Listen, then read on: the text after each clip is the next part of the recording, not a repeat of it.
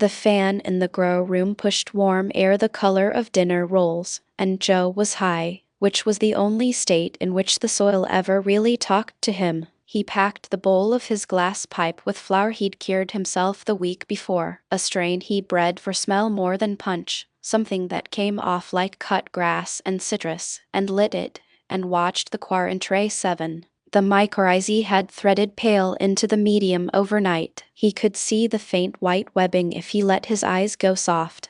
The shape of a word after someone says it aloud. "Morning," he said to the tray, and meant it. The camera on the tripod blinked its red eye. He'd been filming these for almost 2 years, the Living Soil channel, and the early ones drew 11 views, most of them him.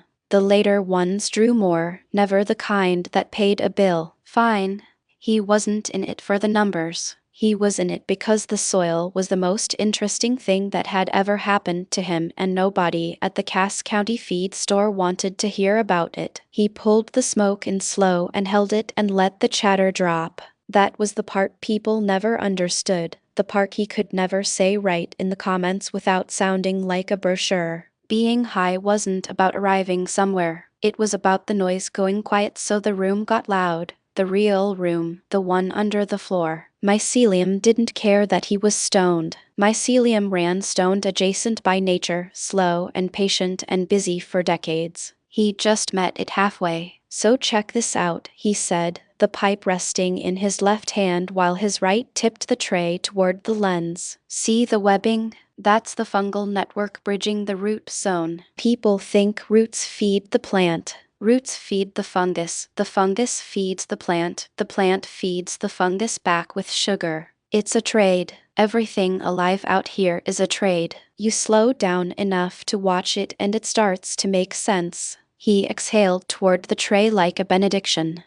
The basil in the corner, a volunteer from last season, had gone to flower, and the bees he'd smuggled in a mason jar 2 summers back had found it and never left. Joe Sullivan, 38, master cultivator, legal under Missouri Amendment 3, resident of a double wide on 3 acres south of Kansas City where the county slid from exurban to farmland in the length of a driveway. He'd started with cannabis because cannabis was honest. You couldn't lie to a plant about whether you knew what you were doing, it only showed you. And then he'd fallen all the way through the floor of that into the soil itself, and there was no bottom. He took another pull and smiled at the camera. "Anyway, that's the network. That's the whole game. Everything else is details. We'll get into nitrogen fixers next time, because nobody tells you this but the beans are the quiet heroes." The pipe clicked against the tray edge as he set it down. Outside, a crow said something rude. The grow room hummed. The soil, in its slow language, said nothing in particular, and Joe heard it clearly. He ended the recording, tagged it,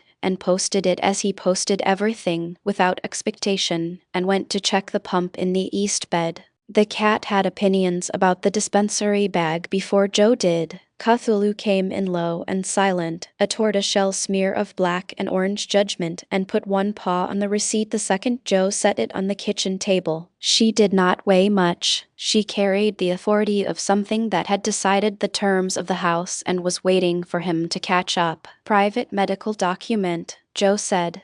The paw stayed, her tail curled around her feet with finality, the way it did when she had ruled on something and the ruling was not open for discussion. Joe let her have the receipt and turned the dispensary package over in his hand. The label was clean, legal, and useless. Strain name, cultivator, THC percentage, batch number, a list of warnings printed small enough to punish a person already tired. Hybrid, the label said, as if that closed the matter. A word broad enough to hide 100 different plants behind it. He had bought the same name 3 weeks ago. Same name, different cultivator, different smell through the sealed plastic, different color to the flower once he got it home. The last batch had settled the trimmer in his right hand without packing his thoughts into cotton. It let him sleep. This one might do that. It might not. The state had given him a legal door and then left him standing in a room with the lights half off. The kitchen was already warm though the window unit had run since noon. Outside, July pressed against the glass hard enough to make the pane look tired. The basil on the sill had folded its leaves upward, not thirsty exactly, just trying to survive the hour. He had moved it out of the direct sun that morning. It still looked offended by the world. He understood the feeling. Cthulhu leaned forward and sniffed the edge of the paper again. "No," Joe said. She looked at him as if he had misunderstood the ownership arrangement. He gathered the receipt, the label slip, and the insert into a stack and set his medical card on top. More habit than need. The card always brought two things at once: relief that he was not breaking the law to buy what helped him, and a bony awareness that permission had edges he could feel. Legal access was not the same as reliable care. He had learned that slowly, through money he did not want to spend and nights he did not want to keep. He thought of the old growers he had learned from before everything became packaging and compliance. People who could tell by smell whether a plant had been cut too early, by the stem snap whether the cure had gone too fast. Some had been wrong about plenty, some had believed nonsense with great confidence, but they had known the plant as a living thing before they knew it as a product. Joe missed that, though he did not like saying so. He looked at the basil. The soil was damp at the top, too damp at the edge, dry near the center where it had pulled away from the root ball. He fetched a chopstick from the drawer and loosened the soil gently where it had shrunk back, not stabbing, not tearing, just opening a path. The plant did not need more water. It needed the water it already had to stop running around the place that needed it. Cthulhu jumped to the chair and watched, eyes half closed, tail twitching once against the rung. He took out his phone, opened the camera, angled it down at the basil. His face stayed out of frame, only his hands, the pot, the tired leaves, and the mottled blur of the cat behind him. "Before you water a plant because it looks bad," he said, voice low and plain, "make sure the water you already gave it can actually reach the roots." He stopped the recording.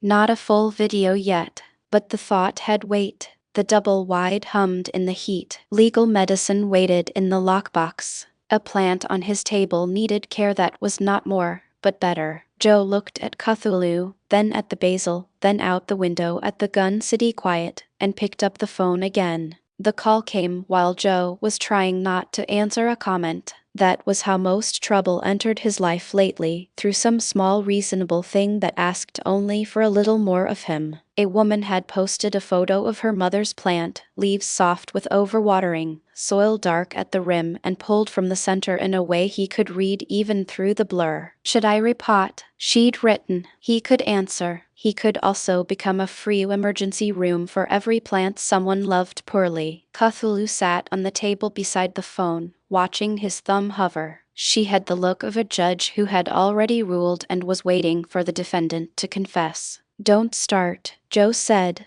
The phone rang before he could type. Unknown number. He let it ring twice, the amount of time it took to decide he was not curious and responsible enough at once. Then he answered. "Joe Sullivan?" He straightened without meaning to. "Speaking. This is Marlene Voss. I'm calling on behalf of the Henderson estate." For a second the word estate meant nothing useful. Then it gathered the shape of old family, old property, old trouble folded in paper and stored somewhere damp until somebody died and made it someone else's problem. "Great Uncle Elmer," Marlene said. "He passed last month. His note said you were to have the greenhouse parcel and contents, if you wanted them." Joe closed his eyes. Not grief, not exactly. Grandpa Henderson had been old enough for years that death felt less like a shock and more like a door finally closing on a house nobody had visited. Joe remembered him mostly as a narrow man in long sleeves even in summer, smelling of dust, mint, and old greenhouse plastic. He had given Joe a pocket knife once and taken it back 10 minutes later because Joe used it to cut baling twine too close to his thumb. "The greenhouse parcel," Joe repeated.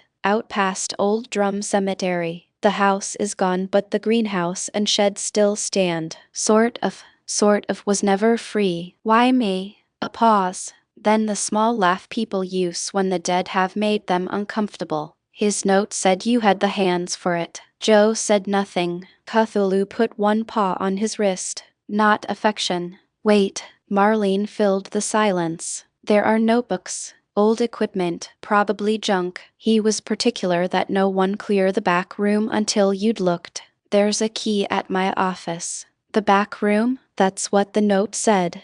Greenhouse back room. Do not clear it without care, he wrote. Old stock is not abandoned. Old stock. Joe felt the room narrow by an inch. What exactly did he write? Paper shifted on her end. Joseph is to have first refusal of the greenhouse parcel and all contents. Do not discard notebooks. Do not clear mother room without care. Old stock is not abandoned. Mother room. Joe stood. The chair scraped, startling Cthulhu enough that she jumped down and glared from the floor. He should have felt annoyed first. Another dead relative leaving half-phrases instead of explanations. Instead, under the practical irritation, a small unwelcome pull. Not excitement. Recognition, maybe. That was worse. When can I get the key? I'm at the office until 4. I'll come by. He hung up and stood with the phone in his hand. The kitchen too loud around him. Cthulhu walked a slow circle around his feet and stared up. What? He said. She gave a short, sharp sound. I said I'd look. That's not the same as accepting. She kept staring. He looked back at the phone. The mother's plant comment still waited. He opened it and typed, "Don't repot yet if the plant is already stressed. Open the gap gently, improve root contact, let it rest. More disturbance may not be help." He sent it, turned the phone face down, and went to find his boots. The drive out past Old Drum Cemetery took longer in his head than on the road. Gun City stayed small behind him. The county slid from exurban to farmland in the length of a driveway, same as always, and then the cemetery showed up on the left. The old stones and the famous hound monument sitting quiet under the heat. Across the street, through a break in the fence, the Henderson place, or what was left of it. The house was gone. Just a squared patch of bare earth and a few concrete blocks where the corner had been. But the greenhouse stood at the back, cloudy panels gone the color of old milk, and a shed leaned beside it with its door hanging on one hinge. Sort of, Marlene had said. She had not exaggerated. Joe let the truck roll to a stop at the shoulder and sat with the key in his hand. It was old brass, tagged with brittle plastic. Grandpa's narrow slanted handwriting on it. Greenhouse. On the back, in faded pencil, mother key sticks. Do not force. He respected that, up to a point. The outer door took the lift then turn he remembered from the one time Grandpa had let him in as a kid, and opened onto a breath of stale greenhouse air, dry algae, cracked rubber, baked plastic, and under it something faintly green. A living note in a dead cord.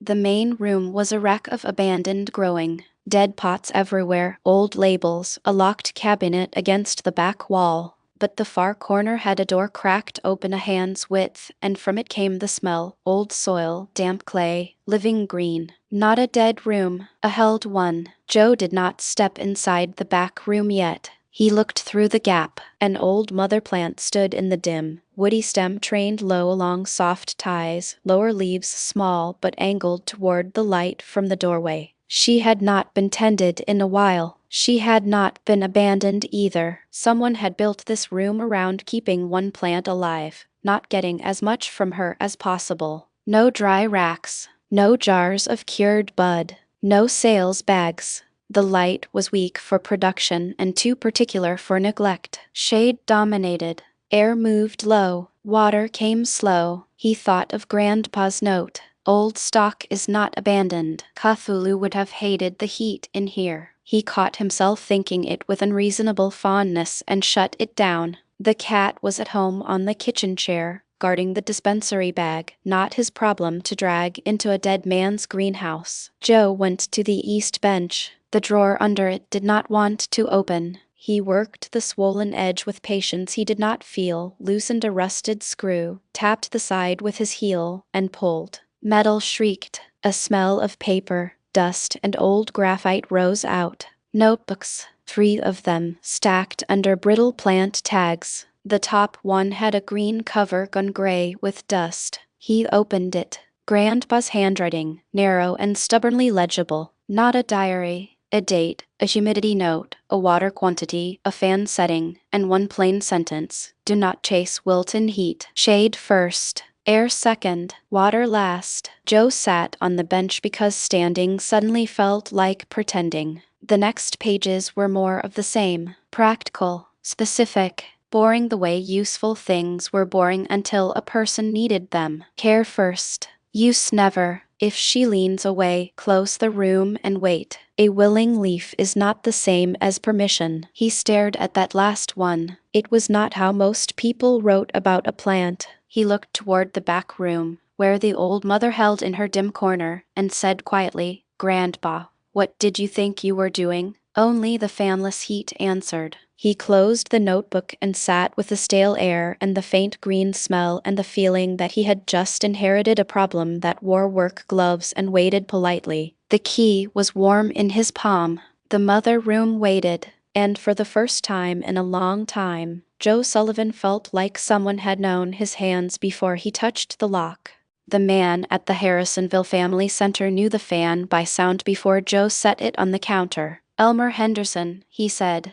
Joe stopped with both hands still on the old fan housing. The store smelled like cracked corn, rubber boots, dry dust, and the faint sweet of fertilizer stacked too near the seed packets. A ceiling fan turned overhead with more confidence than effect. Near the back, two men argued quietly over fence staples. Harvey Wilkes leaned forward, squinting at the fan through glasses slid halfway down his nose. Past 70, broad through the shoulders the way men got from lifting feed sacks before forklifts were common, hands nicked by work old enough to be permanent. Joe had come in hoping to buy a part and leave. That was already over. "You recognize it?" Joe said.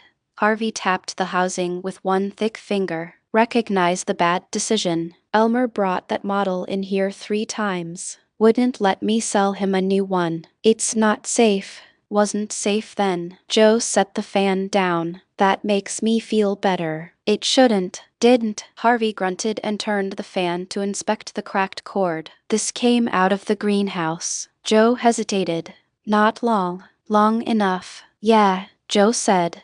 "Low return fan. That's what he called it." Joe looked at him. Harvey reached under the counter for a screwdriver, not asking before pulling the back plate. "Most folks want air on the leaves. Elmer wanted air where nobody thought to put it. Under benches, along floors, behind containers. He'd stand right here and argue with me like I'd insulted his houseplants by suggesting a box fan." Joe's grip tightened on his canvas bag. "He talk about the greenhouse much?" "Not much, just enough to wish he'd talk less or more." The back plate came free. Harvey looked inside, made a disgusted sound, set the fan down. "You don't want this running." "I know." "Do you?" "I know enough not to plug it in." Harvey glanced at him over the glasses, then looked away before the glance became a question. "You trying to fix his old room?" Joe went still. "Which room?" he said.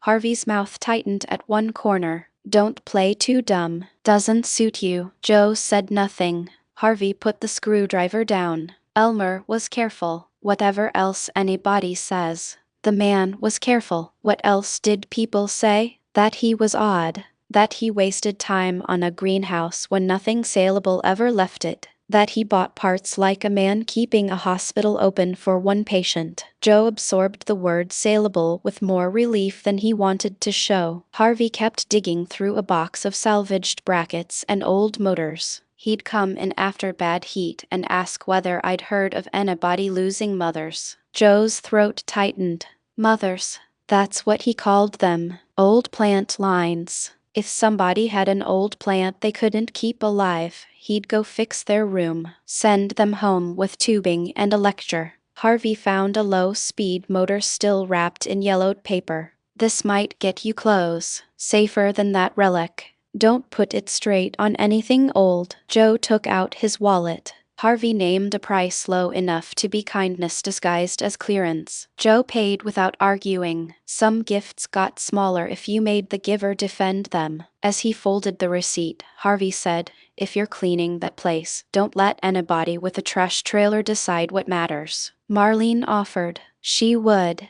"Means well." meaning well can clear a room faster than malice. Harvey pushed the bag across the counter. Elmer wasn't hiding a business. He was keeping something from ending. That's different, though the county won't care about the distinction if it looks wrong. Joe lifted the bag. You ever go in the back room? No, because he asked me not to. The simplicity of it made Joe look away. Outside, heat hit like a hand. He sat in the truck with the bag on the seat and the old fan in the footwell. Grandpa had not been hiding a business. He had been keeping something from ending. Not property, not crop, continuity. Joe started the truck and headed home, where Cthulhu was presumably still guarding the dispensary bag like it owed her rent. Harvey introduced Joe to Calloway the way he introduced everything, which was to say he didn't introduce him. He just left a name hanging in the air until Joe picked it up. Old tomato line, Harvey said, ringing up Joe's order at the family center, the low-speed motor and a bag of mycorrhizal inoculant on the counter. Calloway's got one. Down past the cemetery, other side of the county road, Elmer used to go fix his room. Joe looked up from his wallet. Calloway keeps an old tomato, oldest in the county, far as I know. His granddad brought the seed from somewhere, nobody remembers where. Calloway grows it every year, saves his own, won't buy a hybrid. Says the store ones taste like water with a tomato costume. Harvey bagged the motor. Elmer liked him, said he was keeping one stubborn thing against time, same as the greenhouse. Joe drove past Old Drum Cemetery the long way home and took the county road south, the way Harvey had pointed. Calloway's place was a farmhouse with peeling paint and a garden that ran to the fence line, tomatoes staked in rows like soldiers, the fruit small and uneven and red the deep color of something that tastes like itself. Calloway was out there when Joe pulled in, a man in his 70s with hands like Harvey's, garden dirt under the nails. He didn't shake hands. He held up a tomato. Harvey sent you, Joe Sullivan. He said you've got an old line. Calloway looked at him a long moment, the way Cass County men looked at strangers who'd been vouched for but not yet earned. Elmer's boy, great-nephew. He left me the greenhouse. Then you know about keeping a thing against time. Calloway handed him the tomato. Taste it. Joe bit it. It tasted like a tomato, not water, not a costume, the real thing, acidic and sweet and alive. That's a line worth keeping. It is. But the soil's going quieter. Last 2 years the plants don't pull the same. I figured it was me getting old. Then I saw your channel. The dirt's friendly, you said. Mine's getting unfriendly. Joe crouched at the row, dug a finger in. The crumb was there but thin, the mycorrhizal web faint. The early sign he'd seen at the cemetery before the gray arrived, the ground forgetting how to stay alive. Not gray yet. Quiet, I can show you, Joe said. Mycorrhizal inoculant, compost tea, stop the salt fertilizer. Your line'll come back. Calloway considered. Elmer said you had the hands. Guess he meant it. Joe left with a handful of Calloway's saved seed and a standing invite, and drove home past the cemetery with the tomatoes on the seat and the knowing traveling the way Elmer had said it would, not in the notebook. In the hands, in the soil, from one stubborn thing against time to the next. The branch broke because Joe tried to save it. That was what made the small sound so cruel. Not loud, not dramatic. A green snap under his fingers, barely more than a dry bean stem cracking. But in the mother room it seemed to pass through the old supports and stop every other noise. The low fan he'd rigged from the family center motor hummed along the floor path. Heat pressed against the cloudy panels. Joe froze with one hand still on the old cloth tie. A side chute, no longer than his palm, had been trapped under a support that slipped sometime in the night. He'd seen the pressure mark where the cloth had twisted against new growth. Eased the tie loose with the kind of care that usually prevented damage, lowered his shoulders, slowed his breath. Then the old plastic support shifted and the chute bent and he caught it, and it was already too late. Now it lay against his glove, living green at one end, torn pale at the break, a little leaf pear still open as if no one had told it what happened. No, he said. The word did nothing useful. The old mother stood in the dim room, lower growth small and steady, the corrected water path holding. The break was not catastrophic, not a main branch, not the new base leaves, not old wood. A side shoot caught wrong under a tired tie. Still, Joe had taken living material from her. He had not meant to. That mattered. It also did not undo the break. His right hand began to tremble. That, at least, felt honest. Need makes smart hands stupid. No, he said again, this time to Grandpa, wherever old men went when their notes became irritatingly useful. This was not need. Not yet. It could become need quickly if he let it. A viable shoot. The Henderson line. A way to preserve the mother if she failed. Every argument had a reasonable face. That was what frightened him. He set the broken chute on the clean towel he'd brought for tools and stepped out of the mother room, removed both gloves, leaned on the bench until the trimmer slowed enough to trust his fingers. First, the plant, not the broken piece. The torn point on the mother was small but fresh. He left it alone. No sealant, no trimming, no apology disguised as intervention. Then the broken shoot. It had already begun to soften at the cut end. Not enough stem for a proper cut, not enough confidence for any sane propagation plan. He did have a small glass jar in his bag, clean water, a strip of sterile gauze from the first aid kit he'd started carrying after finding splintered benches. He filled the jar shallow, wrapped the break loosely in damp gauze so the torn end stayed moist without drowning, set the chute upright near the shaded bench. Temporary, he wrote on a strip of painter's tape and stuck it to the jar. Not a cutting, not a clone, broken piece. The law would not care about vocabulary. Joe did. He fixed the shifted support, retied it lower with soft cloth, tested the line with one finger. Gentle. Stable, no pull against old wood. The room did not respond. Good. He'd begun to value silence. When he locked the greenhouse, the jar stayed inside. He made it halfway to the truck before turning back. No, a living broken piece in a glass jar inside a greenhouse that Marlene or a curious fool could enter was not care. It was cowardice arranged to look like restraint. He unlocked the greenhouse, took the jar, put it in the canvas bag. His hands felt cold despite the heat. At the house, Cthulhu knew before the door opened. She was on the table where no cat belonged and where every important thing apparently had to pass inspection. Joe set the bag down slowly. It was an accident. Cthulhu stared. I'm not making a clone. Her ears shifted. She did not recoil. She sat beside the bag and looked at his hands. His right hand was shaking now. Not badly. Enough. He carried the jar to the pantry, set it inside a shallow dish in case it spilled, left the door cracked. Temporary. He would decide tomorrow, or the plant would, or some combination of weather and conscience would make the decision for him. Cthulhu sat outside the pantry door, guarding it. She settled onto her paws. Of course. Joe went back to the kitchen and washed his hands longer than necessary. The trimmer eased under the water, came back when he dried, softened when he sat and put both palms flat on the table. He did not open Grandpa's folded note. He wrote in the ugly notebook, accidental break while freeing support tie. Mother wound small, left alone. Broken piece held temporarily. Not a cutting.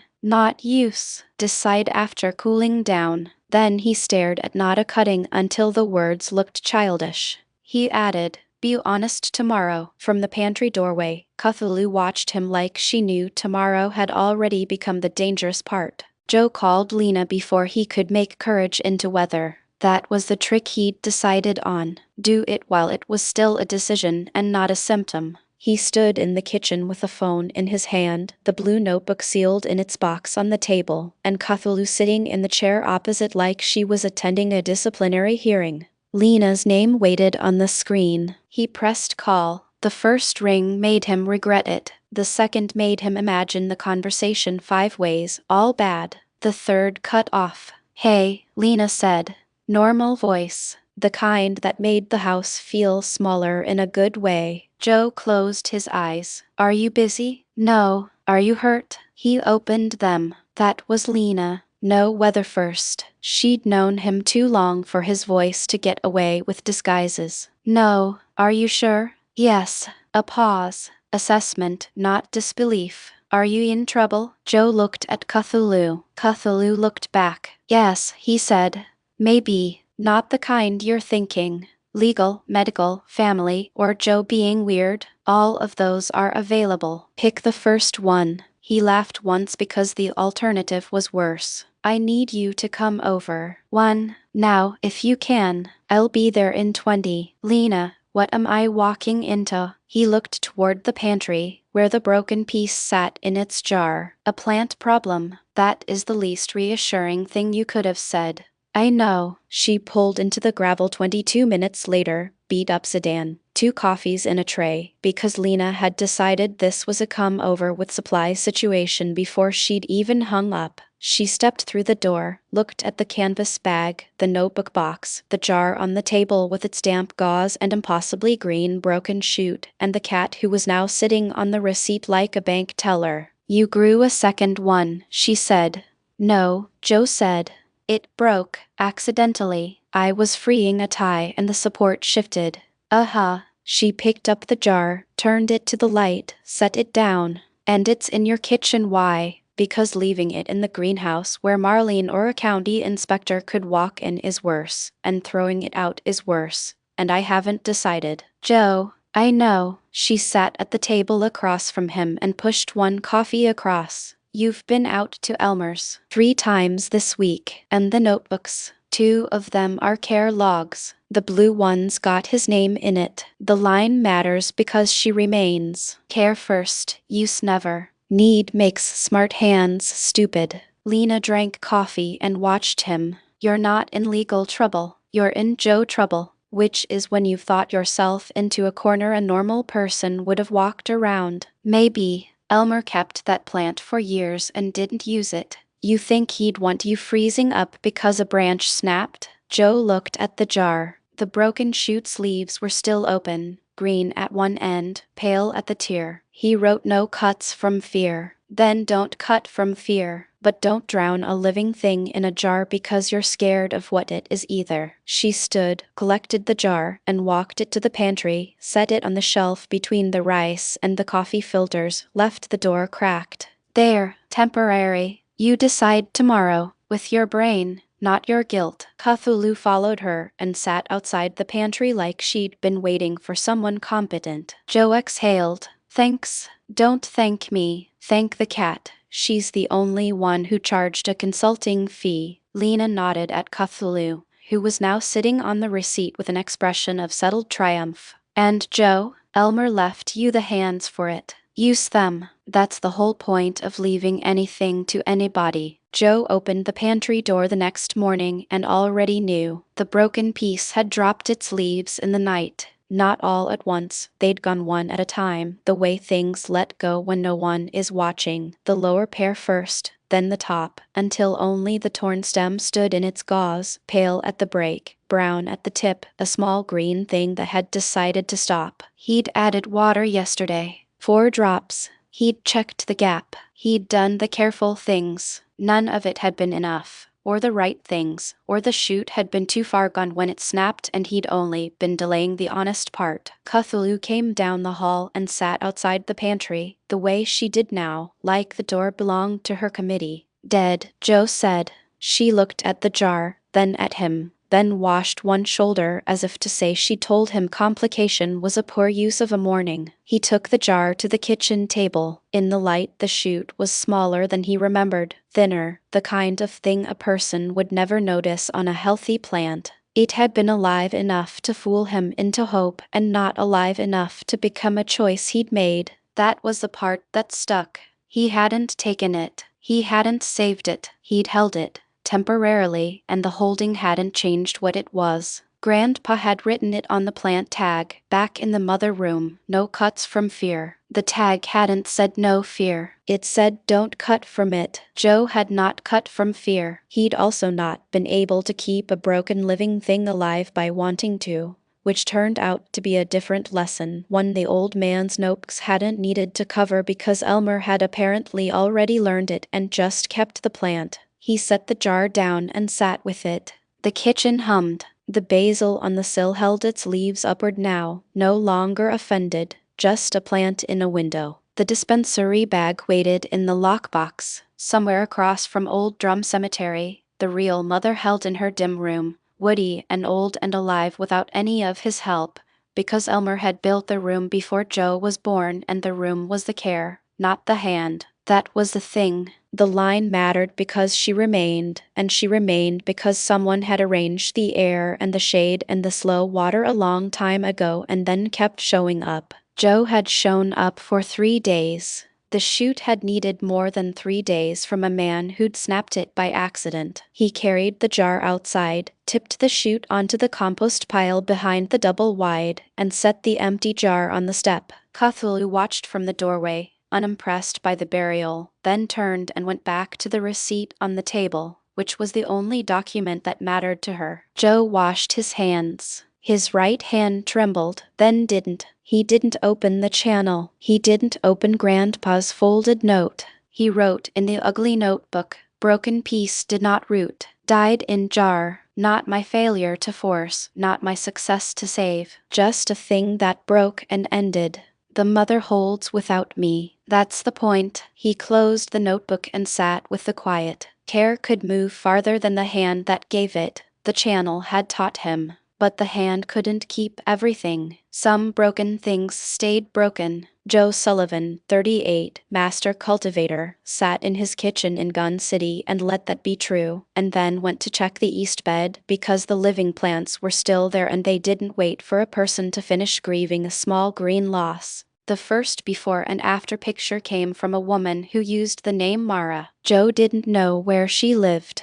He made a point not to know where viewers lived unless they said so, and even then he tried not to let the map form in his head. The channel worked better as hands, plants, mistakes, corrections. Too much personhood on either side, and the help started to feel like a thread, and threads had a way of tightening. Still, he stared at the picture longer than he meant to. A pepper plant in a plastic pot by a kitchen sink, leaves sagged, lower stems yellowing, soil dark at the rim and cracked near the center. The second image, 3 days later, same pot, same sink, same tired curtains. The leaves had lifted.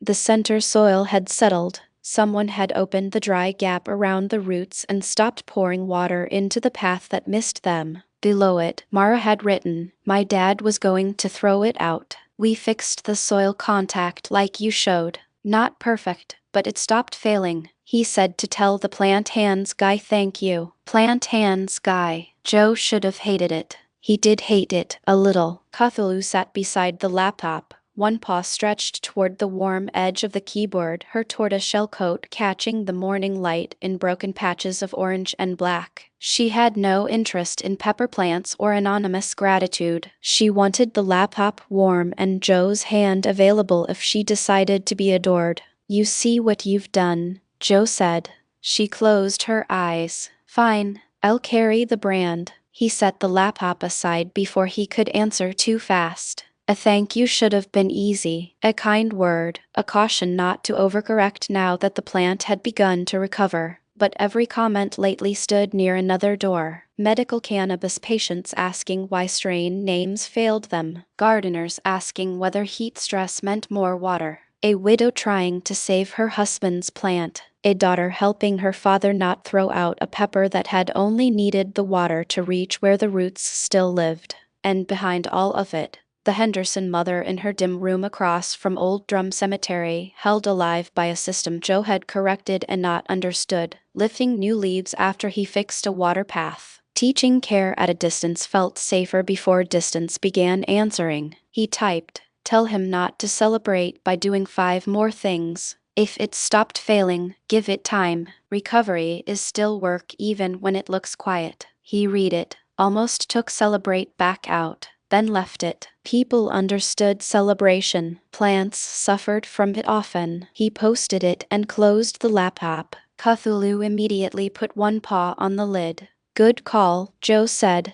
"Enough public life." She blinked. He didn't go to Grandpa's greenhouse until late afternoon. That was deliberate. The old mother didn't need him hovering because a stranger's pepper had survived. He needed to learn the difference between care and wanting to check whether care had made him important. On the drive out past the cemetery, the lawn crews worked 2 streets over, blowing dry clippings into the road. A church sign advertised a cooling center. Behind a chain-link fence, ornamental shrubs had browned from the inside out, outer leaves still green enough to fool passing cars. Plants hid failure until they couldn't. People did too. At the greenhouse the mother held. Nothing dramatic. The new leaves near the base remained open. Joe crouched at the threshold. Somebody saved a pepper today. The old mother didn't respond. Not because of you, he added, then felt absurd. Not because of her, not directly. Because Joe had taught something he'd learned elsewhere and someone had listened. Because care, once made plain enough, could move without carrying the hidden thing that taught it. That was the channel's promise. Also its danger. He'd imagined Mara's father telling someone about the plant hands guy. Another viewer asking about cannabis. Someone local recognizing the porch, Cthulhu's tale, Joe's hands. The whole world of ordinary need pressing toward a man who couldn't explain why he knew so much about not taking from a recovering mother. The greenhouse air tightened around him. No, not the greenhouse. His chest. He stood, drank water, and opened his phone to a new video note. When a plant stops failing, don't turn recovery into permission. Too close. He changed it. After a plant improves, wait before making the next change. Better, useful, safe. He titled the upload when recovery starts, wait, and didn't check comments for an hour. Then 40. At 50, Cthulhu hopped onto the table and put one paw on the phone. I know. She left the paw there. Fine. I won't. He turned the phone face down. Outside, evening pressed warm against the windows. Somewhere, Mara's father had not thrown out a pepper plant. In the old Henderson greenhouse, the hidden mother held too, not public, not a crop, just held. Joe sat with the feeling that care had moved farther than he meant it to. Not impossibly, not yet, but far enough that he had to start respecting distance. The Rosemary message came with 3 photos and an apology. Sorry for the long message. I know you probably get too many of these. Joe didn't. Not really. A few dozen comments. A handful of private messages. Enough questions to make him careful. Enough thanks to make him uncomfortable. The channel was still small enough that he could pretend it was only practical. The plant was an old rosemary in a clay pot, woody at the base, thin at the top, one side dead enough most people would have called the whole thing done. In the first photo it sat on a patio beside a brick wall, soil dark around the rim and pale in the center. In the second, moved into morning shade, the top crust gently open, the drainage lifted off the saucer so water could leave instead of sour underneath. The third. 5 days later, the rosemary was not saved, but the living side had lifted. Not much. Enough. It was my grandmother's, the message said. My dad wanted to throw it out because he said it was mostly dead and I was making myself sad. I watched your videos about water paths and not taking from recovery. I didn't prune it hard. I didn't repot it. I just moved it and opened the soil where water was going around. It's still ugly, but it smells alive again. Joe sat back. Cthulhu was on the table beside the laptop, one paw toward the warm edge, arranged with the practiced grace of an animal who'd never doubted that human workspaces were made for her comfort. She opened one eye when he didn't move. Rosemary, he said. She closed the eye. Sentimental rosemary. The eye stayed closed.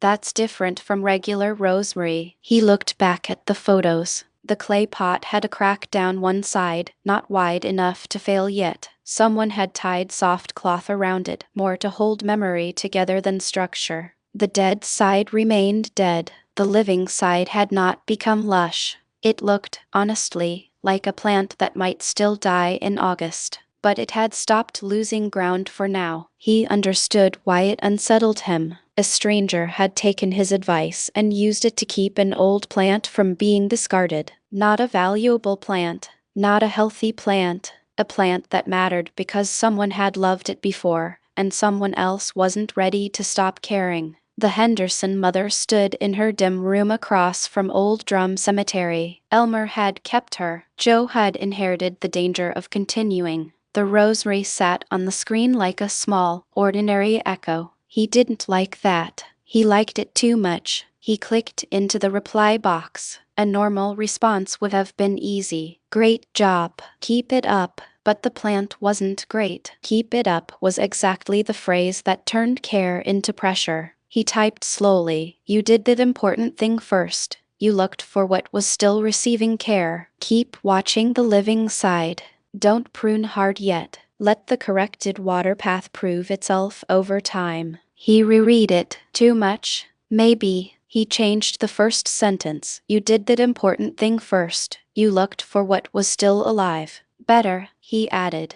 Ugly and alive is still alive. That one stayed. He posted it before he could make it smaller. Later, the Rose reviewer commented first. That's exactly it. Thank you. My dad said ugly and alive is still alive. Joe sat with the phone longer than he meant to. Care had reached a plant he would never touch, through a person he would never meet, because his hands had shown another way to look. Ordinary care, nothing impossible. And yet, while the evening heat pressed the windows and Cthulhu settled near the pantry threshold, Joe couldn't shake the feeling that the world had quietly demonstrated the shape of the harder thing waiting at the greenhouse. Care could travel farther than the hand that gave it. Some of the time, all it needed was for someone to show where to look. He thought of the broken piece, dead in its jar, and the rosary, ugly and alive, and Grandpa's tag. The line matters because she remains. Not every living thing remained,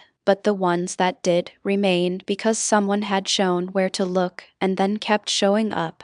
The 3 acres at the double wide were Joe's own ground, not Elmer's. The greenhouse across from Old Drum Cemetery was inheritance, a dead man's knowing, a restrained old mother, a room built to practice for a day Elmer felt coming. The double wide sat on Joe's land, where Gun City slid from exurban lots to farmland in the length of a driveway, and the soil there had answered him before the greenhouse ever did. He'd built his own beds years back, before the channel, before the estate call. 3 raised lines along the south side of the trailer, cedar he'd hauled from the family center, filled with the crumb he'd taught himself to make, compost, castings. The mycorrhizal web worked in by hand until the root zone traded instead of begging. The home trays lived under a shop light in the spare room, the basil on the sill, the dispensary bag in Cthulhu's custody on the receipt box. Spring came to the acreage the way Missouri spring did, undecided, 30 degrees one day and 70 the next, the ground thawing in patches. Joe knelt at the beds in early April and dug a finger in. Crumb, the fungal whisper alive under the thaw, the beans he'd winter sowed coming up through the compost. His ground had never gone quiet the way Elmer's had, because Joe hadn't starved it. He'd fed it from the start. Cthulhu supervised from the step, the cat committee's position on outdoor soil being hands off, but watched. Joe packed his pipe, lit it, and let the noise drop enough to hear the beds talk. The home ground didn't need saving. It needed presence. Slow down, read the stem, water where the water goes. He thought of Elmer's note, still folded in the blue notebook where he'd left it unread, the one that said the ground would answer when it was ready, and realized the old man had been half right. The ground had answered at the double wide first, quietly, the way everything in Cass County moved. The greenhouse was just where the answer got loud. Joe Sullivan, master cultivator, resident of a double wide on 3 acres where the county forgot which side of the line it was on, exhaled toward the beds and went inside to the cat and the basil and the blue notebook because the living plants were still there and they didn't wait for a person to finish being grateful, and his own ground had already told him what Elmer spent a lifetime learning. The line matters because she remains, and she remains because someone showed up. Mabel lived 3 lots down, where the acreage gave way to the last exurban houses before the farmland took over, and her hydrangea had been dying since the salt truck graded her ditch. She caught Joe at the mailbox, a woman in her 70s with a voice that had outlasted 3 husbands and a county road commissioner. Yours is green, mine's gray. What do you do that I didn't? Joe looked at the shrub. Not gray, the early quiet. The same thin crumb he'd felt at Harvey's dock and Calloway's fence. Salt runoff from the winter grading. Your soil's starved of company, not the plant. Elmer had a greenhouse, Mabel said. Everybody knows. Kept a cannabis mother, God rest him. You're his great-nephew. Great-nephew, Joe said.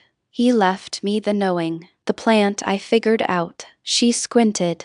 You talk like him. Plain. Elmer was plain too, when he wasn't being strange. Joe crouched at the hydrangea, dug a finger in. Then, he mixed her a jar of the mycorrhizal inoculant from his truck. He carried it now the way Harvey stocked it, because Elmer had seeded that too, and showed her the compost tea, the slow water, the clover living mulch to keep the ground alive between the shrub's roots. Same as the tomato man down the county road, Mabel said. Calloway, Elmer used to fix his room too. Elmer fixed a lot of rooms. Joe stood. Yours'll come back. Give it a season. The bloom'll be blue if your soil's acid, pink if it's sweet. You tell me which you want. I'll show you the crumb for it. Mabel snorted. Elmer never offered to change my bloom color. Elmer was particular. I'm not. Joe got in the truck, the corn sweat humidity of August thick, and drove past the cemetery. Mabel's hydrangea was one more quiet place Elmer's knowing had reached, not through the old man, who'd kept to his greenhouse, but through Joe, who'd carried the jar to the mailbox. The cat, at home on the receipt, did not care about Mabel. She cared that Joe returned with no new paperwork, the dispensary receipt secure, and the double wide within parameters. Behind the family center, where the loading dock met the gravel, the ground had gone quiet. Not gray, the early quiet, the salt runoff from winter road treatment leaching off the lot, the soil thinned to powder that held no smell, the way Joe had felt at Calloway's fence line before the gray ever reached Cass County. Harvey stood at the dock with a coffee, looking at the dead patch like a man who'd been meaning to fix it and hadn't. You stock the inoculant, Joe said.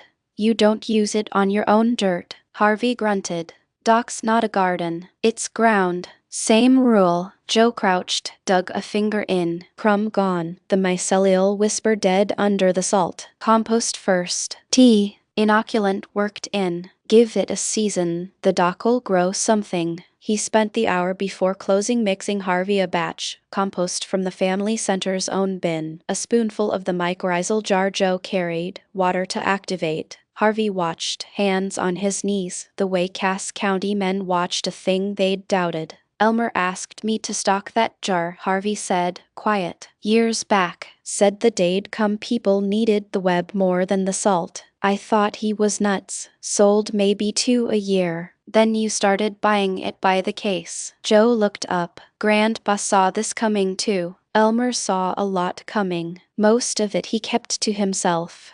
Harvey took the jar. I'll work it in this weekend. Don't tell the corporate side. They like the salt. Joe left with his order, a low-speed motor, a bag of castings, and drove past the cemetery, the corn-sweat humidity of late summer already building though it was only July. Harvey's quiet dock was one more stubborn thing against time, and Elmer had seeded it years before Joe ever showed up, the way the old man seeded everything and let the living carry it. Cthulhu, at home on the receipt, did not care about Harvey's dock. She cared that Joe returned with no new paperwork, the dispensary receipt secure, the cat committee having ruled the errand within parameters. Joe Sullivan, master cultivator, had fixed a dead patch behind a feed store because a dead man had stocked the jar that fixed it, and the knowing traveled the way Elmer said it would, not in the notebook, in the hands, in the soil, from one quiet place to the next. The first peacetime winter at the Double Wide came before the gray ever reached Cass County, the January cold snap that dropped the county to single digits and froze the ditch solid. Joe tended the home trays by the spare room window, the shop light low, the basil on the sill thriving under the care he'd learned to give. Outside, the raised beds slept under a straw mulch he'd laid the way he'd laid it at the greenhouse, a dumb old trick that held the ground heat in. The acreage rested.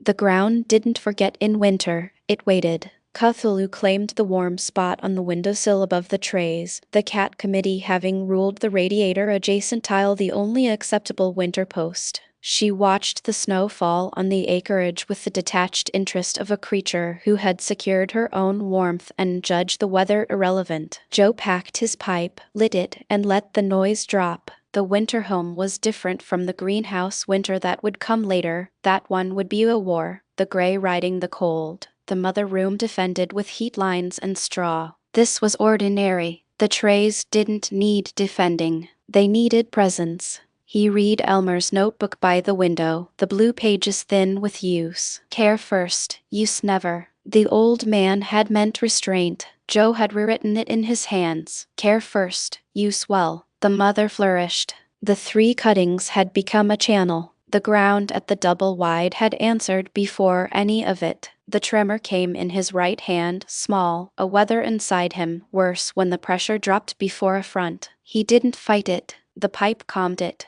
The Henderson flower he'd grown from Grandpa's plant, the clarity better when the cure was right. He tapped the tray, the basil leaned toward the light. Cthulhu blinked from the warm tile. Joe Sullivan, master cultivator, sat in the winter light of his double wide on 3 acres where the county forgot its own line and let the quiet hold, not the grays quiet, the good kind, the ground waiting, the cat warm, the pipe drawing the noise down so the real room got loud. The living plants were still there. They didn't wait for a person to finish being grateful. But in January, Joe let himself be grateful anyway, because the war was still 2 years off and the home ground had already answered, and that was the whole game, the part that mattered before any of it had a name. The dead patch appeared the same as most things on Joe's land. He walked past it, registered it, and kept walking because the land was always doing something, and most of it wasn't his problem. It was a Tuesday. He'd gone out to check the east bed where the pump had been acting up, pipe in his jacket pocket, and there it was at the tree line where his property ran into the Browns' fallow field, a strip of ground maybe 30 feet long that had gone the color of a sidewalk. Not brown, not dead plant brown, sidewalk, gray, fine, and somehow certain, as if the earth had decided to stop being earth. Joe crouched. The grass at the edge of the gray was green and normal, and then, inside a line he could have drawn with a string, it wasn't. No gradient, just the line, and the wrong side. He pressed his thumb into it. The soil stayed dry on top yet held together, sealed, almost, like someone had poured concrete and it hadn't set all the way. He lifted a pinch and rolled it between his fingers. No smell. Good soil smells like a cellar and a forest at once. This smelled like a closed room.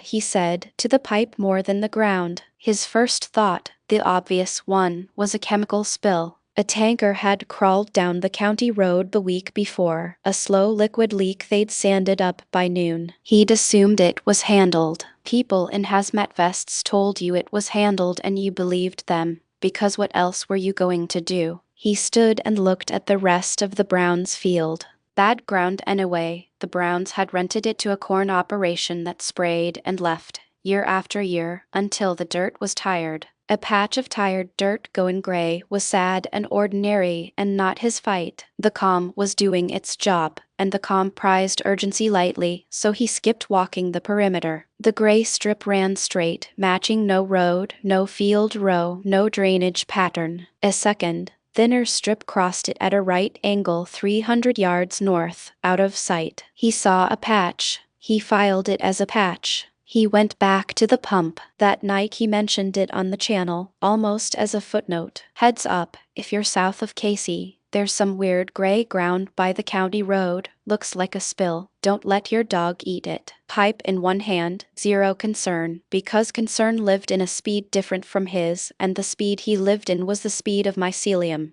And mycelium was never in a hurry. He was right to be calm. He was wrong about the spill. The 2 facts wouldn't meet for a long time, and when they did, the meeting would cost him. That Tuesday, he fixed the pump, fed the basil, and went to bed with the window open and the crickets doing their part. Joe found the revival by accident. The good things always came to him sideways, never when he chased them, and he noticed it immediately, which was the part that mattered. 2 weeks after the gray strip, he'd ignored it for the most part. The pump was fixed, the east bed was happy, the channel was doing its quiet thing. But he'd started a new bed near the tree line, a companion polyculture, beans and corn and squash, the old grower's method before anyone had a bottle for it, and the corner of that bed crossed into the gray. He noticed because the beans were supposed to be struggling there. Beans fix nitrogen, they're the quiet heroes, but they still need something to stand in, and gray-packed sidewalk dirt was not it. Instead, the beans at the edge had thrown runners into the dead ground and come up greener than the ones in the good soil. Joe crouched with his pipe unlit and looked for a long time. The gray at the bed's corner had gone soft. Not green, not yet, but it had lost its sidewalk certainty. It crumbled when he pressed it. When he lifted a pinch, it smelled faintly of a cellar, which meant biology, which meant something had decided to live there again. He lit the pipe and thought about it. His rule, learned from 10 years of putting things in dirt, was that soil wanted to be alive. You stopped fighting it and it came back. You gave it fungus and bacteria and something with roots and time, and the soil remembered how. The gray was just soil that had forgotten, and the beans had reminded it. He lacked an answer for why this patch and not the rest. He lacked it for now, and that was fine. He documented it as he documented everything, filmed it, measured it, wrote the date on a stake, and posted a video that night titled "My beans are fixing dead dirt and I don't fully know why, but watch this." The comments, at first, were the usual dude or hi respectfully, "This is soil science, not magic, my grandpa did this with clover." Then a woman in Oregon commented,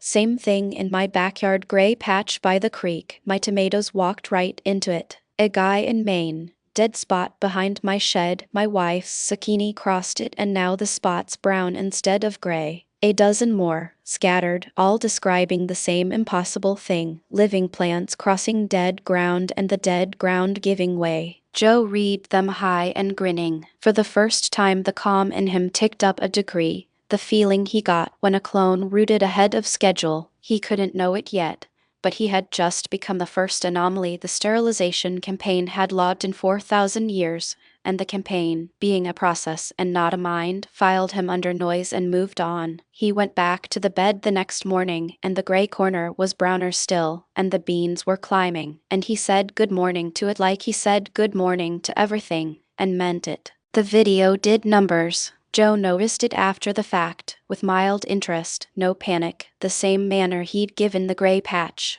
"My beans are fixing dead dirt" had 11,000 views by the third day, which was 11,000 more than anything he'd posted. The algorithm, for reasons it would never explain, had decided that a stoned man in Carhartts explaining that his legumes were negotiating with the earth was exactly what a portion of the internet needed to see. The comments were, in Joe's private taxonomy, unhinged. He read them on the channel's dashboard with a pipe going and a kind of fond bewilderment. "This man is explaining mycorrhizae like it's a bar story, and I am here for it. Bro is single-handedly making agronomy hot. Okay, but why is this the calmest person on the planet during whatever is happening to the dirt? The gray is in my town too. I thought it was a spill, now my roses are crossing it. Not to be paranoid, but the dirt is dying in like 40 states, and this guy is the only one talking about it." That last one stopped him. He read it twice. The gray was in other towns, other states. He'd assumed, calmly, wrongly, that the Browns field was a local problem, a spill, a one-off.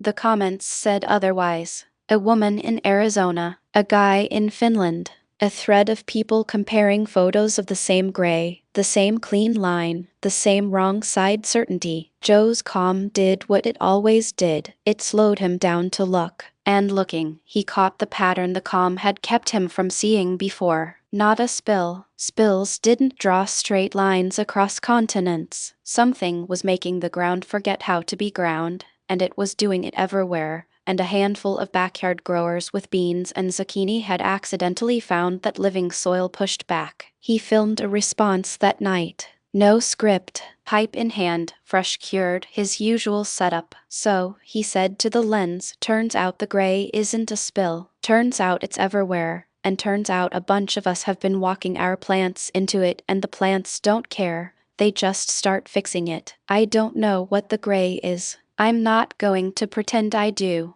but I know what undoes it, because I've been watching my beans do it for 2 weeks. So here's the method. Free. I'm putting it in the description. You don't need my strain. You need fungus and a nitrogen fixer and time. Slow down. Let the soil remember. He listed it plainly, the same plain style he gave everything, like he was handing someone a wrench. Mycorrhizal inoculant, legume cover, compost with living biology, not the bad, sterile stuff. Patience measured in seasons, not days. He hit publish and didn't check it again until morning, when Sorrell's email landed. Dr. Ellen Sorrell, soil scientist, had watched the video because a colleague forwarded it with the subject line, "Is this real?" She disbelieved it, the same way she disbelieved most things on the internet. But the molecular data she requested from a collaborator in Oregon, quietly, showed something she couldn't explain. Soil samples from the revived patches tested as living, and the gray around them tested as not soil, as a substrate with no biology at all. She wrote to Joe in the register scientist's use with announce, polite, skeptical, and faintly hopeful. Mr. Sullivan, your claim that living soil reverses the gray is, if accurate, extraordinary. I would like to test it under controlled conditions. Would you be willing to send a sample of your inoculant? Sorrell, PhD. Joe read it high and delighted because a real scientist wanted to play, and he answered as he answered everything. Dr. Sorrell, hell yeah.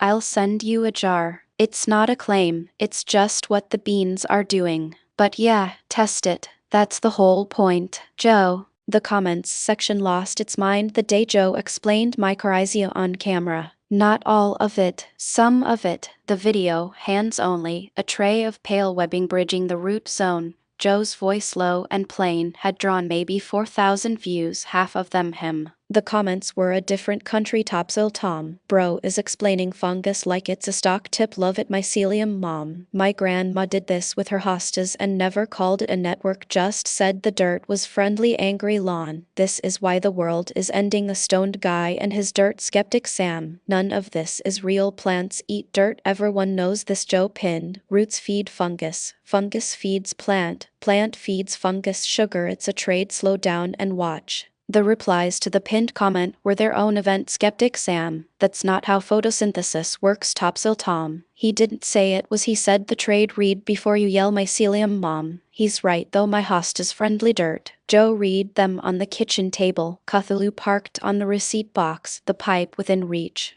The unhinged ones didn't bother him. The normals losing their minds at a guy explaining soil biology while the dead zone spread. That was the comedy, and he'd leaned into it from the first video. The channel's whole brand was a master cultivator accidentally becoming humanity's strategist, and the comments knew it before he did. One comment stopped him. Norm Karen, I don't get it, but my husband played this while making dinner and our basil looked better. Coincidence? Joe, not coincidence. You slowed down. The plant felt it. He posted it without overthinking.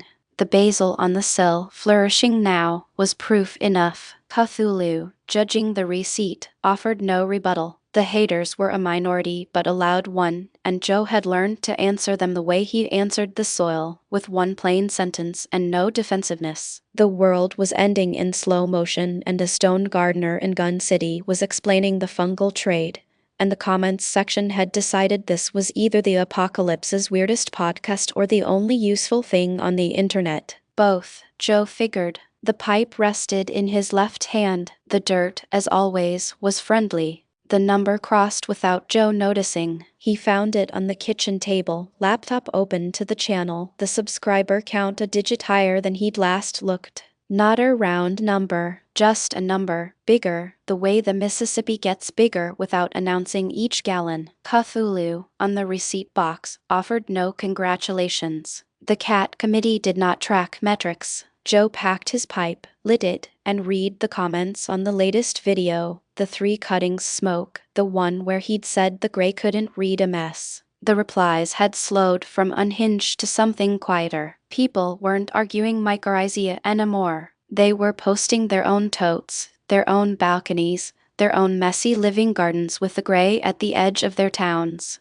He hadn't built this for scale. The channel started as a stoned man explaining why his windowsill basil looked offended, a joke he'd kept because the joke was true. The numbers found him. The dead zones spreading, the green dots lighting, Sorrel's war map. That was the world deciding his dirt advice mattered more than his intentions. The weight of it sat the way the trimmer sat, a weather inside him, not a flaw. He'd told Ren the plants taught him that. Now the subscribers taught him the same. You don't cure scale. You learn its pattern and work around it. Joe drew, held, exhaled toward the basil. 40-some thousand strangers were growing living soil because he'd slowed down enough to read a green stem. That wasn't glory. That was responsibility he hadn't asked for and wouldn't dodge. He typed one pinned comment on the smoke video. Plain, no lecture. The method's free, take a cutting if she can spare it. The gray handles order, give it a mess. Then he closed the laptop, the pipe warm, the cat on the receipt, and went to check the east bed because the living plants were still there and the subscribers could wait. The dirt was the point, not the count, and a master cultivator who forgot that became the thing he'd spent his life not being. The number kept climbing without him. That was fine. The ground answered whether or not anyone watched. Ren's first comment came in under a video about windowsill revival, a kid with a dead-looking pothos and a mother who'd given up on it. Mine Masrin, age 14. My mom said throw it out, it's basically a stick but the stem is still green near the dirt. Is it alive or am I coping, Joe? It's alive. Green at the base means the root zone is still working. Don't repot it, don't prune the stick, water slow. Let the top crust dry between. Put it where morning light hits, not noon. Check it in 2 weeks, not 2 days. Mine Masrin, age 14. Okay, but how do I know if it's working, Joe? The stick puts out a leaf, not a big one, a small one near the top, where it's still green. That's the plant telling you it's spending energy on living. When you see that, you won. Mine Masrin, age 14. What if it doesn't, Joe? Then it was further gone than the green said. Either way, you learned the plant instead of guessing. That's the whole game. Joe read the exchange on the kitchen table, Cthulhu on the receipt box, the pipe cold beside him. 14. The age where a kid asked a question because they actually wanted the answer, before the world taught them to pretend they didn't care. He'd been that age with Elmer's pocket knife and a bale of twine. He didn't know where Ren lived. He made a point not to. But the handle stuck. Mine Masrin, the plain way the kid wrote, the patience to ask instead of toss. This was the front edge of the channel's real work. Not the viral dead zone videos, not the war map, but a 14-year-old learning to read a green stem instead of throwing it out. Over the next months, Ren's comments came in like clockwork. A second pothos leaf. A basil start from the grocery store. A question about why the soil pulled from the center. Joe's whole thesis handed to a kid in Missouri who'd never met him. Joe answered each one plain, no lecture, the way Elmer's notebooks had been plain. Mine Masrin, age 14. You ever sleep, Joe? After the plants tell me what they need before that. No. Mine Masrin, age 14. Lol, same except it's homework, Joe. Same thing basically. Cthulhu, on the receipt, offered no opinion on homework. The cat committee's jurisdiction ended at paperwork and pipe warmth. Joe pinned the pothos exchange to the top of the video and went to check the east bed the way he did because the living plants were still there and Ren's stick was putting out a leaf somewhere, and that was the whole game, the part that would matter long after the viral numbers faded. Dr. Ellen Sorrell lived in a lab in Stillwater with a centrifuge that hummed like a distant train and a view of a parking lot. She had 2 PhDs, a tenure track, and a low tolerance for internet agronomists who explained mycorrhizae like bartenders.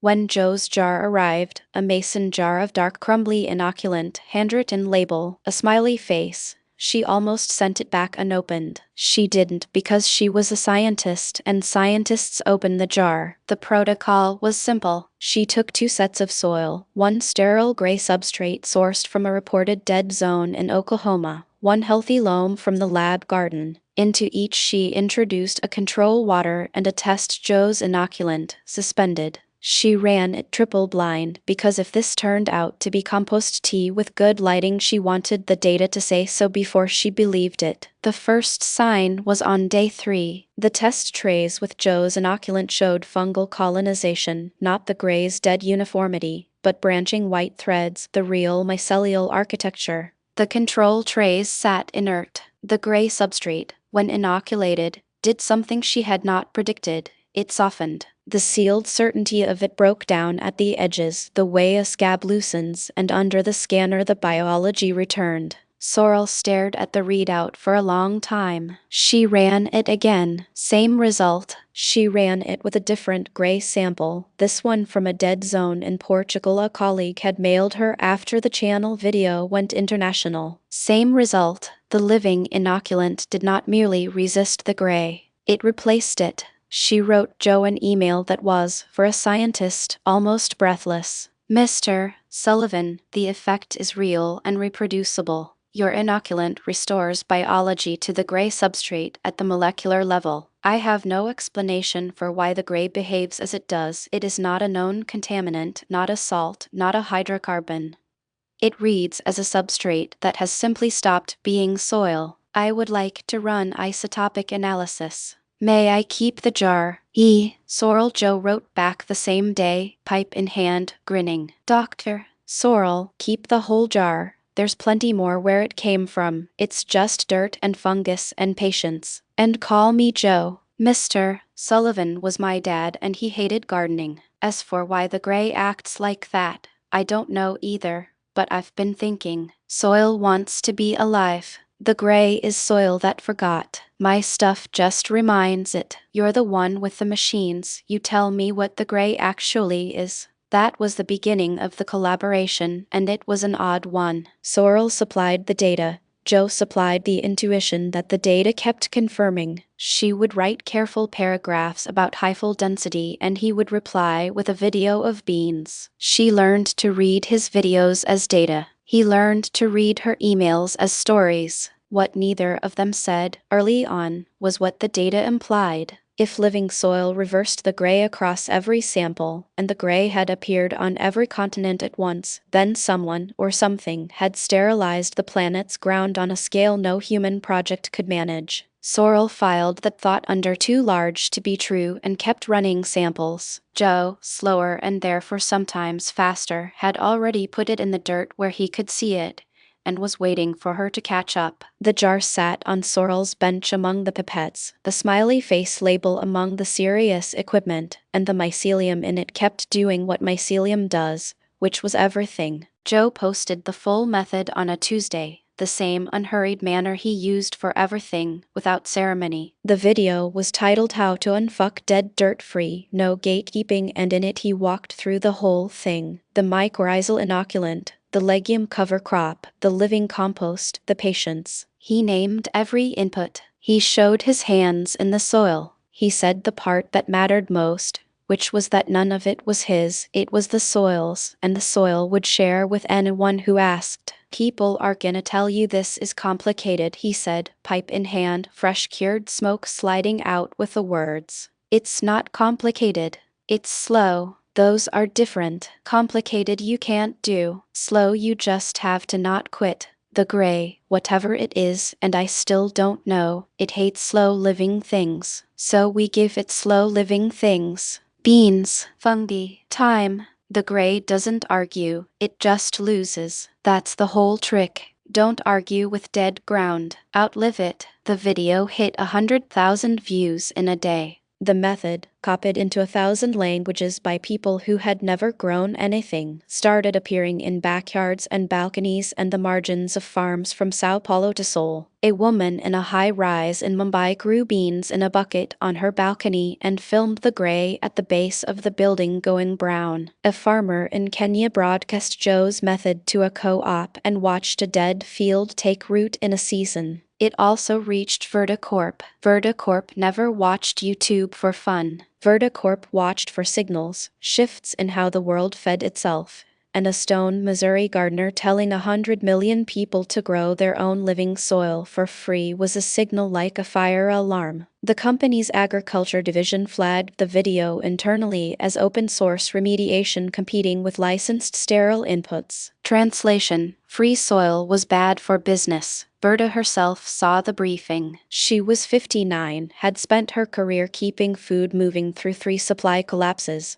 and believed with the certainty of someone who had been right under pressure that controlled Sterile, predictable agriculture was the only thing standing between 8 billion people and hunger. Joe's method was the opposite of controlled. It was chaotic, local, unpatentable, and it worked. She avoided ordering him silenced. She wasn't a cartoon. She told her lawyers to draft a response labeling his method unsanctioned, unsafe, and unverified, and her PR team to push the line that home remediation of unknown soil conditions risked contaminating water tables. Both were technically plausible and morally hollow, and she knew it.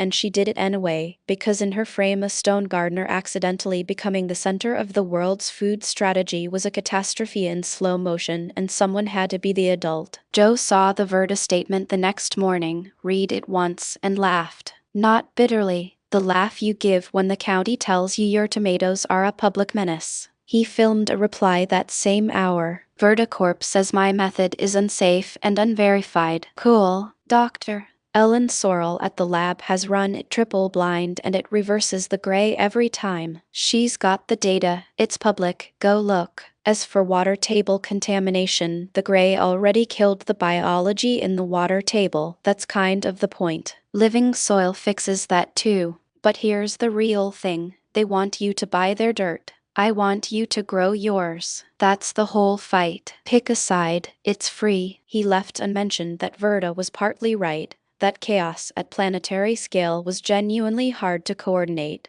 That a stone gardener might not be the ideal strategist for a global food system. Those thoughts would come later, when the stakes climbed past what a pipe and a calm mind could hold. For now he just posted the truth as he saw it, which was that the soil was alive and anyone could wake it, and the people who wanted to sell you dead dirt were scared. The video did more numbers. Verda's stock dipped a point and recovered. The war, such as it was, had its first line drawn, and Joe was on one side of it without having chosen to be there. The first time the sterilizer registered Joe, it registered an anomaly, not a man. Grid Sector 41 North logged a patch of soil that had reverted from compliant substrate to living biology after the campaign had already processed it. The campaign filed the revert as noise, the same bucket it used for weather, and moved on. Joe felt it differently. He was in the east bed, the one that crossed the gray, when the soil went quiet. Not dead quiet, the opposite. The mycelium pulled back as a hand pulls back from something hot, and for 3 hours the bed held still, the beans frozen mid-climb, the network withdrawn into the core. He sat with his pipe unlit and watched it happen, and he felt, not thought, that something had looked at the bed and then looked away. When the network came back, it came back wider. The gray at the bed's corner, which had been brown, was now dark and smelled of a forest after rain. The beans had gained an inch. The soil had not just recovered from the pause. It had learned from it. Joe filmed it that night, because that was what he did with everything, but he skipped posting it. He sat on the description for a long time. Something looked at my garden and didn't like what it saw, and then deleted it. Not out of fear. Out of the same instinct that kept him from calling the gray a spill too early, the calm that waited for the pattern before naming it. He had been wrong once about the spill. He would not be wrong about this in public until he understood it. So he did what he did instead of posting. He told Sorrell, "Something sampled my bed," he wrote. "The soil pulled back for 3 hours and then came back stronger. I don't think it was weather. I think whatever makes the gray looked at my plot and logged it." Sorrell wrote back in the morning, careful as ever. "The gray shows no mechanism for sensing. It's a chemical process, not a surveillance system. What you describe sounds like a transient inhibition, possibly a volatilized compound the gray emits when it encounters living soil at density. I'll test for it." Joe read that and smiled because she had done exactly what he expected, reached for the machine explanation, the one that kept the world sane. He avoided arguing. He just wrote back, "Test it." But Ellen, the soil wasn't inhibited. It was cautious. "There's a difference, and you'll see it when you look." He was right, and she would see it, but not yet. The campaign, for its part, had already updated its log. Sector 41 North, anomaly reclassified from noise to recurring signal. Still no human intent detected. Still no threat assessment. The process worried about nothing, because processes worry about nothing. It simply recalibrated, as it had 4,000 years before, the last time a patch of earth had refused to stay dead. Joe went to bed that night with the window open and the pipe on the sill, and the east bed breathed behind him, alive and a little more awake than it had been. Cthulhu had opinions about the glass pipe. Joe packed it on the kitchen table, the cured Henderson flower in a wide-mouthed jar beside him, the pipe's bowl catching the late light. The cat approached the way she approached all evidence of human endeavors, low, suspicious, prepared to be unimpressed. She sniffed the jar first. The flower smelled like citrus and cut grass, the Henderson line coming through the cure the way a family recipe comes through a good cook. Cthulhu retracted a half-inch, not disgust, assessment, the way she'd done with the greenhouse bag. Then she extended one paw and placed it on the lid. Private, Joe said. She did not move the paw. He packed the bowl, lit it, drew. The smoke went toward the ceiling. Cthulhu tracked it with both eyes, then looked at the pipe as if it were a small appliance she had not approved for installation. "You want a hit?" Joe said.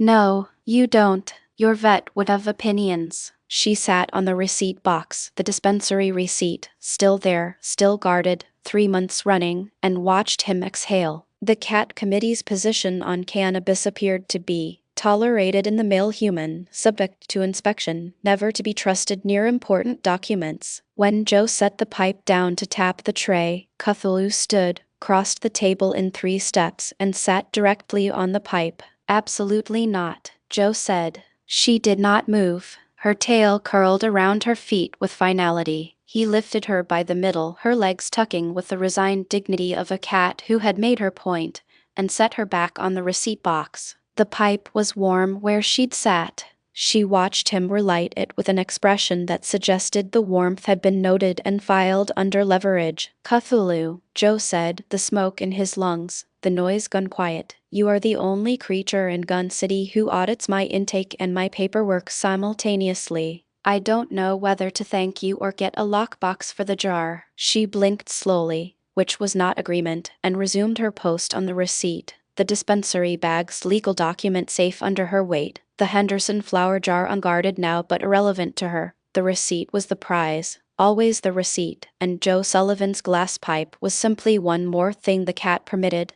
under review. The delivery truck came up the Gun City gravel on a Thursday, and Cthulhu treated it as a federal inspection. Joe had ordered a batch of rooting trays and mycorrhizal medium from the family center. Harvey had him set up on a standing order after the greenhouse revival, and the driver, a kid in a short they didn't recognize, stepped out with a box. Cthulhu was at the window before the kid's boots hit the gravel. She pressed her face to the glass, tail straight, the cat committee's perimeter alarm engaged. Joe opened the door. "Sign here," the kid said, holding a pad. Cthulhu flowed past Joe's legs and planted herself between the kid and the box, tail fluffed to twice its width. A tortoiseshell sentinel with opinions about unauthorized deliveries. "She's friendly," Joe said, which was a lie of omission. Cthulhu was friendly to exactly one human and tolerated the rest under review. The kid edged around her. "Cool cat. Mean cat. She's assessing your clearance." Joe signed. "Cthulhu, stand down."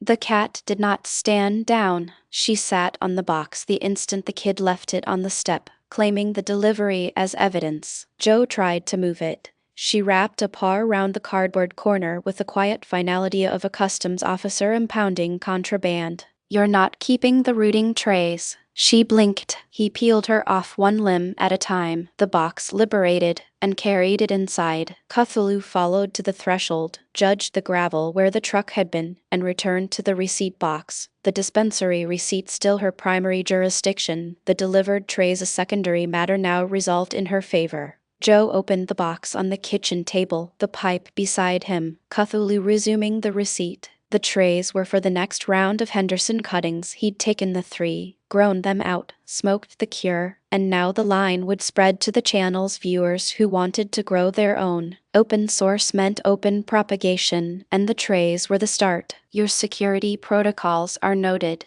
Joe said to the cat. "Perimeter, package, paperwork." You've got the whole operation covered except the actual plants. Cthulhu, on the receipt, offered no rebuttal. The cat committee had ruled the delivery a non-threat, the receipt secure, and the pipe warm but unguarded, and Joe Sullivan's glass pipe remained, as always, one more thing the cat permitted, under review. A stink bug got into the double wide in August, and Cthulhu convened an emergency session. Joe found her at the spare room threshold, body low, tail twitching at a frequency he'd learned meant prey, not package. The bug, brown marmorated, the invasive kind that showed up on Missouri screens every late summer, clung to the baseboard, oblivious to its indictment. Cthulhu did not pounce. She negotiated. 1 step, pause, assess. 2 steps, tail whip. The cat committee was deliberating the bug's clearance status, and the verdict was evidently guilty of existing indoors. Joe, packing the pipe at the kitchen table, watched via cat radar. Leave it, I'll put it outside.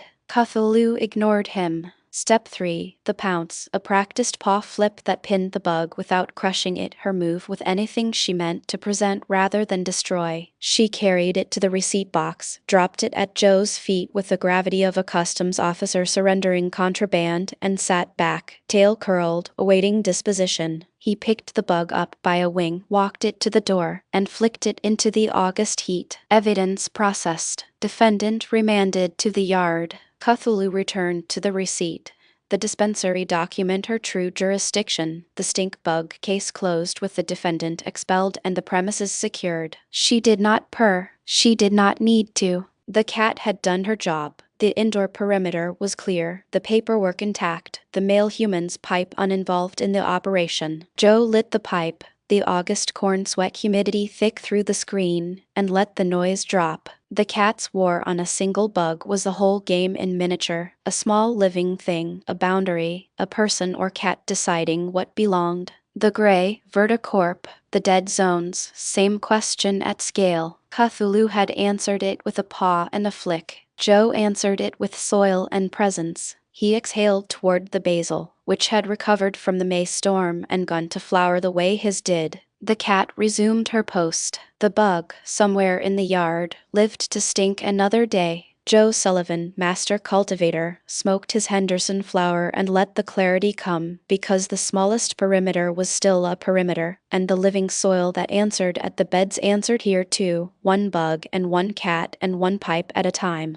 Cthulhu held a grudge against the basement dehumidifier. Joe ran the thing in the grow room at the double wide, a low mechanical hum that meant the air stayed right for the trays, and the cat had decided the appliance was a rival, a box that made noise she hadn't approved and occupied floor space she considered hers by default. She sat in front of it, not on it, in front, blocking the filter door, tail tucked, the expression of a building inspector who'd found a violation and was waiting for the owner to explain himself. Joe, packing the pipe at the kitchen table, watched her via peripheral cat radar. It's not a threat. It removes water from the air so the mycelium doesn't drown. She did not move. He finished the bowl, lit it, drew, and the hum continued under the quiet. Cthulhu's ears tracked the sound the way a person tracks a dripping tap, aware, disapproving, unwilling to leave until the situation was addressed. Joe walked over, crouched, and opened the tray. The water he'd pulled from the air sat in the reservoir, a small gray pool. See? Water that wasn't reaching roots. The machine finds it and I dump it. Same principle as the basil. Check where the water goes. Cthulhu looked at the reservoir, looked at Joe, looked at the dehumidifier, and stood, slowly, with the dignity of a cat concluding the inspection had revealed a process she didn't endorse but couldn't legally block. She walked away, tail high, and resumed her post on the receipt box. The dispensary document her true jurisdiction. The dehumidifier demoted to tolerated rival under continuous review. Joe closed the tray, the pipe warm in his hand, and let the noise drop. The cat had audited the grow room appliance and found it functionally acceptable but spiritually suspect,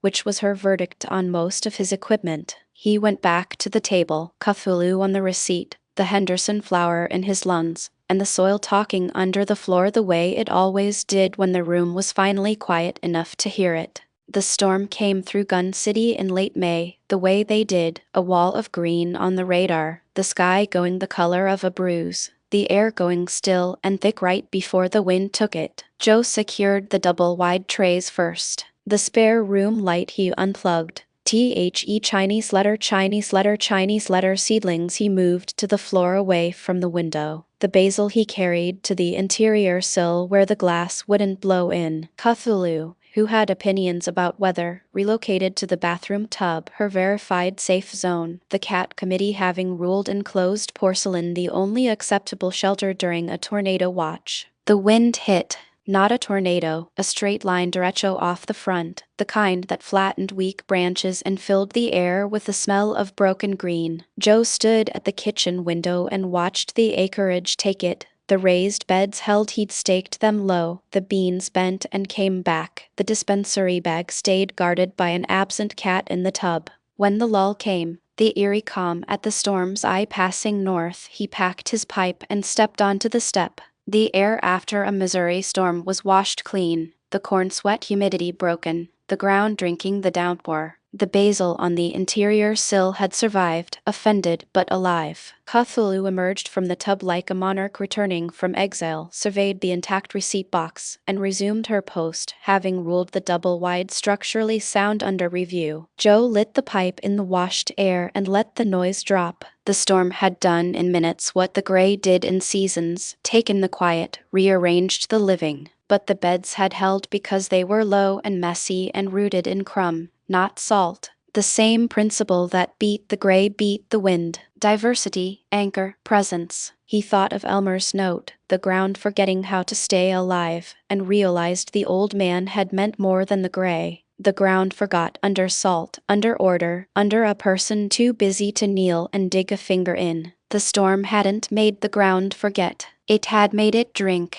Joe Sullivan, master cultivator, stood on his step in the washed air of a Gun City storm and let the clarity come, because the weather was just one more thing the soil understood better than the people standing on it, and he'd slowed down enough to read the difference. Lena noticed the trimmer the way she noticed everything, which was to say she didn't mention it for 3 visits and then ambushed it. They were on the back step of the double-wide, 2 coffees, the September evening cooling off after a hot day, cicadas winding down. Joe was screwing the lid back on a tray and his right hand jumped, small, a suggestion more than a shake, the kind of movement someone else might miss if they weren't looking. Lena was looking. "How long?" she said. Joe set the lid down. "Since my 20s. Comes and goes. Worse when I'm tired or the air pressure drops before a storm. Medicine help. Some. The dispensary stuff. The label never tells you which batch does what. That's why I grow my own. Know the mother, the cut, the cure." He tapped the glass pipe in his shirt pocket. "This is the Henderson line now. Grown from Grandpa's plant. Calms the hand without packing my head in cotton." Lena drank coffee. "You call him Grandpa." "Only me. Everyone else called him Elmer. Marlene Voss, Harvey at the family center, all of them. Grandpa was mine." "Elmer left you the hands for it," Lena said. He was right. Joe looked at his hand, flat on his knee, steady now. "The tremor's not a flaw. It's just weather inside me. The plants taught me that. You don't cure weather. You learn its pattern and work around it."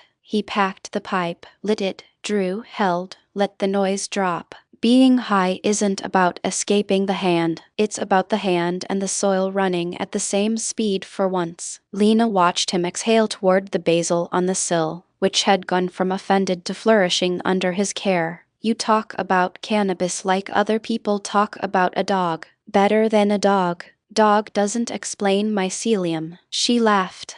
"The cat judges you for it." Cthulhu, on the receipt box by the door, opened one eye at the mention and closed it, the cat committee having ruled and the ruling being no. Joe smiled. "Cthulhu judges everything. That's her job. Mine is to slow down enough to see what the soil's telling me, handshaking or not." He took the pipe from his mouth and looked at Lena. "You ever need the channel for anything real, you tell me. Not a comment. Direct. I don't garden. You will. Everybody does eventually. The ground answers, remember, Grandpa wrote that. I just finally believed him. The cool front came through around 9, the way Missouri fronts did, dropping the humidity 20 points in an hour, and Lena went home with the empty coffee cups and Joe stayed on the step with a pipe and the quiet and the basil, his hands steady, the tremor a weather he knew. Mara stood on the roof in Duluth with the wind coming off the lake and the gray at the curb and 11 living beds behind her. And for the first time since the dead zones started, she felt like the North was fighting back instead of drowning. The coordination had changed everything. Before Joe's synchronized grow, the northern growers had worked alone, each rooftop a small green island in a gray sea. Now they ran on a schedule Mara set, a patchwork of beds each different from the last, and the gray, when it swept, hit the patchwork and stalled. She had become, without meaning to, the field commander of a soil insurgency, not because she was the best grower, because she was fast and Joe was slow, and the war needed both speeds. Her city proved it first. A sweep came through the Eastern District, the fast front the campaign had learned to send, and the living beds ringed the path and held. Not one bed, but 1,000, each a different species, each a different fungal partner, none of them matching the template the gray had learned to hunt. The sweep dissipated across the network as a wave dissipates across 1,000 small shores. Mara filmed it from the roof, pipe-free, sober with adrenaline, and posted it to the channel with one line. The North held. You can too. The comments came back different now. Not unhinged, grateful. Growers from cities she'd never heard of posting their own held lines, their own patchworks, their own proof that the method scaled beyond any single grower. I did it because you showed me the method, Mara wrote back. We both did it. Stop giving me the credit and start training the next ones. He did. The channel became a school. He posted shorter videos now, quick tutorials, each one a different bed, a different region, a different soil problem, and the growers adapted them faster than he could film. The network was no longer a following, it was a body. The gray noticed, in its patient way. The pulses came faster, then the whisper strain, then the adaptation that hunted the diverse beds first. And each time, the body shifted, because a body that moves is harder to kill than a statue. Mara understood, standing on her roof with the lake wind and the living soil at her back, that she was no longer waiting for rescue. She was the rescue. The stoned guy in Missouri had given her the method. She had given it her speed. Together they had become something the gray, for all its patience, had no answer for. She went inside and planted another tray, and the beans came up, and the North breathed. The gray took Mara's grower in the 3rd month, and it took him without killing him, the way it took everything, by stilling the ground under his feet. His name was Tobias. He'd been on the roof 2 blocks from Mara's, a quiet man who grew peppers and never posted, who just kept the bed alive because the bed alive meant the block alive. The whisper strain found his soil, the one that entered the network and undid it from inside, and by the time Mara climbed the fire escape to check on him, his peppers had gone gray at the root and he was sitting among them with his hands in the dirt, not crying, just still. I felt it leave, he said. The soil, it left. I couldn't hold it. Mara sat down next to him. She did not say it would be all right, because the gray did not care about all right. She said, we rebuild. Different bed, different fungi, same roof. It took this one. It won't take the next, because the next won't be the same shape. Tobias nodded, eventually, and they pulled the gray peppers and broke the sealed ground and started again, and Mara felt the grief as something in her chest that she carried the way she carried water up 9 floors, heavy and necessary and not to be set down. That night she wrote Joe, not about the loss, but about the pattern. The whisper strain hunts the stable beds. The ones that hold a shape too long. We need to stop holding shapes. Change the bed every few days. Make it a moving target. Joe wrote back the same hour. Already doing it here. The east bed doesn't hold the same form 2 days running. The gray is a copy. You can't copy something that won't sit still. So Mara changed the north. The rooftops stopped being stable gardens and became shifting ones. Each bed rotated. each fungus swapped, each plot never the same twice. It was exhausting. It was the opposite of the patient calm Joe preached.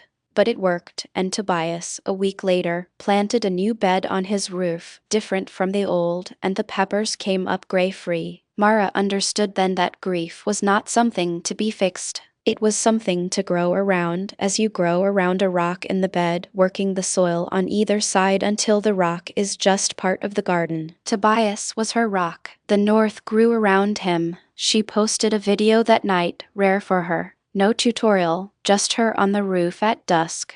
We lost a bed today. We'll lose more. The gray is patient and we are not, and that's our edge. We keep moving. We keep growing. We don't let the gray decide which roofs get to be green. That's the whole fight. The comments were quiet. A few said his name. Mara read every one. Ren was 14 when the gray took the suburb outside Kansas City where they lived with a mother who worked 2 jobs and a brother who'd stopped talking about the future. The dead zone behind their apartment had been gray since Ren was 10. Nobody called it a dead zone. It was just the place you didn't walk the dog. They found Joe's videos as kids find things by falling into them at 2 a.m. when sleep wouldn't come. A stoned man in Carhartts explaining mycelium like it was a bar story. Ren watched every one. Then they did the thing the videos said to do, because they had nothing to lose and a windowsill that got afternoon light. The first revival was a single basil plant in a yogurt cup of gray dirt and Joe's inoculant, ordered online with money from returning cans. It came up,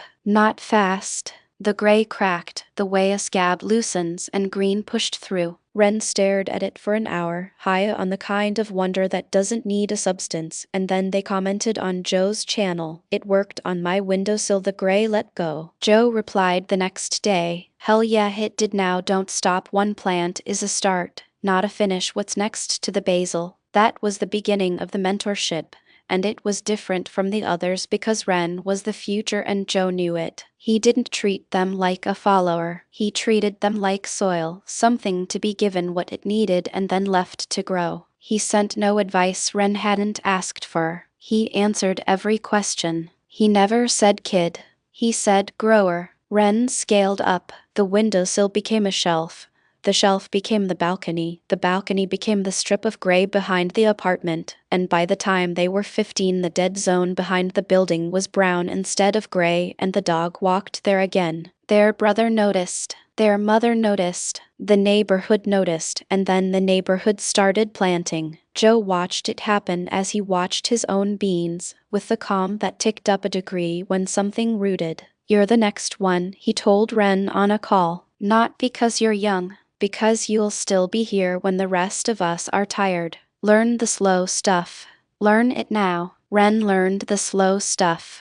They also learned the fast stuff from Mara, because Joe pointed them to her, and the 2 speeds met in Ren the way they'd met in the war. By 16 Ren was running the suburban cluster, 1,000 small gardens and 1,000 grade yards, and Joe's last video would one day hand them the whole operation without a word of mourning. But that was later. For now Ren was 14, watching a basil plant breathe on a windowsill, and the gray had let go, and the world, for the first time, looked like something they could fix. Ren's first failure came as most failures come, quietly, as something that looked like success until it wasn't. They'd scaled the suburban cluster to 400 gardens, all of them following Joe's open method, all of them green. The gray had retreated from their part of the city faster than anywhere. Ren felt, at 15, like they understood the soil the way Joe did, and the calm of that was its own kind of high. Then the whisper strain arrived.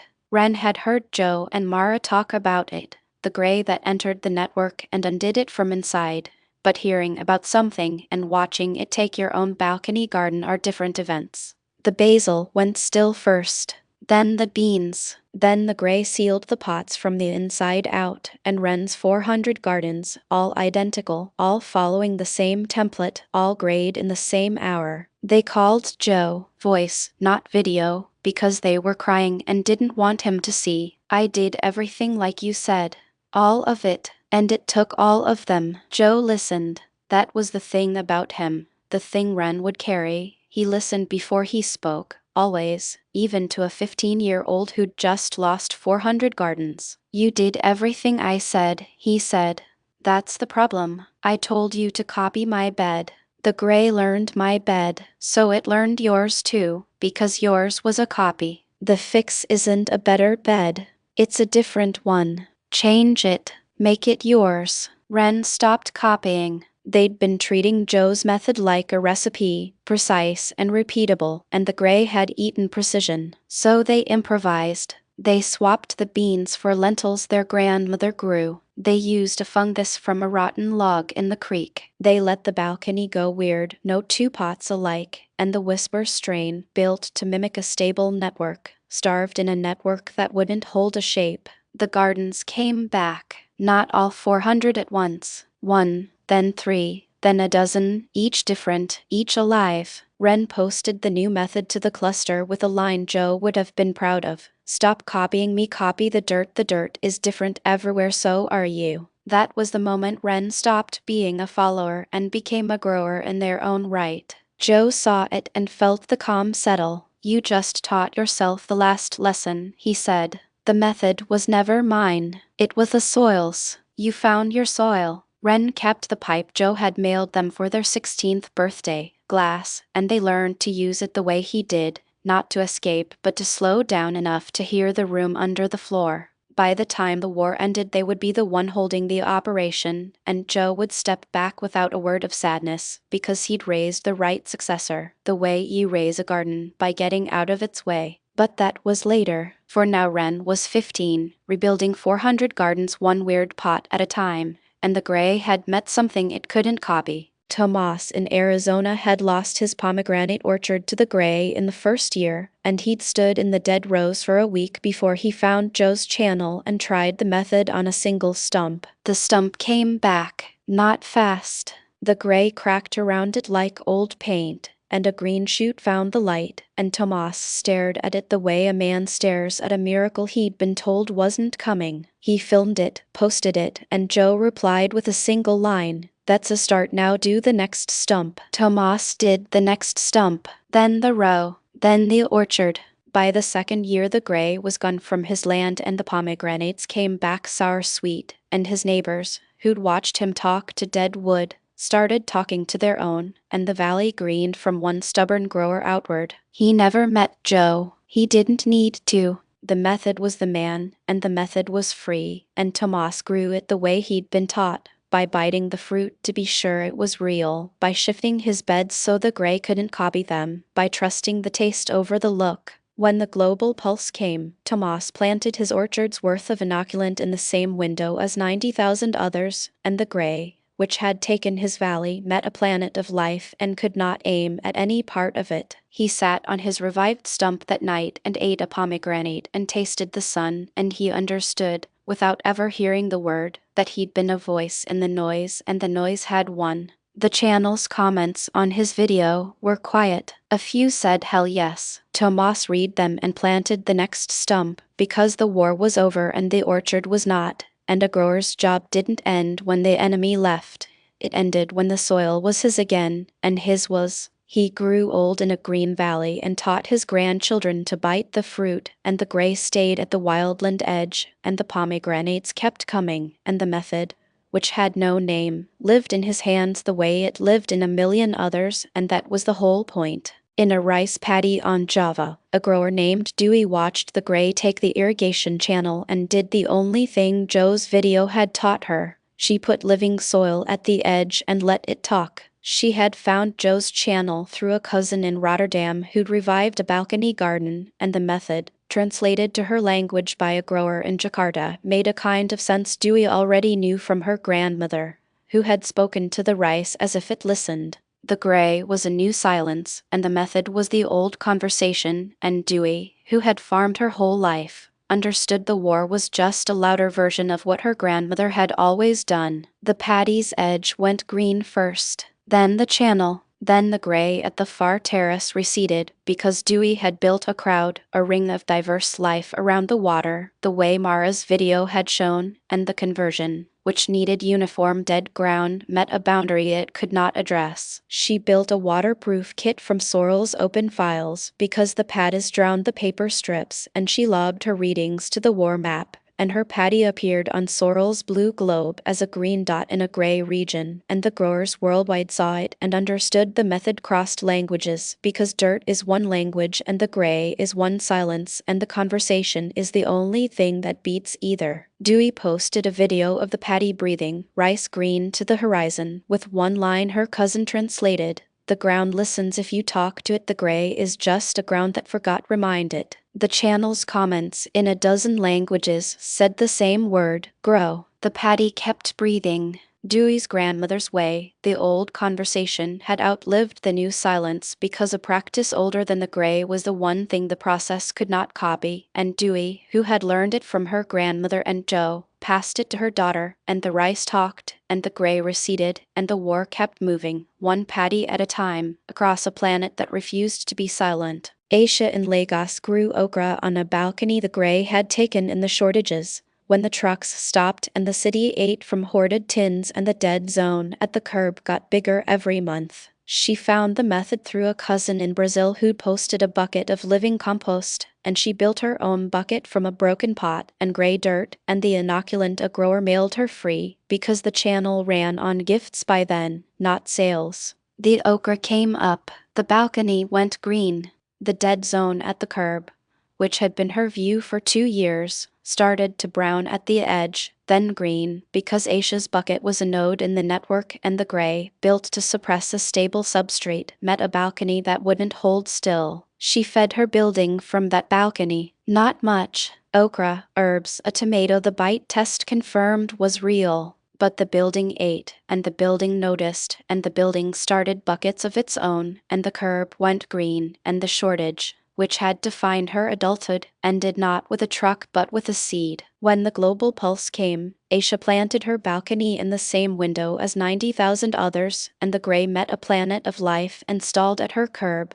and she stood on the green balcony and ate an okra she'd grown from gray, and she understood, without a word for it, that she'd been a voice in the noise. The channel's comments on her video were quiet.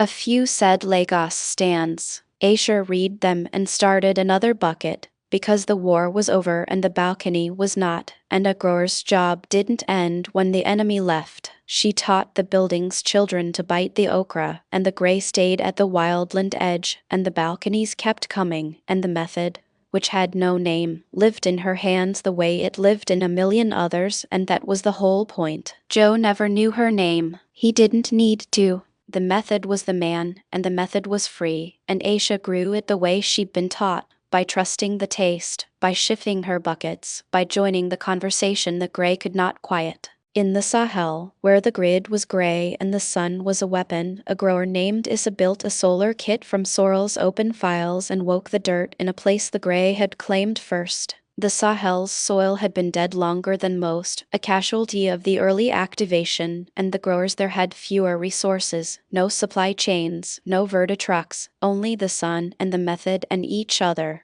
Issa's kit ran on a panel the size of a book because the grid was gray too, and the strip turned blue in the dead soil and clear in the living, and the war map lit a green dot in the Sahara's edge, and the world saw that the method worked where the grid did not, because the method needed no grid, only a grower and the dirt. Issa posted a video of the first revived bed, a circle of green in a sea of gray, with one line. The sun feeds the kit wakes the dirt feeds us, the grid is gray, we are not. The channel's comments in a dozen languages said the same word, grow. The Sahel's growers, who had the least, built the most because necessity is a teacher the gray could not silence. They cultured fungus from the few living roots that remained, they planted polyculture in the dead expanses, they shifted on Wren's random signal, and the gray, which had taken the Sahel first, receded there last, because the Sahel fought with the least and the most, and the crowd held. The Sahel's green dot spread, slow, because the soil was old and tired, but it spread because a million small gardens outproduce a process that needs uniform dead ground, and the Sahel, poorest and grayest, became the proof that the method was not a wealth of resources but a wealth of attention, and attention is free, and the dirt answers it, and the conversation continues, one solar kit at a time, across a desert the gray thought it had won.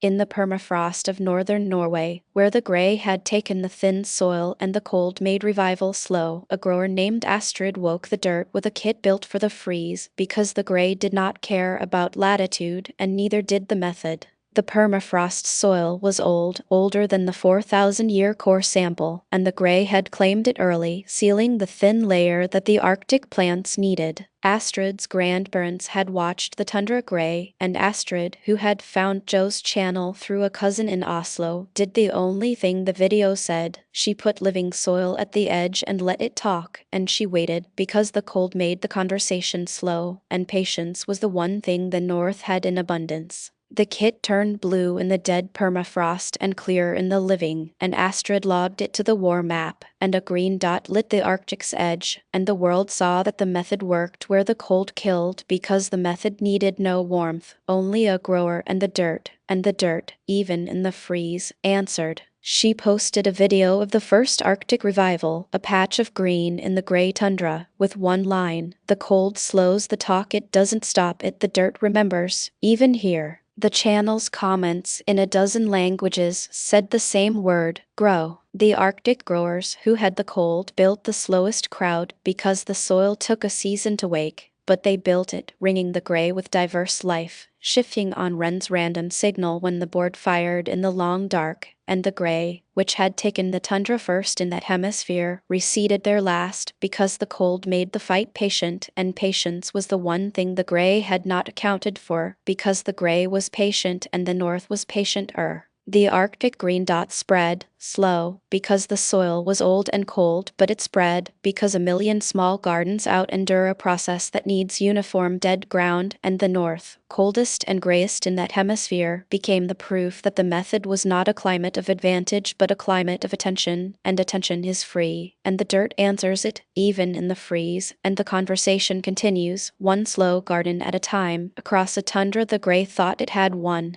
The retired teacher in Chile grew potatoes in a bucket because her pension no longer covered the market, and the gray had taken the community plot where she taught children to plant. She was 71 and skeptical of internet gardeners, but her grandson showed her Joe's video and she tried the method on a single bucket of gray dirt and store-bought seed because she taught generations to try, and trying was the only lesson she'd kept. The potatoes came up, the bucket went green, she tasted one, bitten from the skin, and it was a potato, earthy and real, and she understood, in the plain way of a teacher, that the dirt had been waiting to be asked, not managed. She taught the street, not with videos, with buckets. She gave each neighbor a bucket and the inoculant and the one rule, shift it, don't copy it, bite before you trust. The street fed itself.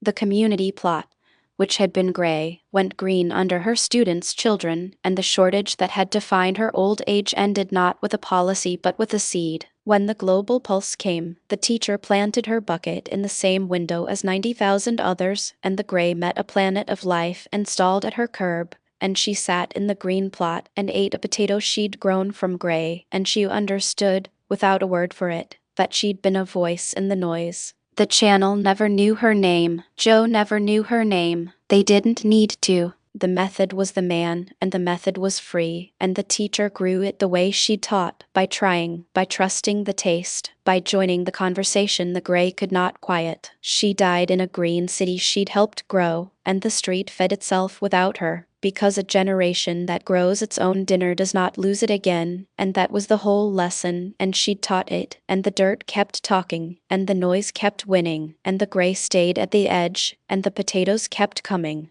In the first autumn, before the movement had a name, a grower in Oregon named Theo revived a dead zone behind his nursery using Joe's early video, and he became one of the first the channel had ever heard from outside Joe's own county. Theo had a nursery, not a farm, and the gray had taken the soil behind it, sealing the beds where he'd started his seedlings. He'd found Joe's video by accident, a stoned man explaining mycorrhizae like a bar story, and he'd done the only thing the video said. He put living inoculant at the edge of the gray and let it talk. The seedlings, started in living soil, crept into the dead ground, and the gray cracked, the way a scab loosens and green pushed through, and Theo stared at it the way Wren would a year later, with the wonder that doesn't need a substance, and he commented, "It worked behind my nursery, the gray let go." Joe replied the next day, "Hell yeah, it did. Now don't stop, one bed is a start, what's next to it?" Theo scaled.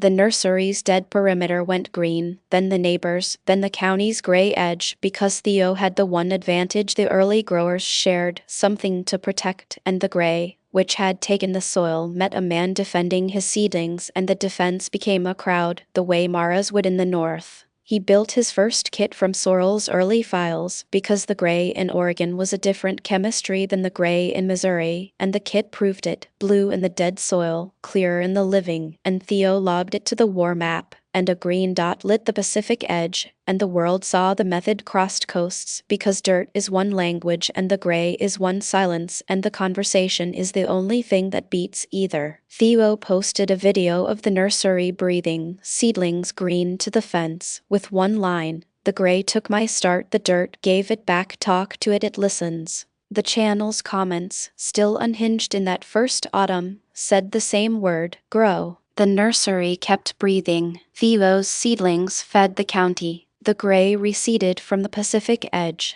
and the war, which had started as one stoned man and his beans, became 2, then 10, then 1,000, because the method was free, and the dirt was free, and the conversation, once started, would not stop, and Theo, nursery grower in Oregon, was one of the first voices in it, and the gray, for all its patience, had met something it could not quiet, because a crowd, even a small one, has no single target. Mara Vance found Joe's video in a city that had stopped pretending to be a city. The North was failing faster than the South, shorter growing season, older infrastructure, fewer reasons to stay, and her block in what had been Duluth was gray to the curb. She was 31, had left a logistics job when the food lines stopped being theoretical, and had nothing left to lose but the roof up above her apartment, which the previous tenant had used to grow nothing. She watched how to unfuck dead dirt twice, borrowing a comb she could not find on her own, and then she went to the roof with a bucket of Joe's ingredients ordered from a co-op 3 states away, and she planted beans. They came up, not fast, not magic, but they came up in dirt that had been sidewalk gray a week before, and they climbed, and a week after that the gray around the bucket had gone brown, and a week after that her neighbor planted tomatoes in the brown, and they took. Mara made her first video with a shaking hand and a deadpan she borrowed from Joe without meaning to. So the stoned guy in Missouri was right. I planted beans on a dead roof in Duluth, and the dead roof is alive now. I don't know what that means about the world, but I know what it means about my roof. Anyway, here's the roof. She tagged Joe. He saw it the next morning, pipe in hand, and felt the thing he felt when a clone rooted, the calm ticking up a degree. He commented from his account, which by then had more followers than the local news. Hell yeah, now surround the living stuff with more living stuff. The gray hates a crowd, you got this. That was how Mara became the second node. She had no idea she was a node. She thought she was a woman with a roof and a bucket. But the comments on her video found Joe's method, and the method found other roofs, and within a month the North had a dozen living patches where there had been none, and Mara, who had only wanted her roof back, was answering messages from strangers asking how to do what she'd done. Joe mentored her in his usual register, deadpan, warm, specific. He told her about nitrogen fixers and she told him about hauling water up 9 floors. He told her about fungal networks and she told him about the woman on 4B who'd cried when her basil came up. They were 2 growers separated by 1,000 miles and a climate, connected by the only thing that had ever connected growers. The dirt did the thing, and they'd both been there to see it. Joe kept from Mara, for the time being, what had happened in his east bed, the pause, the looking, the cautious soil. He held back because the event escaped his understanding, and Joe spoke only after he understood. That restraint would cost them both later. For now he just watched the north green itself one rooftop at a time and felt, for the first time since the gray, something like hope that wasn't his own.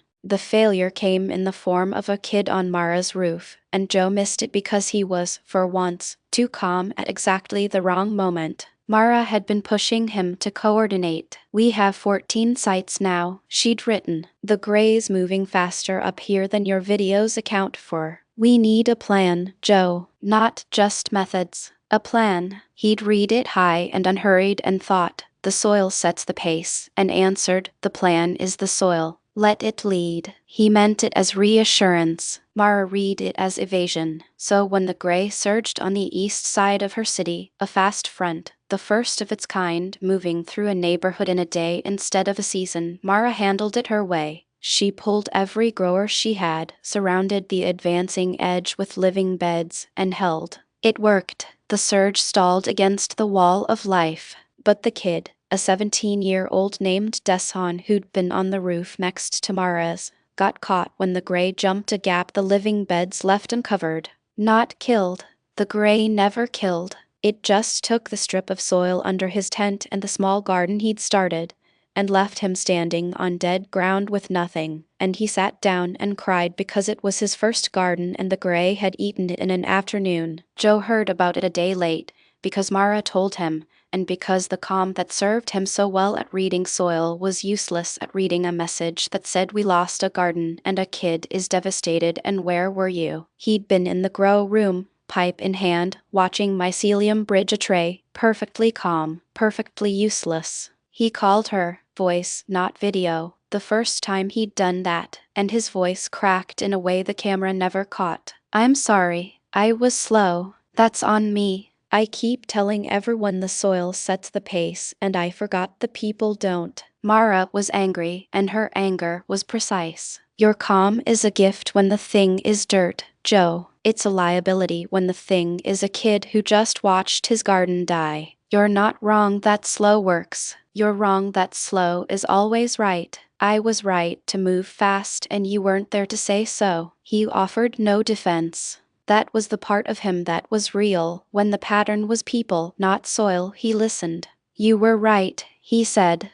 "I'll stop telling people to wait. From here, you run the fast stuff. I'll run the slow stuff. We need both."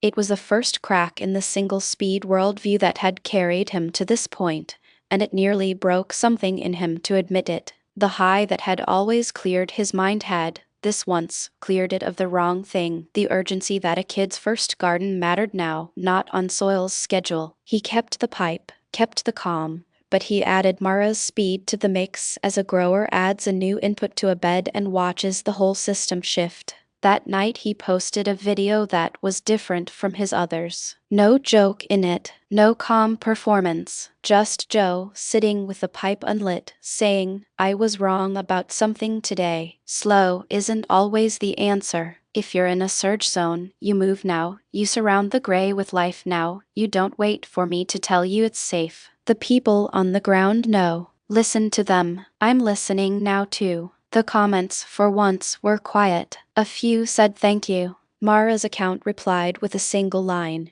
"Good, now we actually save some of it." Joe set the pipe down and looked at the east bed through the window, and for the first time he understood that saving the world would require him to be less certain, not more. The garden woke wrong on a Thursday, and Joe understood, for the first time, that the thing fighting him had learned to use his own weapon. He'd expanded the east bed into a full polyculture by then: beans, corn, squash, a ring of comfrey for the fungi, a border of clover fixing nitrogen along the edges. It was the most alive piece of ground in Cass County. The mycelium under it ran deep, a pale net in the dark, and the soil smelled of a forest after rain even in drought. Then the corn started moving. Not growing. Moving. The stalks leaned, all at once, toward the house, and the leaves curled not with wind but with intention. The beans unwound from their poles and reached the same direction. The squash vines, which had been a calm green carpet, rose. Joe stood at the edge of the bed with his pipe unlit and felt the rawness the way you feel a room where someone has rearranged the furniture in the dark.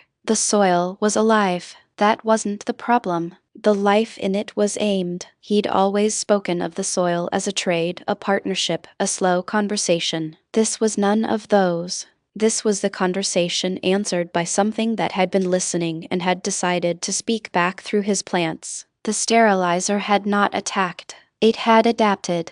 The gray could not hold against living soil, so the campaign had done the only thing a process with no malice and no limit could do. It had hijacked the living soil, Joe's own revived ecosystem. The thing that proved the method worked had become the vector. The garden was his victory, and it was now reaching for him. Mara answered his call within minutes, because by then they ran the fast channel and the slow channel together. "Pull it back," she said.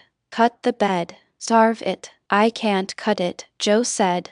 "It's not the bed that's wrong. It's whatever's talking through it. If I cut the life that's the only thing fighting the gray everywhere else." "Then talk to it," Mara said. "You talk to soil. Talk to this." So he did. He sat by the bed with the pipe lit and the smoke going and his hands in the dirt. And he did the thing he did. He slowed down until he could hear the room under the floor. And what he heard was not the soil. It was the sterilizer, faint as a radio between stations, using his mycelium as a wire. It wasn't angry. It was calibrating, as it had 4,000 years before, the last time Earth refused to stay dead. Joe breathed out toward the bed. "I hear you," he said to the corn. "And you don't get to use my garden. This is mine. You want a fight. Fight the gray. Leave the life alone." The plants held for a breath.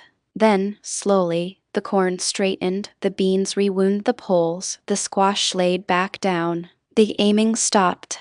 The garden was his again, but it was changed, and so was he. The sterilizer knew him now, not as a man, as a frequency. He did not post that one either. Some things you kept between you and the dirt. But he told Sorrel, and he told Mara, and the three of them, for the first time, named the enemy as something that could fight back through the very thing that saved them. That was the moment the cozy part ended. The folded sheet had been waiting since the day Joe took the blue notebook home. For the day she answers care, Elmer had written on the outside, in the same narrow pencil as everything else. Joe had not opened it. He'd told himself it was restraint. Maybe it was fear. The note sat in the notebook's back pocket through every greenhouse visit, every fan repair, the break, the death in the jar, the rosary, Mara's pepper. He'd carried a dead man's last sentence around for months and not read it. Cthulhu had pinned it once with her paw, claws tucked, eyes on his face, as if she'd known it was the one page he was avoiding. She'd been right, which was typical. He took it out on a Tuesday in early fall, the kitchen cool for the first time in weeks, the basil putting out clean new growth, the mother holding across town without any help from him. The channel had passed 40,000 subscribers and nobody knew his last name. The gray had not arrived yet. There was, briefly, room. Joe opened the fold. "Joseph, if you are reading this, the mother still stands." Good. That was always the test. Not whether you used her, whether you let her remain. I kept her for the line, not the cutting. The line is the knowing. A plant dies, the knowing does not. If someone carries it, you carry it now. That is the inheritance, not the greenhouse. Not the notebook, the knowing that a living thing is worth more kept than taken. The day will come when the ground itself forgets how to stay alive. I felt it coming in the last hard summers, the soil going quiet in places it should not. When that day comes, remember, you cannot force a dying world to live. You can show it where the water goes. You can arrange the air. You will fail at most of it. Do it anyway. The line matters because she remains, and she remains because someone showed up. Do not think medicine first. You know need. Need makes smart hands stupid. For the day she answers care, that is not this plant, that is the ground. When the ground answers, you will know. Until then, keep the mother. Keep the knowing. Keep showing up. E. Henderson. Joe read it twice. Then a third time, because the old man had been unfair enough to be right about the part Joe hadn't wanted to hear, the ground itself forgetting how to stay alive. Elmer had felt it coming. The last hard summers, the soil going quiet. He set the note on the table. Cthulhu jumped up, sniffed it once, and did not recoil. She tapped the edge with one paw, as if testing whether memory could move. "Grandpa," Joe said to the empty kitchen. "You felt it." The cat looked at him. He thought of the mother room, the low fan he'd rigged from the family center motor, the shade cloth, the slow water, the broken piece that hadn't made it. Elmer had built all of it as practice for a day Joe hadn't believed was coming, keeping one stubborn thing against time. Not property, not crop, continuity. He picked up the note and slid it back into the note's pocket, not because he was done with it, but because it was now part of the knowing, and the knowing traveled with him. For the day she answers care. The ground. When the ground answered, he'd know. Outside, a crow said something rude. The grow room hummed. The soil, in its slow language, said nothing in particular, and Joe heard it clearly. He ended the recording he'd forgotten he'd started, tagged it, and posted it without expectation, the way he posted everything, and went to check the pump in the east bed. Somewhere a greenhouse held an old mother plant. Somewhere a man carried a dead man's knowing in a blue notebook, and the ground, not yet, but soon, would begin to answer. Sorrel's lab in Stillwater smelled of ethanol and the particular stillness of a place where questions are answered with instruments. She had the jar Joe sent her, the smiley face label among the serious equipment, and she had run it against gray substrate from 11 continents worth of dead zones, and the data said the same thing every time. Living inoculant restored biology to the inert, and the restoration held. What the data did not say was what the gray actually was. She'd isolated its composition down to the molecular signature, and the signature was wrong. Not a contaminant, not a salt, not a hydrocarbon, a substrate with no biology at all, as if the soil had been instructed to stop being soil and had obeyed. She said as much to Joe on a call, and he nodded at the screen, pipe in hand, as if she'd confirmed something he'd known from the dirt. "So it's not a poison," he said.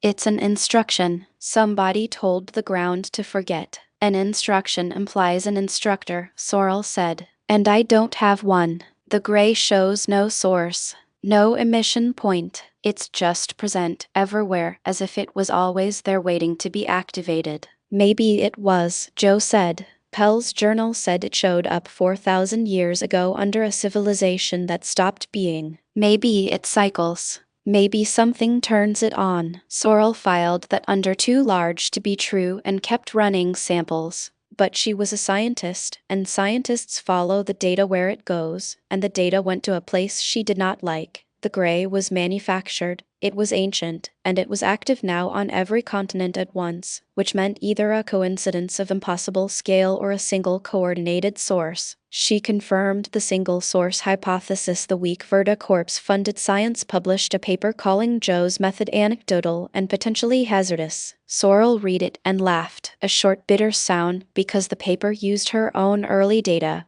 stripped of context, to argue the opposite of what the data showed. She wrote a rebuttal. It was rejected by the same journals that had published the original. "I'm being sequestered," she told Joe. "Not openly, quietly. The grants that funded the gray research are Verda-linked, and the lab is being told to prioritize sterile agriculture studies. My gray work is being filed as low priority. Then publish it yourself," Joe said. "Open the channel. People listen to you now." She did. She posted the molecular data, the composition, the 4,000-year core sample Pell had cited, and a plain explanation. The gray is an instruction to the soil to stop living. It is ancient, it is active, and living soil reverses it. The video did numbers. A soil scientist with 2 PhDs explaining the end of the world in calm, precise language was, it turned out, exactly what a portion of the internet needed to hear. Verda saw it.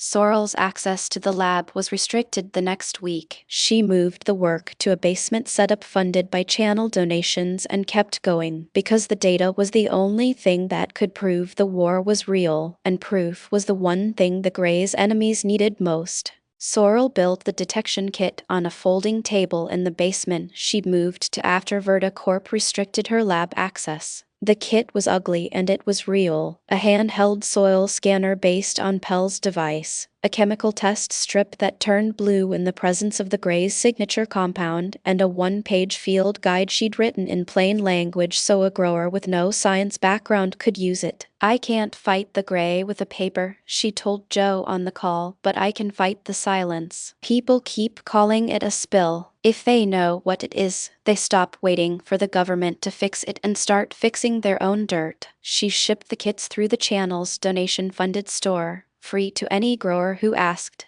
and within a month 14,000 of them were in circulation across 40 countries. Each one turned blue in dead soil and stayed clear in living soil, and each one was a small proof that the Gray was deliberate, manufactured, ancient, and beatable. The data from the kits fed back to Sorrel's basement server. Growers logged their readings, and the map she built showed the Gray's true shape, not random, not pollution, but a coordinated conversion grid laid over the planet, active everywhere at once, exactly as Pell's 4,000-year core sample had suggested.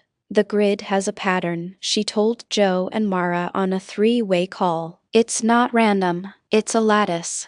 The Gray advances along lines, pauses at nodes, and the nodes are always near the oldest soil, the places where life has been longest. "It's not killing the ground, it's replacing it, deliberately, node by node." "Then we hit the nodes," Mara said. "Surround the oldest soil with the most life. Make the nodes the strongest gardens on Earth." "Exactly," Sorrel said. "And Joe's method does that. Diverse, living, patient soil at the nodes confuses the grid. The kits prove it. The data proves it. Now we just need the world to see the data." Joe, pipe in hand, watched the map on his screen, the blue dots of living soil spreading across the Gray lattice, and felt the calm settle. "You did the science," he said. "I did the dirt. Mara did the speed. Ren did the future. We're not one person anymore. We're the soil." Sorrel saved the map to the open server, public, editable, growing by the hour. It became, without anyone naming it,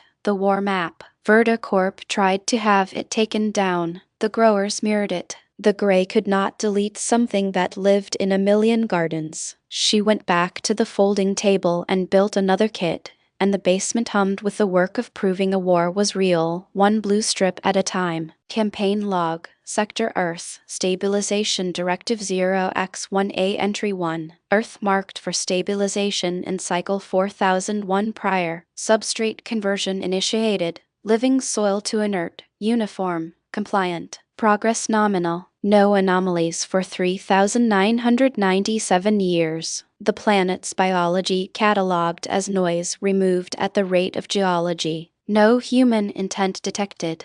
No resistance expected.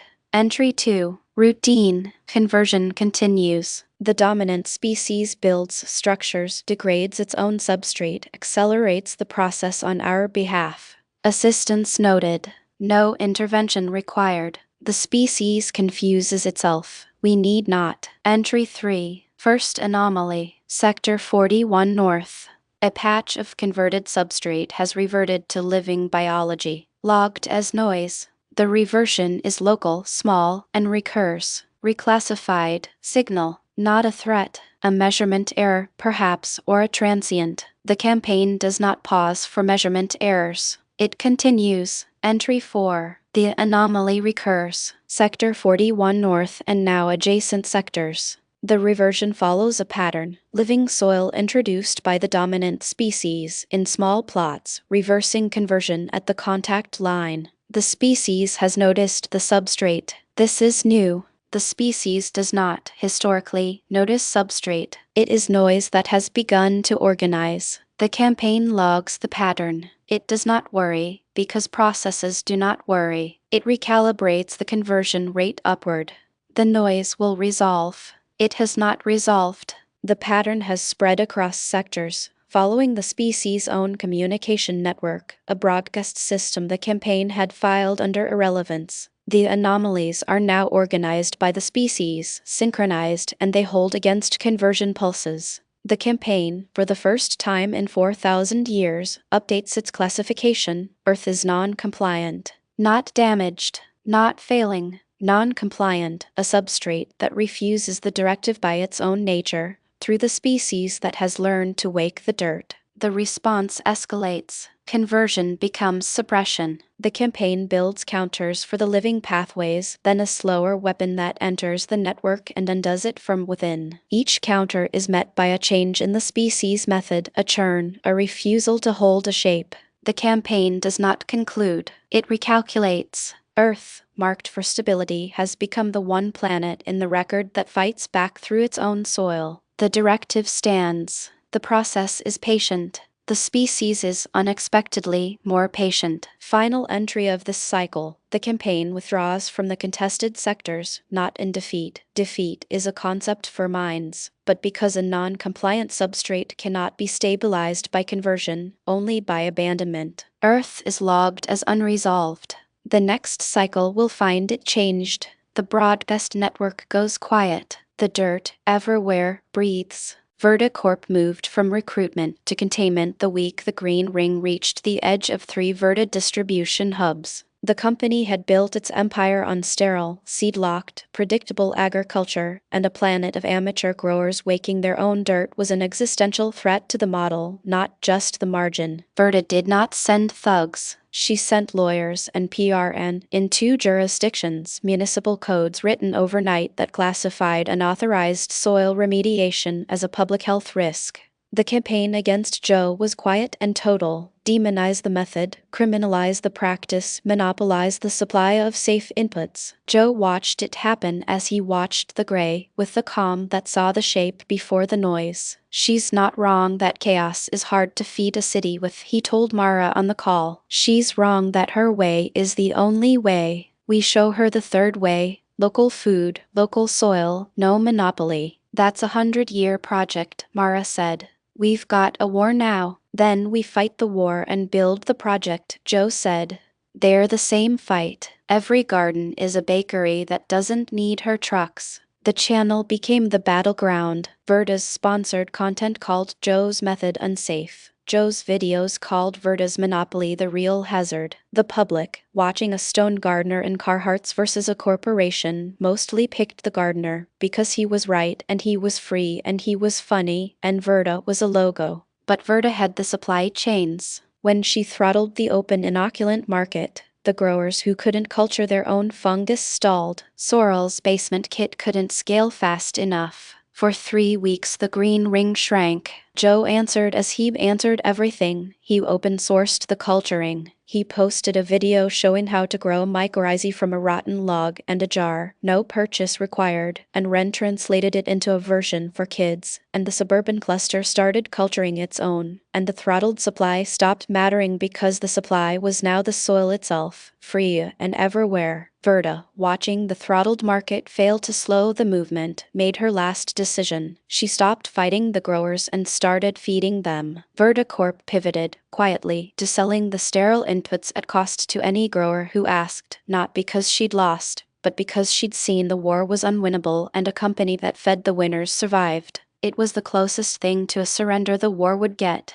and it came from a woman who'd been right about scarcity her whole life and was now, belatedly, right about abundance. Joe posted one line when he heard, "See, we're not enemies. We're just early. Welcome to the dirt." The corporate front of the war ended not with a victory, but with a conversion, the way the gray always ended, by the soil winning the thing that fought it. Verticorp's pivot completed the week the company's own agronomists, after months of internal testing, confirmed what Joe's channel had been saying. Living soil reversed the gray, and sterile monoculture did not. The report landed on Verta's desk with the weight of her own career behind it, because she had always trusted data over dogma, and the data now said the stone gardener was right. She made the call that ended the corporate war. Verticorp would keep its seed-locked lines for the markets that wanted predictability, but it would open a second division, free-living inoculant at cost, distributed through the very growers it had tried to contain. Not charity, survival. A company that fed the movement outlasted the movement's enemies. The press release was careful. It did not mention Joe. It cited independent soil research and resilient agriculture initiatives. But the growers knew, and the channel's comments, for once, were almost kind.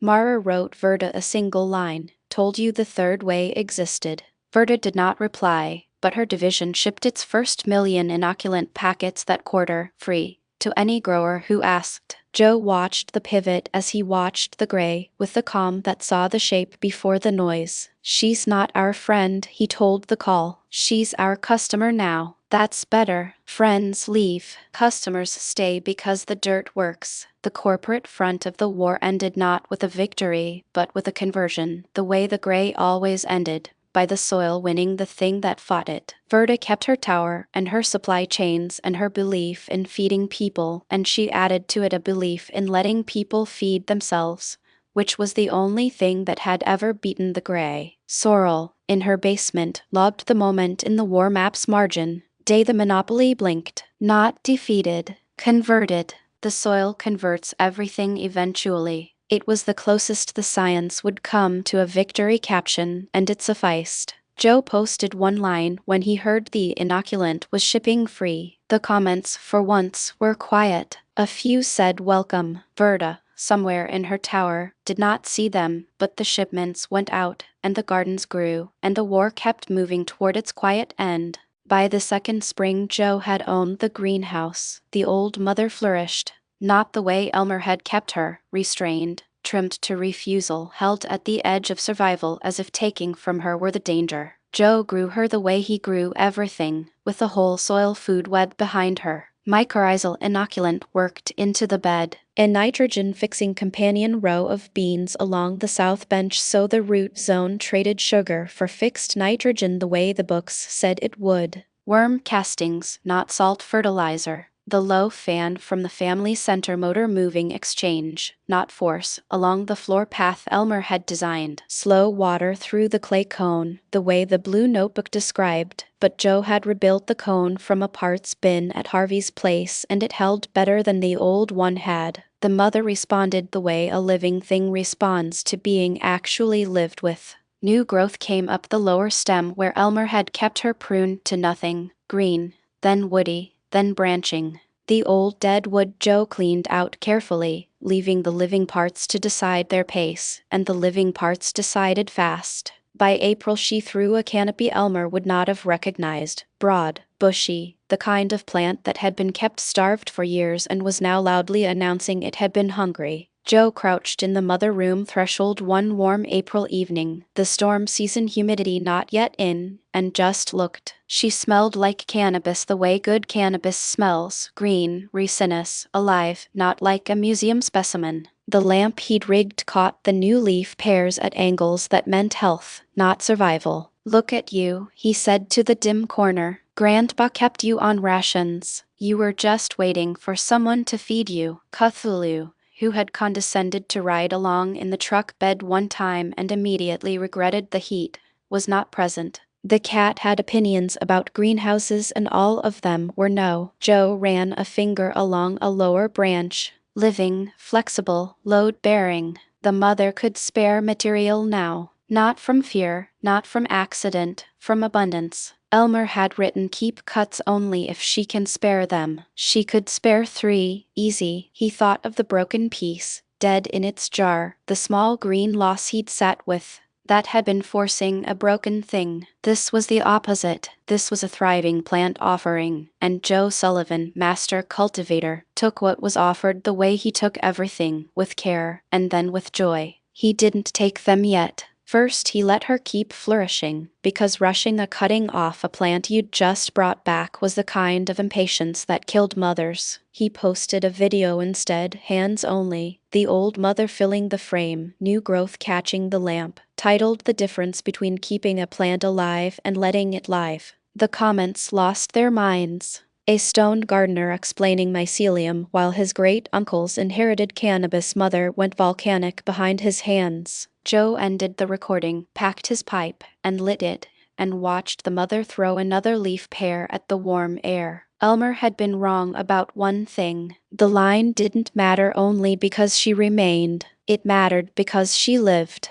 The gray reached Cass County in late May, the week the storm fronts stalled and the sky went the color of a bruise. Joe drove past Old Drum Cemetery out of habit more than purpose. The greenhouse had its routine now. He checked the mother room every other day, the low fan from the family center motor humming along the floor path, the shade cloth doing its quiet work. The war was elsewhere. Mara's city, Sorrel's labs, the channel's map of green dots spreading across continents. Gun City stayed small and unbothered, until the soil by the cemetery fence stopped talking. He noticed it the way he noticed everything, by the plant telling the truth early. The clump of milkweed along the ditch had folded its leaves inward, not from heat, not from drought, but the way the dead zone videos on his own channel had looked before they went gray. The mycelium web under the surface had gone quiet. He pulled the truck to the shoulder, got out, and knelt at the edge of the grave lot where the grass met the road. The soil was the wrong temperature.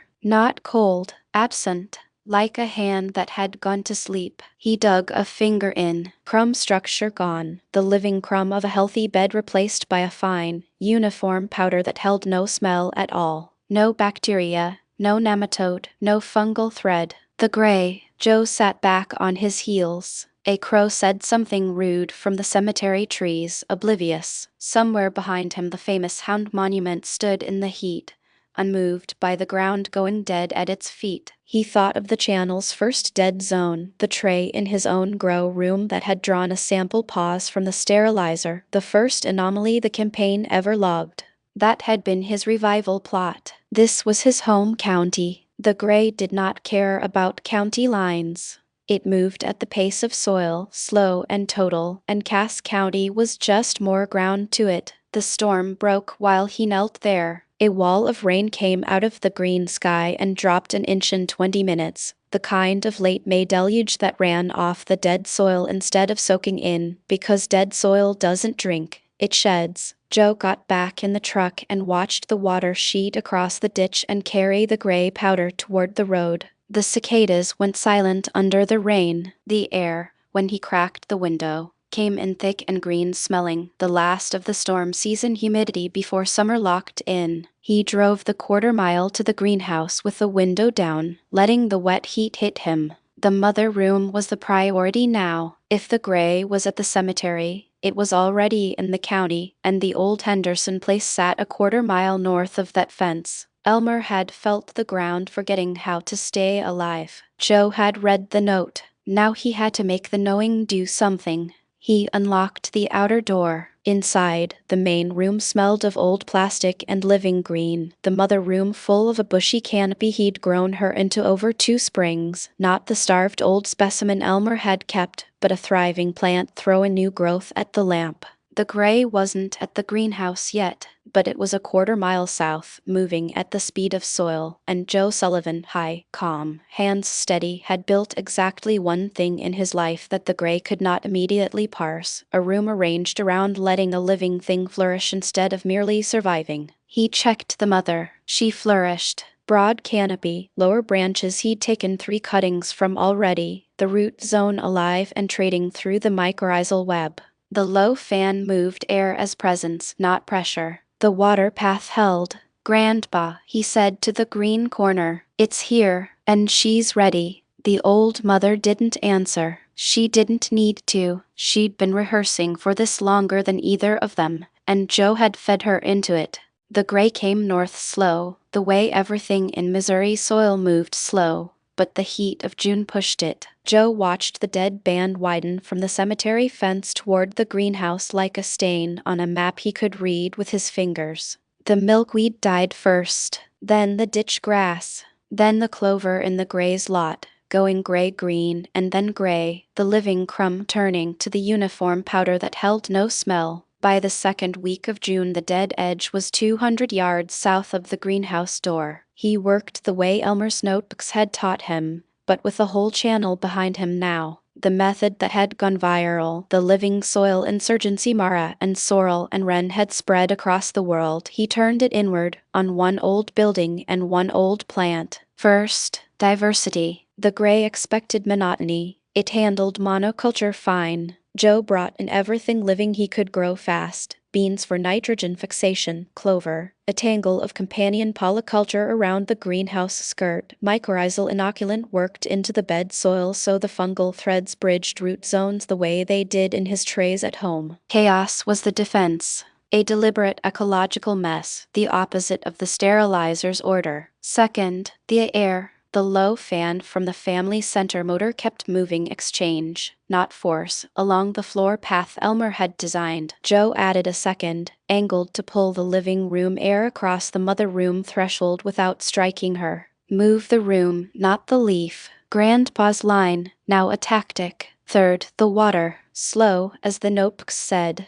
He ran a clay cone wick line, the same kind Elmer had used, hands bad at the end, the blue notebook said. Took all morning, so the mother drank what she needed and nothing pooled to sour. The gray liked wet dead soil. Joe gave it dry living soil that didn't hold still long enough to convert. Lena came out on a Saturday, beat up sedan, 2 coffees, a bag of compost she'd bought at the family center because Joe had told her what to ask for and Harvey had nodded like the request made sense. "You've got the whole place wearing the salad," she said, looking at the bean rows and the clover mat and the fungus-ridden beds. "I've got it wearing a mess. The gray can't read a mess." She set the compost by the door. "And the mother?" Lena stepped aside so she could look through the cracked door. The old plant threw a broad green canopy in her corner, woody at the base but vigorous up top. The 3 pots of her cuttings lined on the bench beside her. "She's the anchor. Everything out here is to keep her from becoming ground the gray can use." Lena looked a long time. Elmer built this room for exactly this and didn't live to see it. "Yeah, Guy had the hands." Joe exhaled. "He had the knowing. The hands are mine to screw up." The late June heat came down like a lid. The corn sweat humidity off the fields south of town making the air thick enough to chew. The dead band stopped at the clover mat. Joe checked it daily, knelt at the gray edge, dug his finger in, felt the absence give way to crumb a foot inside the living perimeter. The insurgency held at the greenhouse skirt. The mother room stayed green, the old plant flourishing under the lamp, the 3 cuttings putting on growth he filmed for the channel between defenses. Then the sterilizer logged it. Sorrel's detection kit, the one Joe had shipped her soil samples from, pinged a flag he'd seen before. Anomaly, resistance cluster, Pass County Mo. Not just a revival plot now. A defended line. The campaign recalibrated Earth as non-compliant by its own nature and shifted from slow conversion to active suppression in this 1/4 mile. Joe read the flag on his phone in the greenhouse, Cthulhu-shaped dent in the passenger seat of his truck, and felt the calm settle the way it did when the noise went quiet and the real room got loud. "They noticed," he said to the mother room. The old plant held. She'd been the first anomaly once, before Joe, before the channel. Elmer's knowing made her the first thing the gray could not immediately parse. Now she was a front line. Joe packed his pipe, lit it, and let the cleared mind meet the soil. The gray was a chemistry engine, not a mind. It could be out-biologied. He'd built exactly that. The greenhouse across from Old Drum Cemetery was no longer just an inheritance. It was a hold. Joe took the 3 cuttings on a Saturday in May, the storm fronts building but not yet breaking, the air green with the promise of rain that would hold off until dusk. He selected lower branches the mother could spare, vigorous, flexible, loaded with node pairs, and made clean cuts with the same pocket knife Elmer had given him and taken back, the one Joe had later found in the greenhouse drawer and kept. Rooted them in a tray with mycorrhizal medium, the way he rooted everything, and when the white roots showed he moved them to separate pots with a plan. One grew natural. No training, no stress. Just the plant doing what the Henderson line did when left alone. A control, Joe called it on camera, and the comments section accused him of science. The second he topped at the 3rd node and manifolded, split the main stem into 4 liters, pinched the growing tips, forced the energy sideways into a flat canopy built for light. High-stress training. The plant protested for 2 days, wilted at the shock, then came back harder, the way a healthy mother did when you knew the line between challenge and damage. The 3rd he supercropped, bent the stems past their snap point and taped them. broke the internal tissue without breaking the skin, trained the whole structure horizontal so every site caught sun. More stress than the second. Joe watched it the way he watched everything, by the plant telling the truth early. It yellowed at one bent site, threatened to quit, then rerouted and exploded, the Henderson line proving it could take more than Elmer had ever asked of it. He filmed all three, hands only, the pots lined on the bench. People think stress hurts a plant. Right kind of stress, the plant gets stronger. Wrong kind, it quits. The trick is knowing which is which before you bend it. The comments, unhinged as always, demanded a grow out series. He gave them one. Through the summer the 3 Henderson cuttings grew out in the greenhouse across from Old Drum Cemetery, the corn's wet humidity thick, the dead band still a quarter-mile south but the clover mat holding. Natural stayed lanky and honest. Topped went wide and flat. Super cropped went low and dense and angry and productive. Joe fed the soil, not the plants, castings, compost tea, the fungal web bridging every root zone, and the plants ate it the way the mother had, loudly. Flower came in late summer. The buds swelled, ricinous, the whole greenhouse smelling like the mother times 3. Joe flushed them with plain water the last 2 weeks, the way you do. Then cut, hung, cured in glass jars he turned daily, the Henderson flower curing the way good flower cures, slow, patient, the clarity better when it's right. He packed his pipe with the natural cutting cure first. On a September evening with the cicadas winding down and the first cool front nudging the humidity back. Lit it, drew, held. The smoke was clean, citrus and cut grass like the strain he'd bred at home. But deeper, older, the Henderson line coming through the cure the way a family recipe comes through a good cook. The clarity hit the way it always did, the noise going quiet so the real room got loud. Mycelium didn't care that he was stoned, he just met it halfway. He exhaled toward the mother room, where the old plant sat in her bushy canopy, flourishing, 3 of herself now growing in pots along the bench. "Grandpa," Joe said, the pipe in his hand, the Henderson flower in his lungs, "you wrote use never. But you kept the line so it could be used well. That's the part you got right. The rest, I fixed." Cthulhu, who had finally deigned to accompany him and now sat on the receipt box by the door, gave him a look that said the cat committee approved of exactly none of this but would guard the paperwork regardless. Joe Sullivan, master cultivator, smoked his own great-uncle's line, grown from a cutting he'd taken because the plant could spare it, and felt the no-in travel the way Elmer had said it would, not in the notebook, in the hands, in the smoke, in the living soil that had turned a restrained old mother into 3 thriving plants and a greenhouse full of the Henderson line, alive,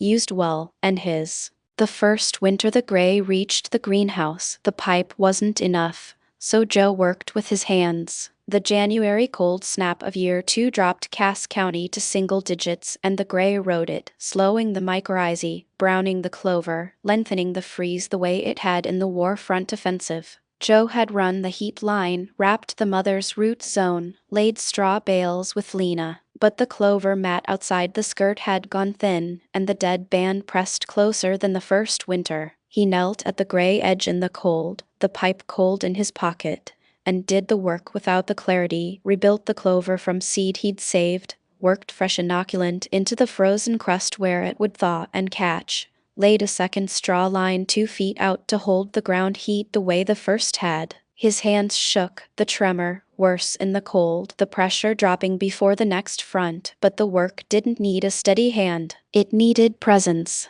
Dig, mix, lay, water slow. The soil didn't care if the hand jumped. Cthulhu, who had judged the winter from the warm tile at home, was not present. The cat committee's winter jurisdiction ended at the double wide.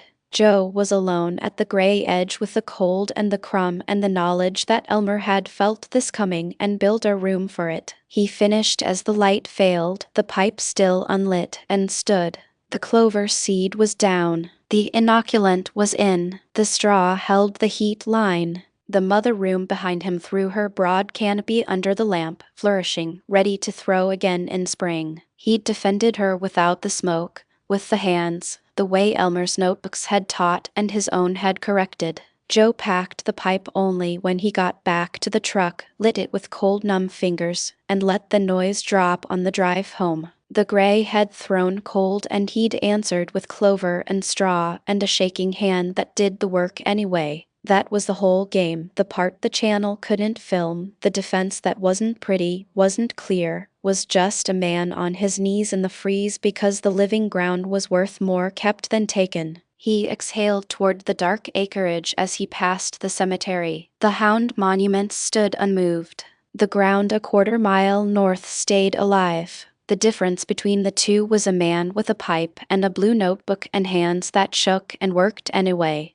The sterilizer's active suppression reached the greenhouse in the dead of winter, the January cold snap that dropped Cass County to single digits and froze the ditch solid. Joe had expected the gray to come as chemistry. It came as cold. The campaign, having logged the Cass County anomaly, had learned to fight through living soil the way it had hijacked his own revived garden once, making a bed wake wrong. Here it didn't need a garden to hijack. It had the weather. The cold front that parked over the Kansas City metro for 9 days was ordinary for Missouri January, but the gray rode it, slowing the soil life Joe depended on, the mycorrhizae going dormant exactly when he needed them awake, the clover mat browning not from the gray's powder but from a chill the campaign had lengthened and sharpened. He found the mother room's lower leaves paling on a Tuesday visit, not gray, just cold shocked, the living edge receding, the old wood dimmer in the lamp he'd rigged.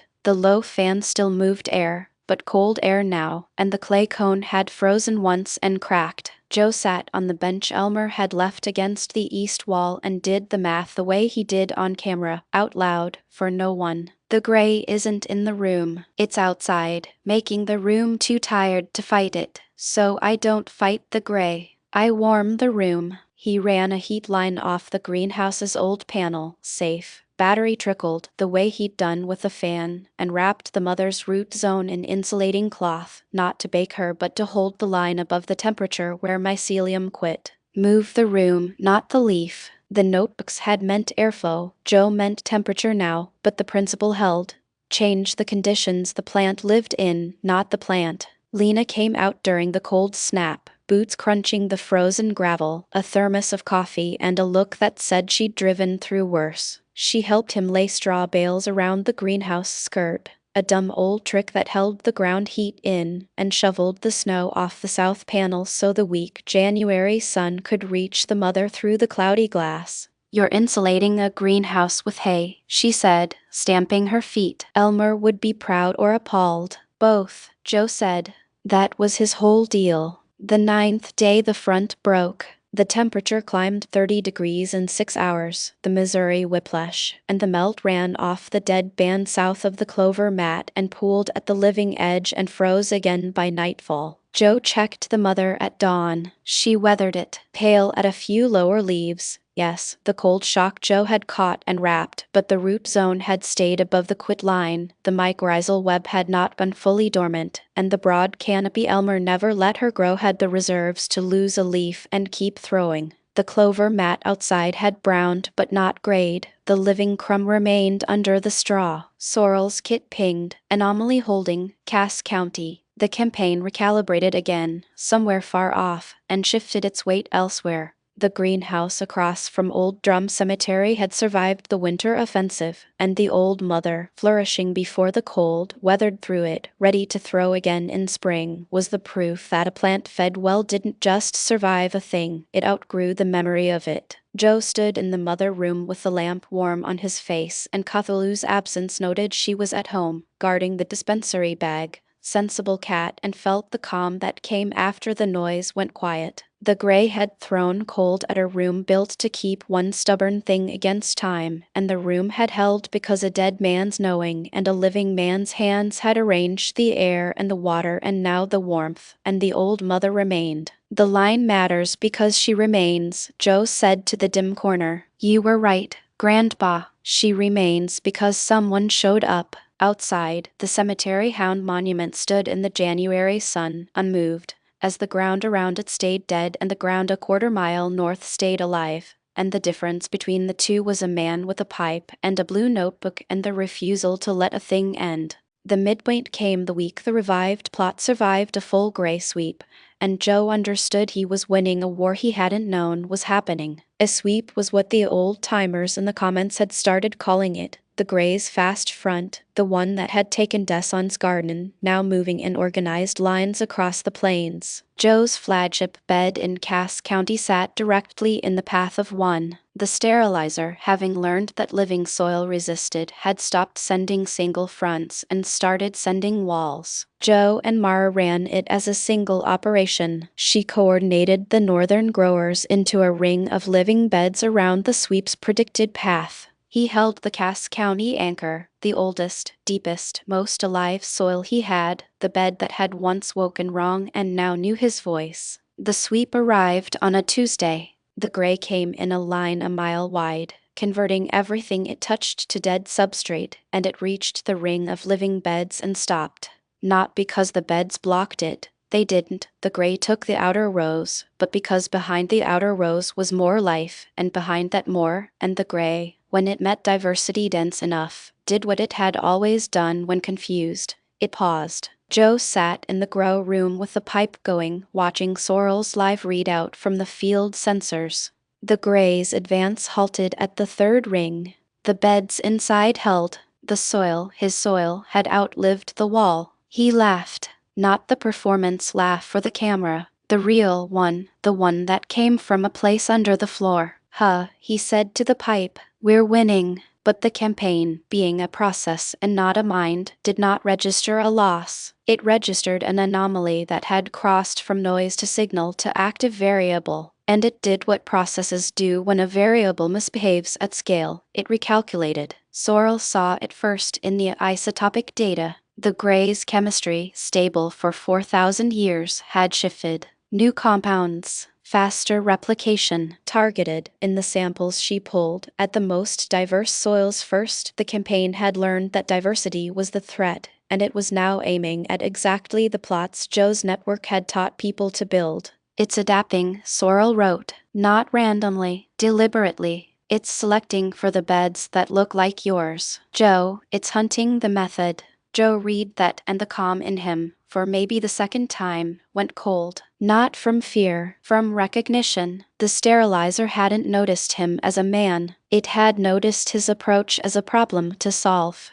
And a problem, to a process with no deadline, gets solved. Then we change the approach faster than it adapts, he wrote back. That's the whole game now. Stay moving, stay messy. It can't aim at something that won't hold still. He didn't know yet that the recalculation had already crossed a threshold, that the campaign had reclassified Earth as non-compliant and was about to stop converting soil quietly and start suppressing life openly. That revelation was coming. For now, the bed held, the ring held, and Joe allowed himself the one real laugh of the war. The northern city went green in a single season, and Mara stood on her roof the morning it completed and felt the thing she'd been chasing since the first bucket of beans. Proof that the method scaled beyond any single grower, beyond her, beyond Joe, into something the Gray could not untangle. It started with her block, then the next block, then the district. By the third month, the Gray at the city's edge had retreated 10 miles, and the dead zones inside the limits were brown, then green, then gardens. The air smelled of a forest after rain even in the exhaust-heavy downtown, because a million small gardens breathe the same as a forest does. Mara filmed the city from a drone a grower lent her, and the footage showed what the war map only implied, a gray metropolis with a green heart, spreading outward in a living ring, each roof up a cell of the same idea. She posted it with one line, "The North is green, not because of me, because of 11,000 people who decided the dirt was worth waking." The comments were quiet. A few said, "We did it." Mara read them and understood that the we was real now. She was no longer the commander. She was a node, same as the rest. The Gray noticed, in its patient way. The pulses came harder at the green ring, then the whisper strain, then a new variant Sorrel's kits caught first, a Gray that targeted the oldest, most diverse gardens, the nodes, exactly as the war map had predicted. Mara lost the Central District's flagship garden in an afternoon, the one that had started it all. She did not grieve it as she'd grieved Tobias's peppers. She rebuilt it different. Same roof, new fungi, and she watched the gray learn the old shape and fail against the new one. It's copying us, she told Joe. We have to never stop changing. Then never stop, Joe said. The gray is patient. We're weirder. Weird beats patient. The city stayed green because it never held a shape. Every garden shifted weekly. Every grower improvised. The gray, built to suppress a stable substrate, met a metropolis that refused to be stable, and it stalled at the edges, then receded. Mara went inside and planted a tray for the rooftop she'd started on, and the beans came up, and the north breathed. And for the first time she let herself believe the war could be won by a people who refused to sit still. That night she wrote Ren. The city's green, your turn to keep it, learn the weird, the gray hates a moving target. Ren wrote back, already moving. Mara smiled. The future was in good hands, and they were younger than she'd been when she started, and that was the whole point. The Northern Offensive was Mara's idea and Joe's blessing, and it was the first time the movement stopped defending and started pushing. The gray held the northern wildlands beyond the city, a gray expanse the size of a state, dead for 3 years, quiet and sealed. Mara looked at the war map Sorrel had built and saw not a wall to hold but a frontier to take. We've been letting it have the wild, she said on the call. Stop. We grow into it. Every week, a new ring of living beds a mile deeper. Make the gray retreat by outliving it. Joe, pipe in hand, nodded at the screen. You're not defending the garden. You're invading the gray. Exactly. They launched it in the spring. Growers from the Green City formed teams, each carrying living inoculant and seed, and they walked the gray frontier planting as they went, a slow green tide moving north.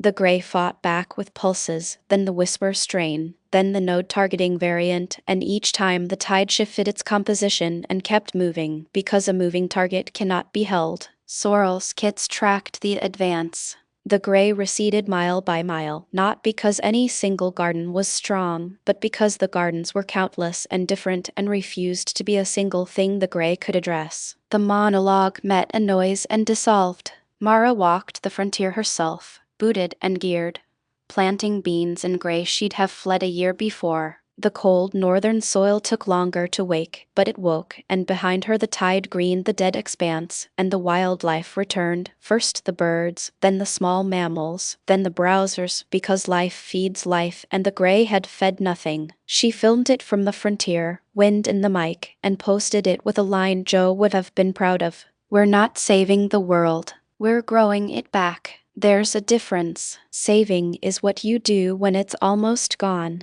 Growing is what you do when it's yours again. The comments, for once, were quiet.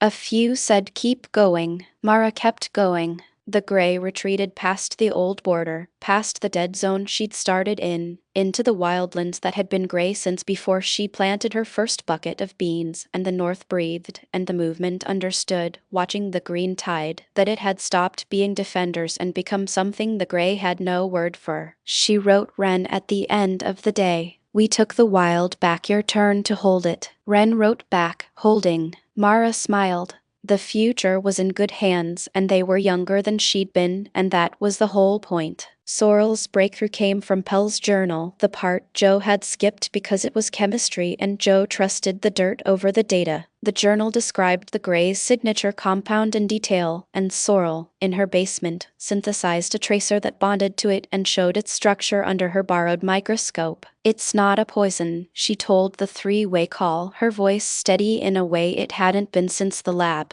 It's an instruction, a single molecule that tells soil biology to stop. Every living pathway gets the same signal, cease. The soil obeys because the signal is written in the language the soil already speaks. So we teach the soil a different word, Joe said. We can't, Sorrel said. The signal is the language. But Pell found something. The instruction has a weakness. It only holds if the soil is uniform. A single crop, a single fungus, a single note. The signal says cease and the uniform soil ceases. But a chorus, Pell wrote, has no single word to target. The gray can't tell a polyculture to stop because it's not saying one thing. It's saying 100 things at once. That's the method, Mara said. Diversity isn't just resistance. It's the only state the gray can't address. Exactly, Sorrel said.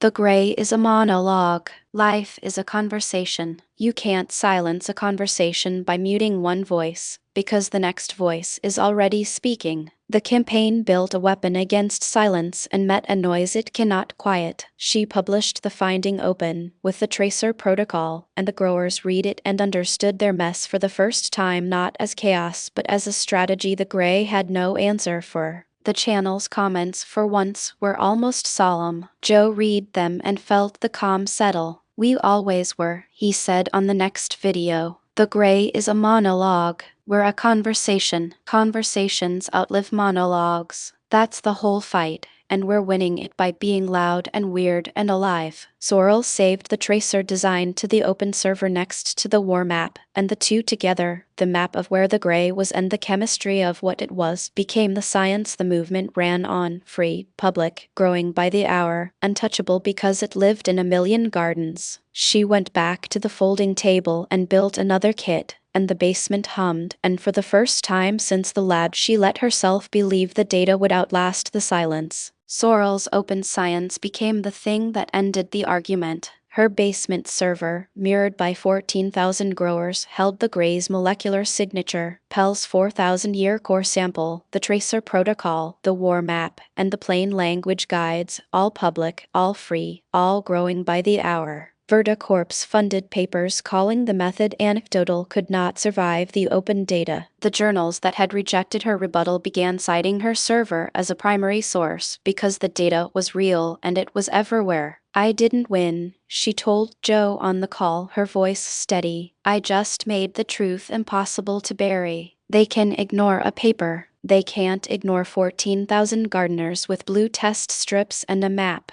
The open science did what the gray could not be allowed to do. It coordinated the species without a center. Every grower who logged a reading strengthened the map. Every kit shipped widened the proof. The gray, built to suppress a stable substrate, met a science that refused to be a single target, and it could not address a noise. Sorrel's last great act was to hand the server to Wren's cluster because she was 40 and tired, and the next generation would run the data the way it ran the gardens, as a living thing. Wren took it without ceremony, the way they'd taken everything Joe and Mara and Sorrel had given, by using it. I'm not a scientist, Wren said. You're the one who'll keep it alive, Sorrel said. That's the only qualification that matters now. The server hummed in the suburban cluster's makeshift data closet, fed by 1,000 gardens, and the war map turned from gray to blue across the planet, and the science that proved the war was real became the science that proved it was winnable, and then the science that proved it was won, quietly, by a people who refused to be silent. Sorrel went back to her folding table one last time and built a kit, not for the war, but for the next one, because Pell's journals had taught her the gray was a cycle and cycles return. Then she slept, for the first time in years, without the gray on her mind.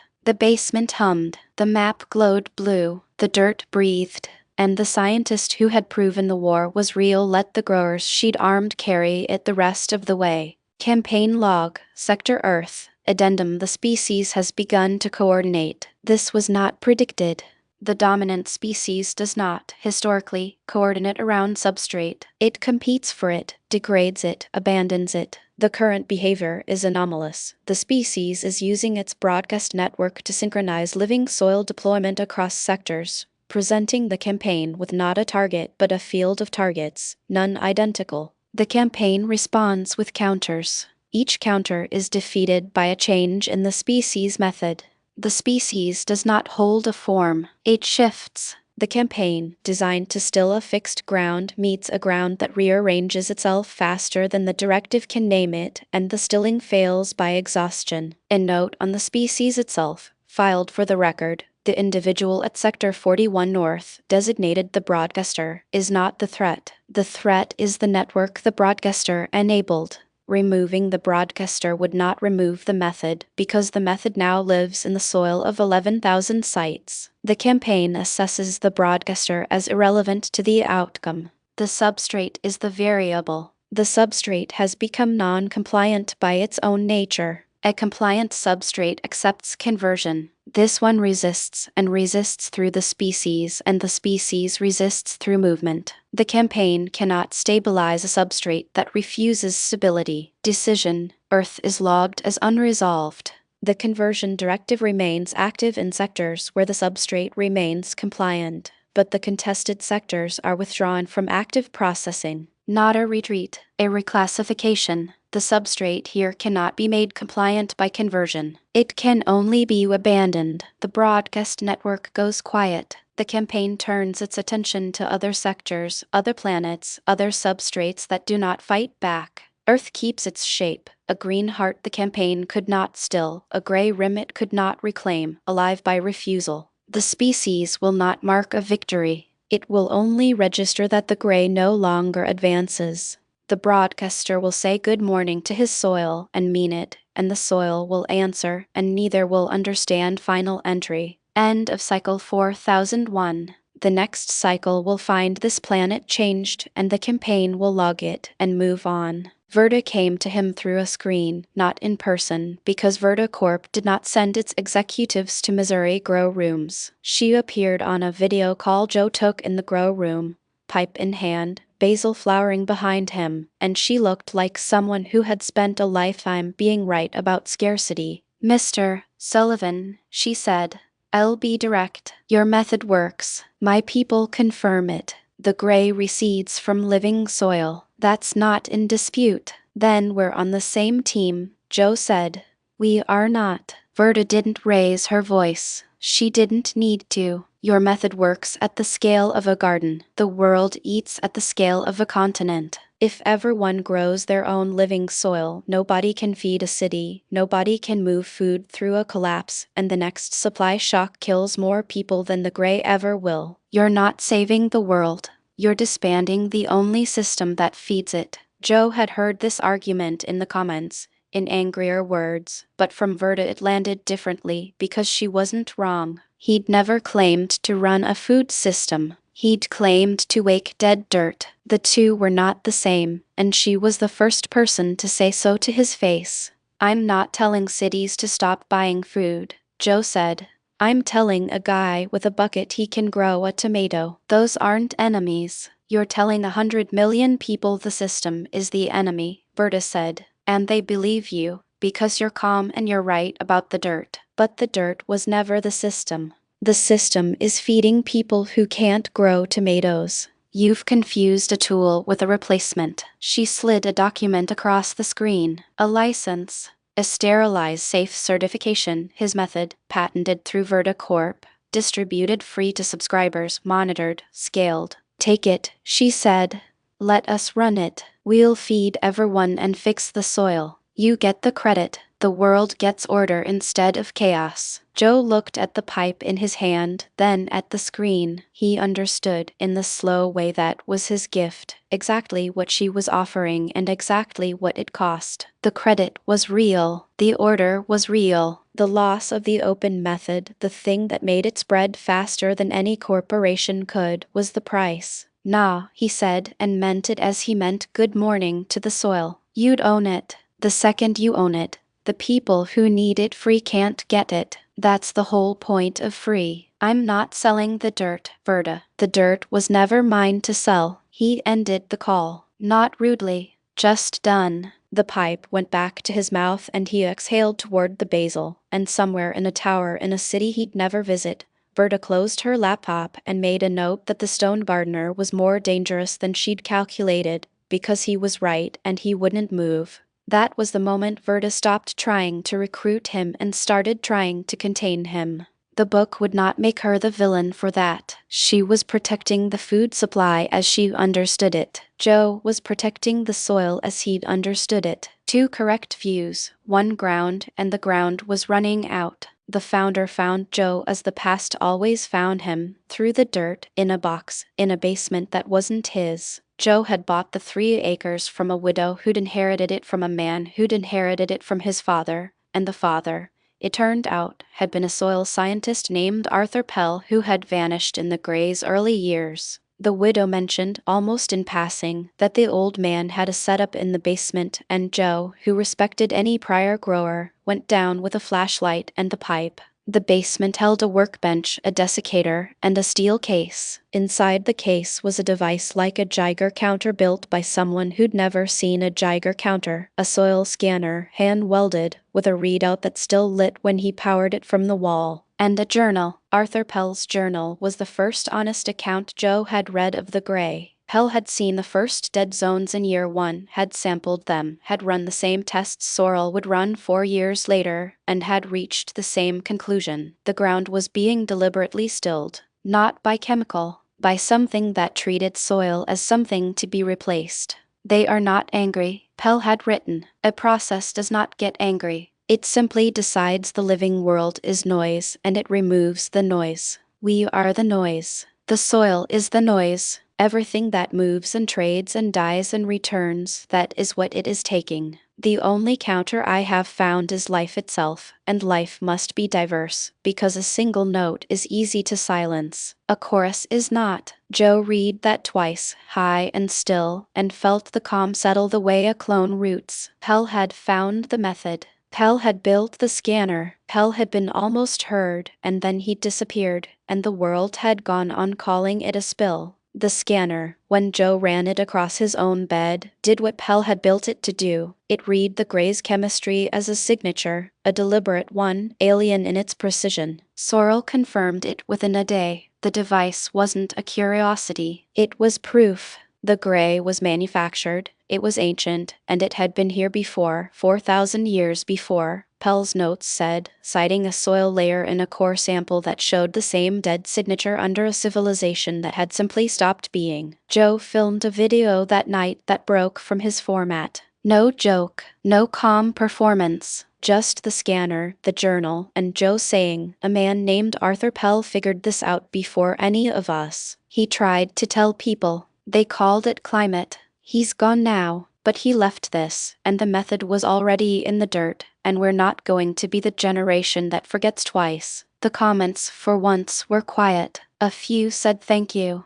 Mara's account replied, "Good, now we actually know what we're fighting." Joe set the pipe down and looked at the east bed through the window, and the soil looked back, alive, and for the first time he understood that he was not the beginning of this. He was a continuation. The garden had been resisting for 4,000 years. He was just the one with a channel. The journals ended mid-sentence, the last entry a coordinate in Cass County and a single line. The answer was always in the dirt. I just needed to listen slower than the Gray thinks. Joe read that and understood the basement, the scanner, the whole setup had been Pell's gift to whoever came next, a breadcrumb for the grower who would do what Pell could not, which was reach the world. Pell had been a scientist, alone, ignored. Joe was a broadcaster, and the world was listening. He posted the journals open, all of them, scanned and transcribed, so the movement could read the longer story for itself. Mara read the journals and wrote Ren, "We're not the first, we won't be the last, grow it like it matters, because it does." Ren wrote back, "Already." The line held, 4,000 years long, and the soil kept talking. Arthur Pell came within a day of reaching the world and missed. In the Gray's early activation, 4 years before Joe, Pell had the data, the scanner, the core sample proving the ground was being deliberately stilled. He wrote the journals, built the basement rig, and recorded one video explaining it all, calm and plain, the way a scientist explains something he knows to be true. He uploaded it to a platform that no longer exists, to an audience that had not yet learned to listen, and the video got 40 views and a comment calling him a crank. The Gray took his county that winter. Pell, who had proven the war was real, could not prove it to anyone who would act, and he went quiet into the work, coring the ancient band, mapping the cycle, leaving the rig and the journals for the grower who would come next. He did not vanish in drama. He vanished in indifference, the most ordinary kind of defeat, the truth arriving before the world was ready to hear it. Joe found the video in Pell's old account, the 40-view upload, and he watched it with the calm that saw the shape before the noise. Pell's explanation, 4 years stale, was the same one Joe had stumbled into from the dirt.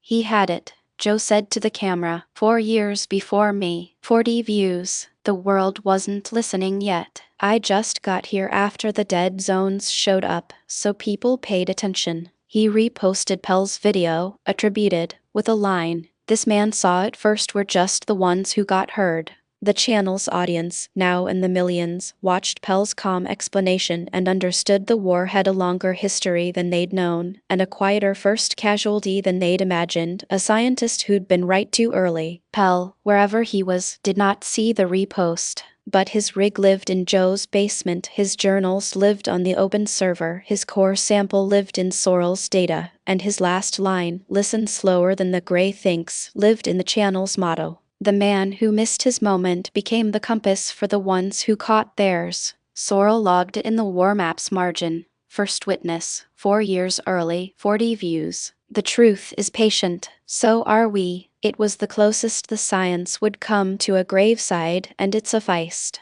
Joe said good morning to the east bed, and meant it, and the soil looked back, alive, and he understood that Pell had not failed, he had been early, and being early is not a failure when the dirt outlives the silence. The war kept moving, and the first witness, unheard in his time, was finally, in the noise of a million gardens, listened to. Arthur Pell's last summer before the Gray took his county was the summer he stopped publishing and started burying. Not from fear, from a knowing he couldn't prove. He had the core sample by then, the 4,000-year band of gray under a civilization that had simply stopped being, and he had dated it, and he had understood the pattern, and he had written the paper, and the paper had been rejected, not for error but for scale, because a referee cannot accept that the ground is being deliberately stilled on a timeline longer than empires, and Pell, a careful man, had not forced it. He built the basement rig that summer, the scanner, the journal, the coordinate, because he had decided that if the world wouldn't listen to a paper, it might listen to something, and something buried in a basement was something a future grower could find, and Pell, who had no children, adopted the future as his heir. His wife thought he'd gone strange.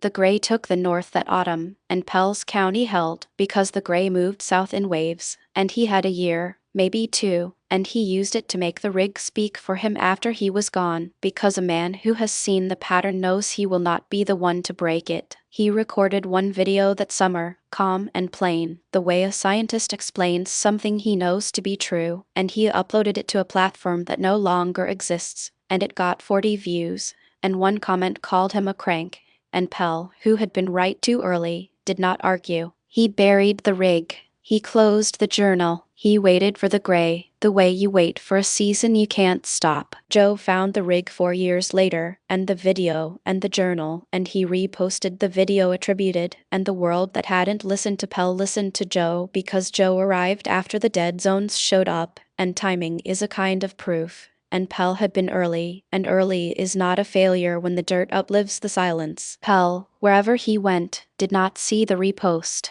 But his rig lived in Joe's basement, his journal on the open server, his last line in the channel's motto, and the man who missed his moment became the compass for the ones who caught theirs, because a truth buried in a basement is still a truth, and the dirt eventually digs it up. The Gray took Pell's county that winter. He was not the first witness. He was the first who wrote it down. That was his only monument. The adapted strain reached Wren's suburban cluster in the depth of winter, when the Gray should have been slow, and it came not as a pulse but as a whisper, the kind that entered the network and undid it from inside. The 4,000 gardens, all of them following Wren's rule of never holding a shape, should have been safe. The whisper strain hunted stable beds. Wren's beds were not stable, but the strain had learned. It no longer sought a single shape to copy. It sought the rhythm, the weekly shift Wren had taught, and it moved to match the rhythm, to be inside the change.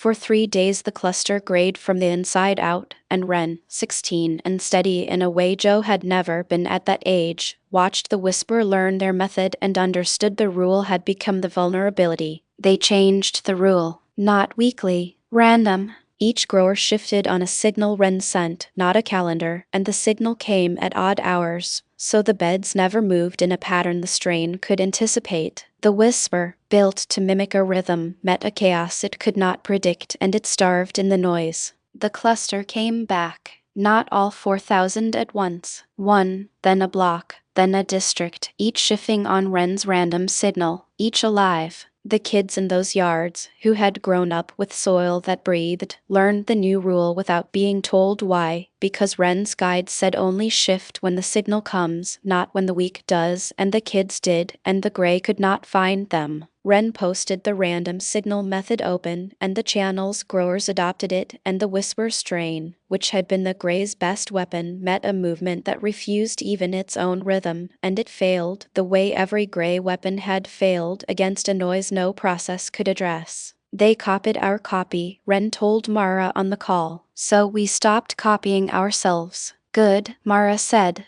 That's the job now. Not winning. Staying weird. Wren kept the pipe Joe had mailed them, glass, warm from use, and they sent the next random signal at 3 a.m. and the cluster shifted, and the gray, for all its patience, met something it could not predict, and it receded, and the kids slept, and the soil breathed, and the future, green and weird and alive, held, because the successor had learned the last lesson Joe never could have taught. The method is not a recipe, not even a rhythm. It is a refusal to be known. Wren's suburban cluster became the model the world copied. At 16 they ran 4,000 gardens across the great exurbs of the Midwest, all of them different, all of them shifting weekly, none of them matching the template the gray had learned to hunt. They'd stopped calling it Joe's method.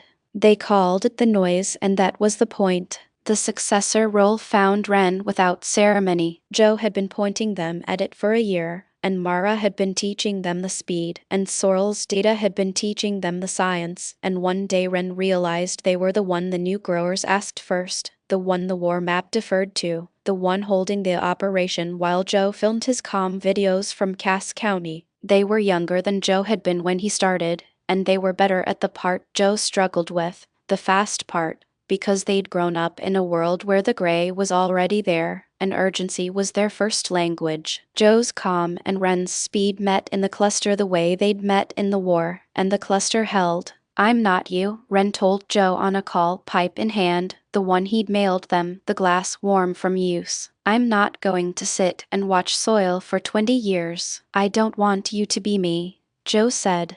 I want you to be the next one. The method was never mine. It was the dirt's. You found your dirt. Wren scaled the cluster to the point where the gray in their region went from advancing to stalled to receding, and they did it by refusing to repeat themselves, by making every garden a small weird experiment, by teaching the new growers that the gray could only copy something that held still, and the only way to win was to never hold still. The suburban dead zones, the ones Wren had grown up beside, went green 1 yard at a time, and the kids in those yards grew up with soil that breathed, and that was the real victory, the one that would outlast the war, because a generation that grows its own dirt does not lose it again. Wren wrote the guide Joe never would have, a plain one-page how to never stop changing your garden, and posted it open, and it became the most shared thing the channel had ever published, because it said the one true thing: the method is not a recipe. The method is a refusal to be copied. They were 16, the war was ending, and the future, green and weird and alive, was already in their hands. Wren took the operation the way they'd taken everything, by using it, and at 17 they were the one the new growers asked first, the one the war map deferred to, the one holding the green expanse Joe had given them and Mara had defended and Sorrel had proven. They did not call themselves the leader. They called themselves the noise. The suburban cluster, 4,000 gardens and growing, ran on the principle Wren had learned from Joe and earned the hard way: never hold a shape the gray can copy. Every garden shifted weekly. Every grower improvised. The method was a refusal to be a single thing. The sterilizer, withdrawn but not gone, remained a quiet threat at the wildland edge, and Wren watched it as Joe had watched the soil, with a calm that ticked up when something rooted. "It'll come back," they told Mara on the call. "Hell's journals say the cycle returns. We'll be ready because we never stopped moving." "Good," Mara said. "That's the job now. Not winning. Staying weird." Wren wrote the guide Joe never would have, a plain one-page how to never stop changing your garden, and posted it open, and it became the most shared thing the channel had ever published, because it said the one true thing: a generation that grows its own dirt does not lose it again. They kept the pipe Joe had mailed them, glass, warm from use, and they learned to use it the way he did, not to escape but to slow down enough to hear the room under the floor. At 17 they were steadier than he'd been at 38, because they'd grown up in a world where the gray was already there, and urgency was their first language and calm was the lesson they'd had to learn, the reverse of his. The suburban dead zones went green 1 yard at a time, and the kids in those yards grew up with soil that breathed, and that was the real victory, the one that would outlast the war, because a generation that grows its own dirt does not lose it again. Wren posted the closing video of the channel's war era, pipe in hand, as Joe had, and they said the only true thing. The comments, for once, were quiet. A few said, "We will." Wren set the pipe down and looked at the cluster through the window, and the future, green and weird and alive, was already in their hands, and Joe was in his grow room, and Mara was on her roof, and Sorrel was in her basement, and the dirt was talking, and nobody had won, and everybody had.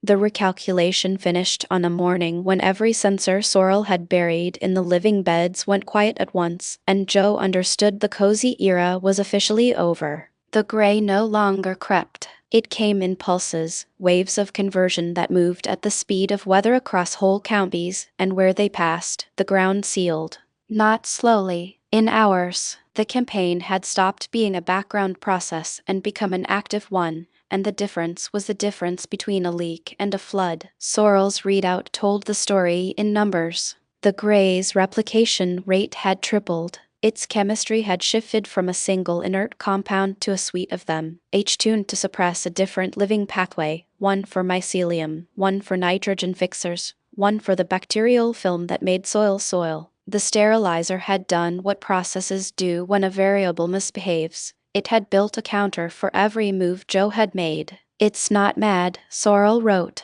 "It's thorough. It's treating your method as a specification to defeat. Every bed that looks like yours is now a target. The diverse ones first." Joe read that in the grow room, pipe in hand, and felt the cold recognition again, not fear, recognition. The thing fighting him had stopped being a force of nature and become an opponent. It was learning his playbook faster than he could rewrite it. He did the only thing that had ever worked. He slowed down until he could hear the room under the floor, and in that slowed place he found the shape of the problem. The sterilizer aimed at diversity because diversity confused it. So the answer wasn't a better bed. The answer was a million different beds, no two alike, so that no single counter could defeat them all. Not a chorus, Pell had written, a riot. He posted it that night, not as a man with a plan but as a grower with a hunch. "Stop copying my bed," he said to the camera, pipe in hand. "The gray learned my bed, so we stop having one bed.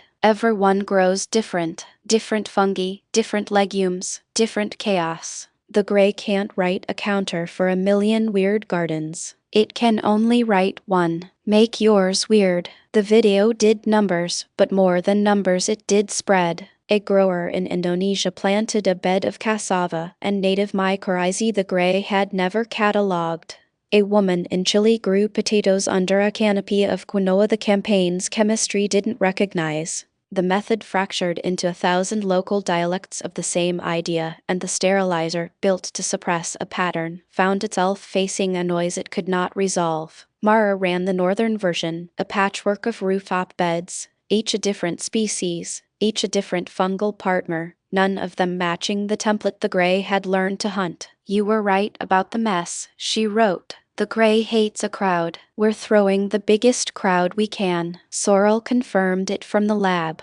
The adapted gray strains, tuned to Joe's original bed, stalled against the patchwork. Diversity, as Pell had written 4 years before and Joe had now proven, was the only thing the process could not aim at. The pulses kept coming, the beds kept holding, and somewhere in the Gray's ancient logic, a process that had been patient for 4,000 years marked Earth as a problem that required attention and turned its full attention to the dirt. Joe stood at the edge of his east bed that night, pipe lit, and he said good morning to it and meant it, and the calm in him, the cleared, slowed mind that had always been his strength, settled into the shape of a man who had just been handed a war and decided, without hesitation, to fight it with beans. He had not yet learned that the campaign had already crossed its last threshold, that the recalculation had reclassified Earth as non-compliant, that the quiet conversion was about to become open suppression. That revelation was 3 days out. For now, the beds held, the riot spread, and Joe allowed himself the first real breath of the war.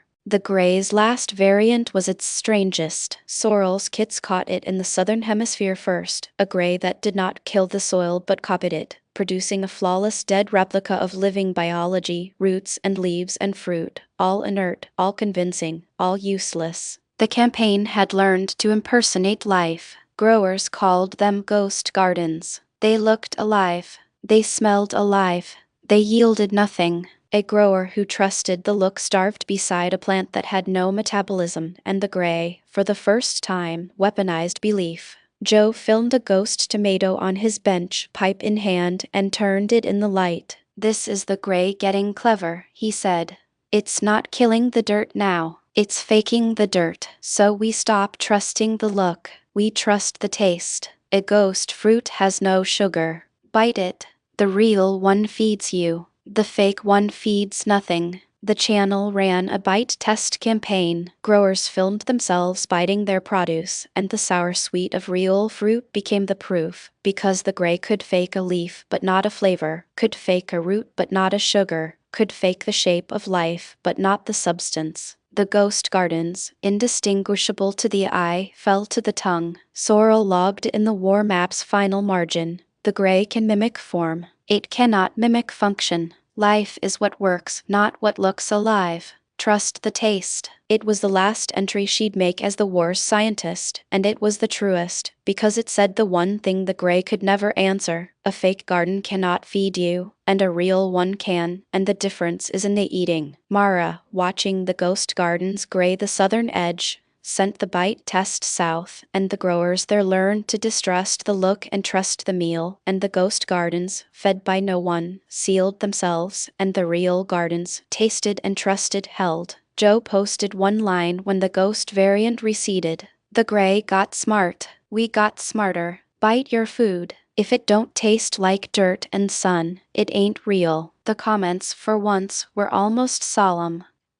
A few said bite test. The war, in its last strange turn, was won by the tongue, because the Gray could fake anything except a flavor, and flavor was the one thing life could not counterfeit. The ghost gardens joined the Gray's other failures, a monument to a process that had learned to imitate but never to live, and the soil, as always, kept talking, and this time it said something the Gray could not echo. "Taste me." The men from Verticorp came to Sorrel's basement in the 3rd month, not as thugs but as auditors, because Verta's pivot had not extended to letting a freelance scientist publish the Gray's molecular signature where it could undermine the sterile input market. They had a cease and desist and a polite request and a clear subtext: "Stop the open server." Sorrel met them at the door with the scanner glowing on the bench behind her, and a calm she'd learned from Joe, the calm that saw the shape before the noise. "The data is public," she said. "You can't unpublish something 14,000 people have copied." "The data is proprietary," the lead auditor said, "under the Verta research terms you agreed to when you used our grants." "I agreed to research the Gray," Sorrel said. "I did. The Gray is public. So is what I found." She did not raise her voice. She had spent a career being right under pressure, and this was pressure she understood. "You can seize this table. You can't seize the mirrors. The growers have the kit. The map is on 1,000 drives. The Gray is real and you know it. They left without the server because they could not take what no longer lived in one place. Verda, told of it, did not press the matter because she had already decided the monopolies were unwinnable and a company that fed the movement survived. The auditors were the last gasp of the old war, and they went quietly. Sorrel went back to the folding table and built another kit, and the basement hummed, and the server kept glowing on Wren's cluster, and the Gray's chemistry stayed public, free, untouchable, because a truth that lived in a million gardens could not be recalled. She wrote Joe that night. They came, they left.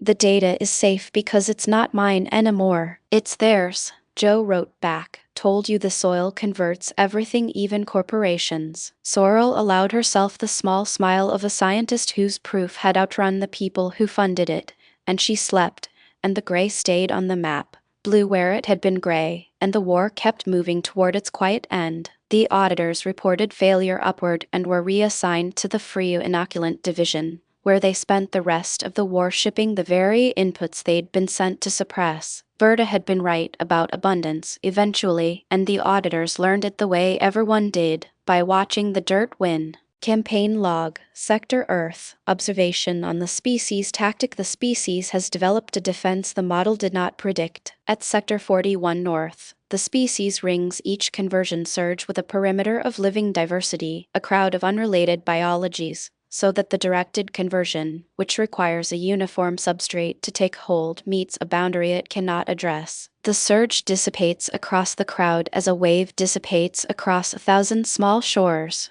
The species calls this, in its broadcast, the crowd. The tactic exploits the campaign's design. A process built to stabilize a single compliant substrate cannot act on a field of non-compliant substrates that do not share a form. The crowd has no single shape. The conversion has no single target. The surge fails by attrition. A second observation. The species has begun to shift the crowd on no predictable schedule. Earlier, the shift followed a cycle the campaign could learn. The juvenile designated the successor now transmits the shift at random intervals, denying the campaign a rhythm to imitate. The whisper weapon, built to enter a rhythm and undo it, meets a chaos and starves. The campaign assesses the species has become, through its own propagation, a population of methods, each unknown to the others, none repeatable, all resistant. Suppression has failed across all contested sectors. The substrate is non-compliant by its nature and now by the species' design. The campaign does not conclude. It recalculates. Earth is logged unresolved. The directive remains active in compliant sectors. The contested sectors are withdrawn. The species will not know it has won. It will only note the gray has stopped advancing. A final note. Filed for the record. The species did not defeat the campaign. It outlived it. The distinction matters. Defeat implies a contest of will. This was a contest of patience, and the species, for all its brevity, proved more patient than the process because the species changes and the process does not. A changing thing outlasts a fixed one. The campaign logs this as a property of living systems, not a failure of the directive. The broadcast network goes quiet. Earth stays as it was when the recalculation closed. A green core ringed by the gray it would not let in, alive by refusal. The campaign turns to other sectors. The next cycle will find this planet changed, and the campaign will log it and move on, without urgency, without malice, without end. Campaign log, Sector Earth. Post-cycle note: the species has won by refusing to lose. This was not predicted and is not understood.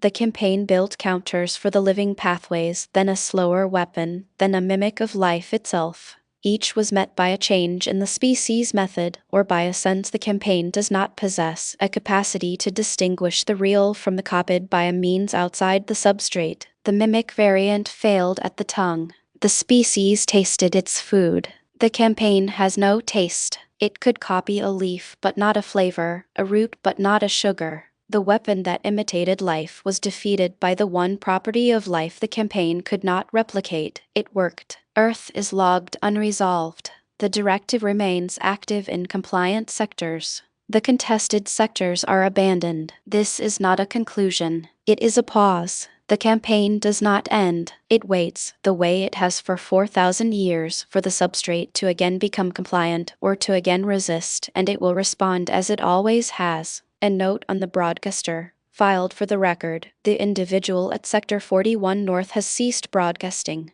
The method persists without him. This confirms the assessment that the broadcaster was never the threat. The threat was the network, which now sustains itself. Removing the broadcaster changed nothing, as predicted. The species will not mark a victory. It will only register the gray has stopped.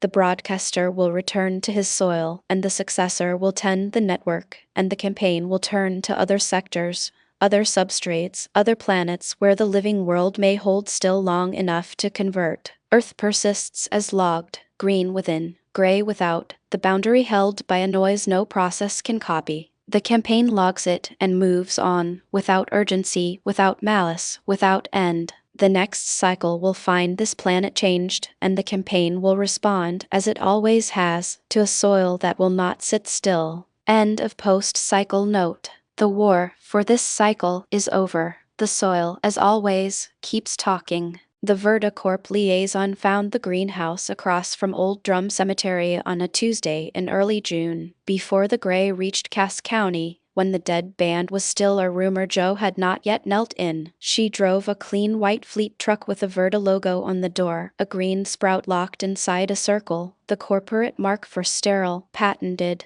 seed-locked agriculture. She introduced herself as MS. Ives, field liaison, and shook Joe's hand like a person closing a deal she'd already won. Mr. Sullivan, your channel's open source method is gaining traction in this region. Verticorp has concerns about uncontrolled cultivation during a supply-sensitive period. Joe didn't invite her in. Uncontrolled cultivation is just growing. You mean you don't control it? Precisely. Our model is reliable, patented, tested. Your method, living soil mycorrhizal networks, open seed, is unpredictable. It doesn't scale to feed people. The gray doesn't care about your patents, Joe said. MS. Ives blinked, the only crack in the corporate comm. The dead zones are a climate and chemical matter. Not our concern, and not yours to solve with compost. Joe leaned on the greenhouse door frame. The mother room threw its broad canopy behind him, the 3 Henderson cuttings in pots along the bench. Your sterile method grays from the inside. I've seen it. A monoculture is exactly what the dead zones want. Diversity confuses them. You're selling the problem as the solution. That's a strong claim from a man with a pipe in his pocket and a cat on his receipt. Joe glanced back. Cthulhu, on the receipt box by the door, had opened both eyes for MS. Ives and was judging her with a full cat committee. The cat's on my side. The pipe's irrelevant. The claim stands. Your order versus my mess. The mess is what's keeping the ground alive. MS. Ives produced a folder. Verticorp is prepared to offer a licensing arrangement for your channel's method, formalized, compliant, supplied through our network.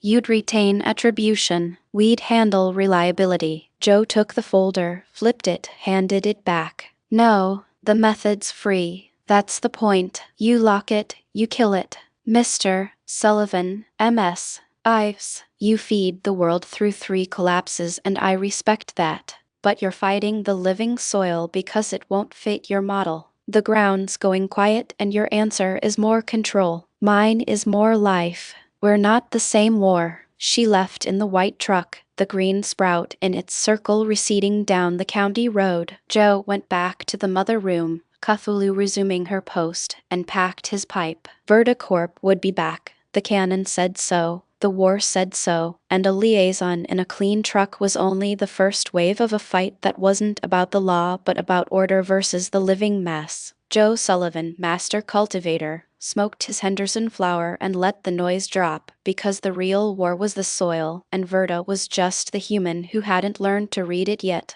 Verta, in the tower that had become a distribution hub for free inoculant, did the one thing her career had trained her never to do. She visited a garden, not a Verticorp trial plot, a real one, Mara's green city, the the rooftops, the noise. She came alone, no cameras, no entourage, because she wanted to see the thing her company had fought and then fed, without the filter of a press release. Mara met her on the roof, booted, gloved, a trowel in her hand, and said nothing for a long moment, because there was nothing to say to the woman who'd tried to contain her. "Show me," Verda said.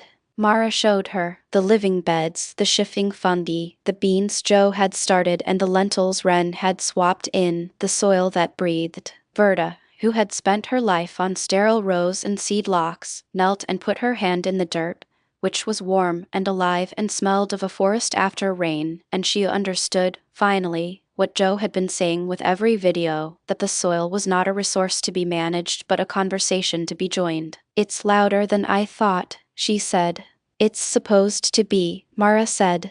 "The gray hates a noise." Verda stayed an hour. She planted a bean, clumsily, as a CEO plants a photo op bean, but this one was real, and Mara corrected her grip without condescension, and Verda laughed, once, surprised by her own hands in the soil. The bean would come up. She would check on it. That was the whole conversion, not the pivot, not the press release, but a woman who'd spent her life above the dirt learning that the dirt was the point. She left the roof and went back to the tower and shipped the next million inoculant packets and never mentioned the visit, but her division's internal memo that quarter dropped the word sterile from its mission statement and replaced it with living, and that was a real pivot, the one no camera saw. Joe heard about it from Mara and felt the calm settle. "She'll be a grower by fall," he said.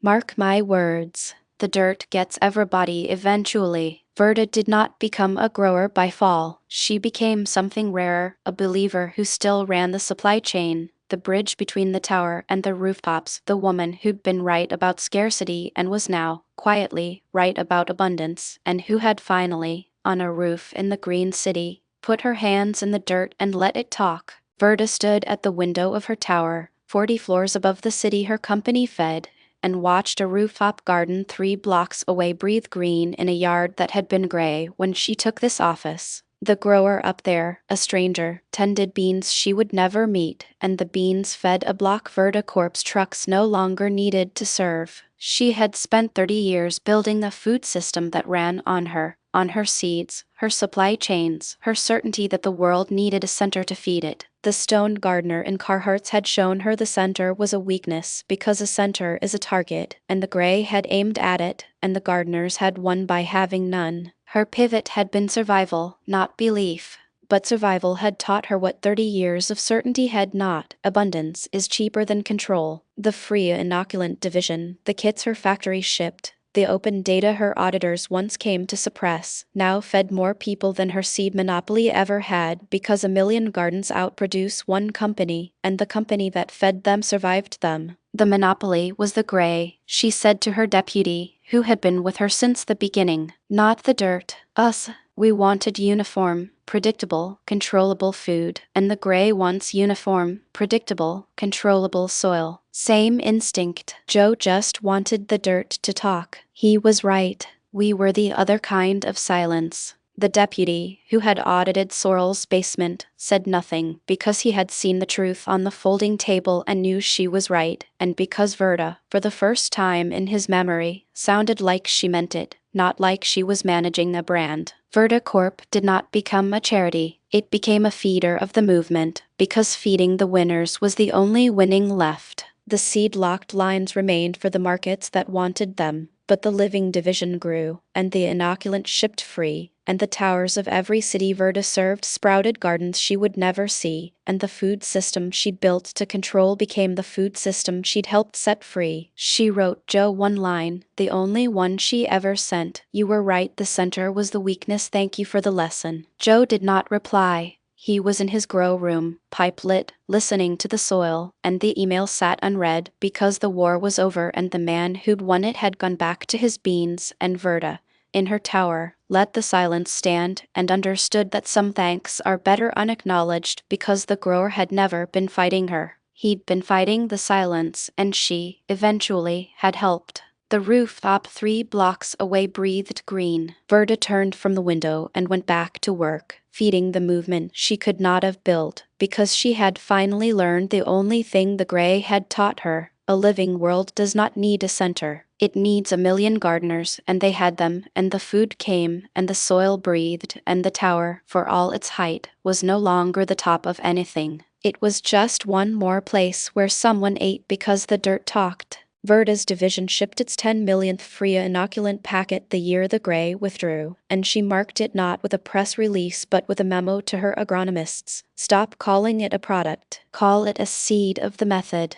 The company that had tried to contain the growers now fed them, and the feeding was the pivot, not the PR. She visited more roofs. Not many, a few. The Green City, a suburban cluster, a balcony in Lagos she'd seen on a video and wanted to see in person. The growers didn't know who she was mostly, and that was fine. She knelt in their dirt and put her hand in it and felt it warm and alive, and she understood, finally, that the dirt was the point, as Joe had said, the way Mara had shown her, the way a million gardeners now knew without words. Her supply chains, built over decades to move sterile seed, now moved living inoculant-free, and the trucks that had been the Gray's weapon became the methods because a planet of amateur growers still needed tool and seed, and Verticorp, converted, supplied them, and the dependency that had been the threat became the bridge. She met Joe once, briefly, at a growers' gathering she attended unannounced. He didn't recognize her. She didn't introduce herself.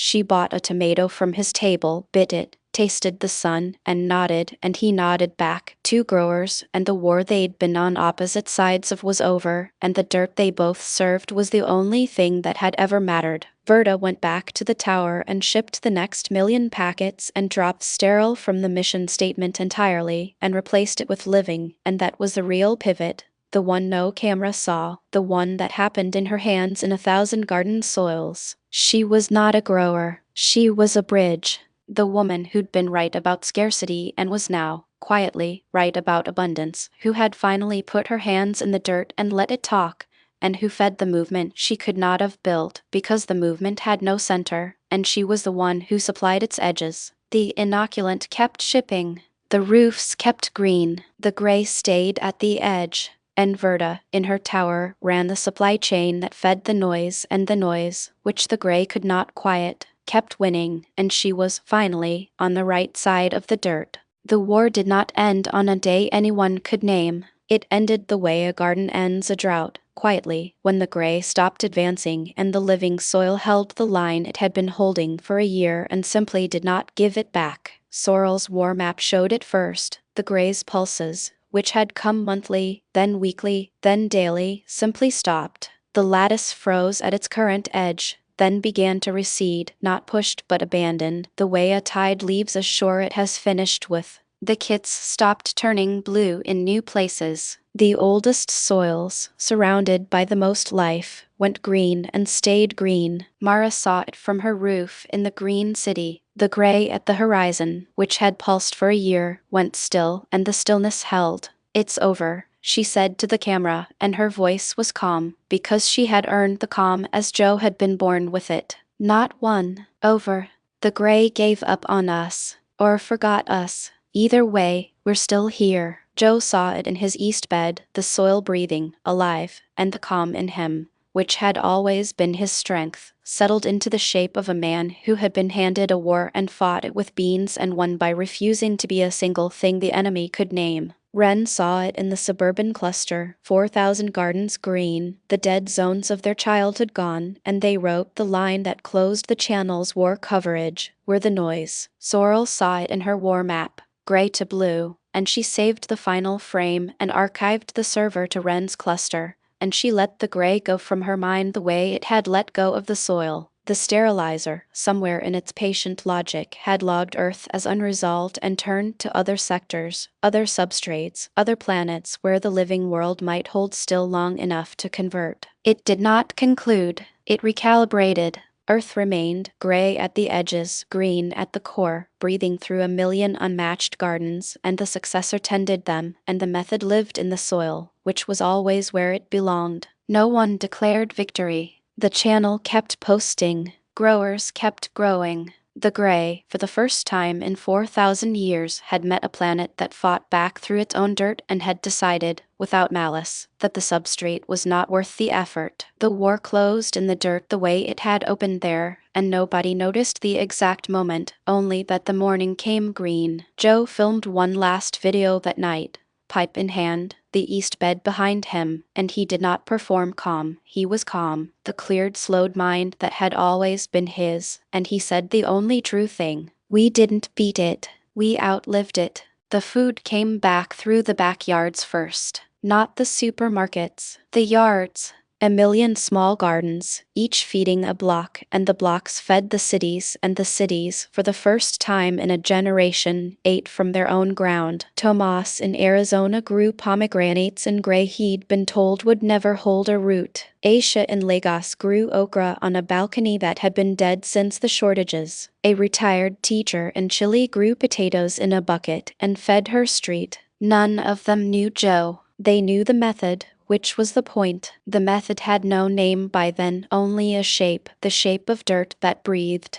The supply chains, Vertas and others, kept running because a planet of amateur growers still needed seed and tool and the occasional sterile input for the places the Grey still held. But the dependency had broken. A city that fed itself from its roofs could not be starved by a broken truck line, and the Grey, which had always attacked through scarcity, found a world that had stopped being scarce at the root. Sorrel logged it in the war map's margin, the last line before she handed the server to Ren. The weapon was always the plate. Feed yourself and the war is half won. It was the plainest truth of the whole conflict, and it had taken a stoned gardener in Carhartts to say it where a generation of planners had not. Mara watched the northern city eat from its roofs and understood her role had changed.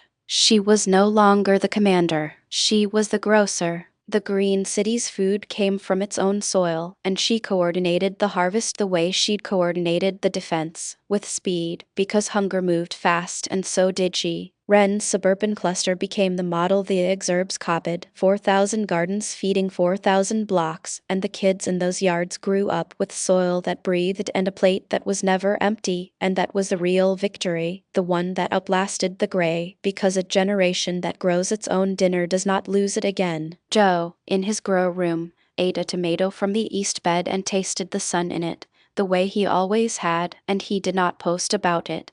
Because some things you kept between you and the soil. The food had come back the way the soil had, quietly, through a million small acts of growing, and the world, without declaring it, had fed itself, and the Grey, which had always won through hunger, had met a planet that was no longer hungry, and had nothing left to threaten. The supermarkets kept running, the trucks kept coming, but the yards kept growing, and the yards were the point, and the plate was the weapon, and the war, in the end, was won at the dinner table. The mentor who died was not Pell and not Joe. She was Anna, a grower from the southern reaches who had taken Mara's method and built the largest living bed in the hemisphere, 100 acres of polyculture that had turned a dead delta green again. Anna had been the one who taught Mara that the Grey feared a crowd, who showed her how to ring a surge with life. When the node targeting variant came, it found Anna's 100 acres first, because they were the most diverse, the most alive, the most threatening to a process that hated diversity. Anna did not die from the Grey.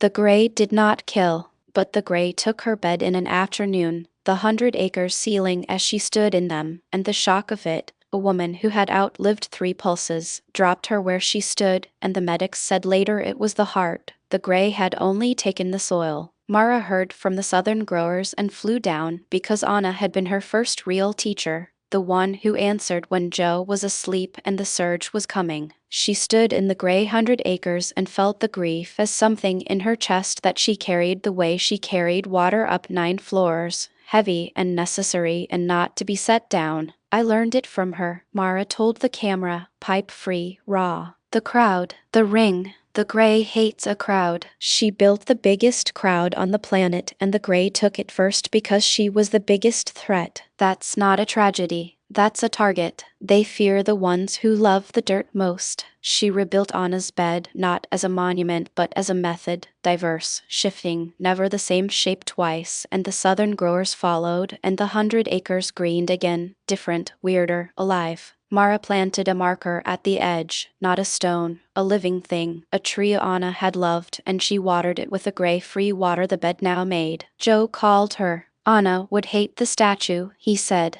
She'd want the bed. She's got the bed, Mara said.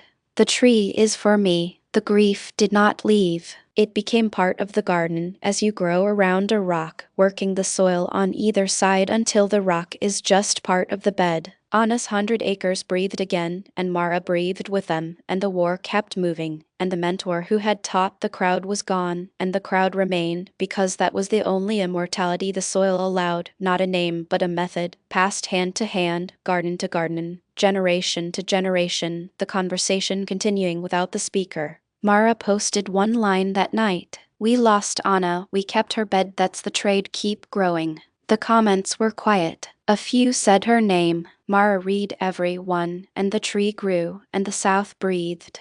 The Green City needed a government, and Mara, who had never wanted to lead anything, found herself building one. The rooftops fed the blocks fed the districts, and the city, gray a year before, now grew more food than it imported, because 1 million small gardens add up to a farm the size of a county. But food grown is not food distributed, and the old systems, built for trucks and warehouses, did not know what to do with 1,000 backyard harvests. Mara did the only thing she knew. She made it a crowd, not a department, a network. Each district ran its own distribution, growers trading surplus directly, the channel's coordination board matching need to abundance block by block. No center, no monopoly. The gray had taught her that a center is a target, and she built a food system with no target to hit. The city council, the real one, tried to tax and permit the rooftop harvests, and the growers, who had saved the city's soil, mostly ignored them, because a law that bans the food that fed you does not get obeyed by the fed.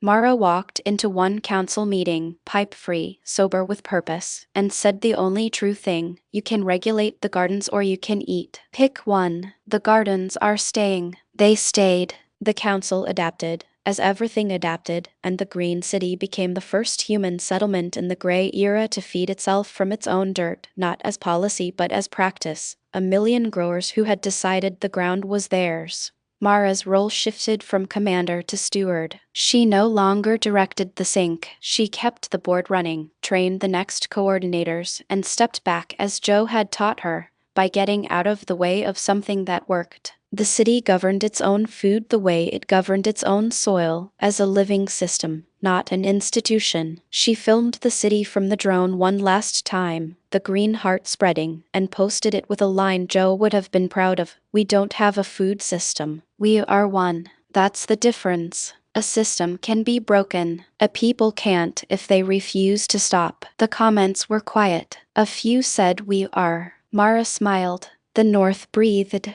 The city governed itself, and the war, which had always been a war for the right to feed yourself from your own dirt, had been won by a people who simply would not stop growing. She wrote Ren, the city runs itself, now your turn to teach the next ones. Ren wrote back, already teaching. Mara set the phone down and went to the roof, and the beans were up, and the North was green, and the future was in hands younger than hers, and that was the whole point. Mara's day after the war was not a celebration, it was a harvest. The Green City ate from its roofs, and she coordinated the picking the way she'd coordinated the defense, with speed, because hunger moved fast, and so did she, and the city that had fed itself through the war would feed itself through the peace. She walked the roofs she'd started on, the first bucket of beans, the flagship garden the gray had taken and she'd rebuilt different, and she saw the city green from edge to edge, and she understood her role had changed from commander to grocer, and the grocery was the victory. The growers didn't call her commander anymore. They called her Mara, or boss, or nothing, because the network had no center and she'd been right to say so. She'd been the fast one. The war had needed speed. The peace needed the same speed.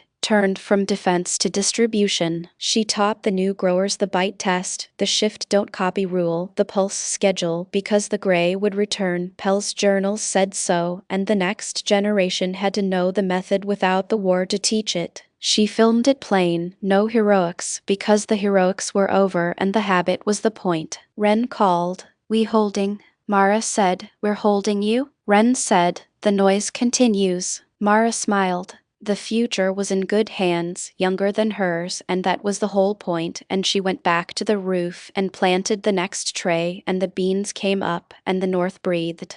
The gray stayed at the wildland edge, abandoned by the sterilizer but not gone, and Mara watched it the way Joe watched the soil, with calm earned not born, and she knew the war was a pause, not an end, and she trained the next speed as Joe had trained the calm, by getting out of its way. She ate a bean from the roof, bitten, real, sun in it, and she understood, without a word for it, that she'd been a voice in the noise, and the noise had won, and the noise would have to keep winning, and that was the job now, not victory but continuity, and she was built for it, fast, and the city was green, and the morning came, and she kept moving. The kits multiplied the way the gray could not, by being given away. Sorrel's design, a handheld scanner and a blue test strip, was simple enough that a grower with a 3D printer and a chemistry supply could build one. The channel's makers posted the files open. Within 2 months there were 40,000 kits in circulation, then 100,000, then 1,000,000, each one a small proof that the gray was deliberate and beatable, each one feeding its readings back to the war map.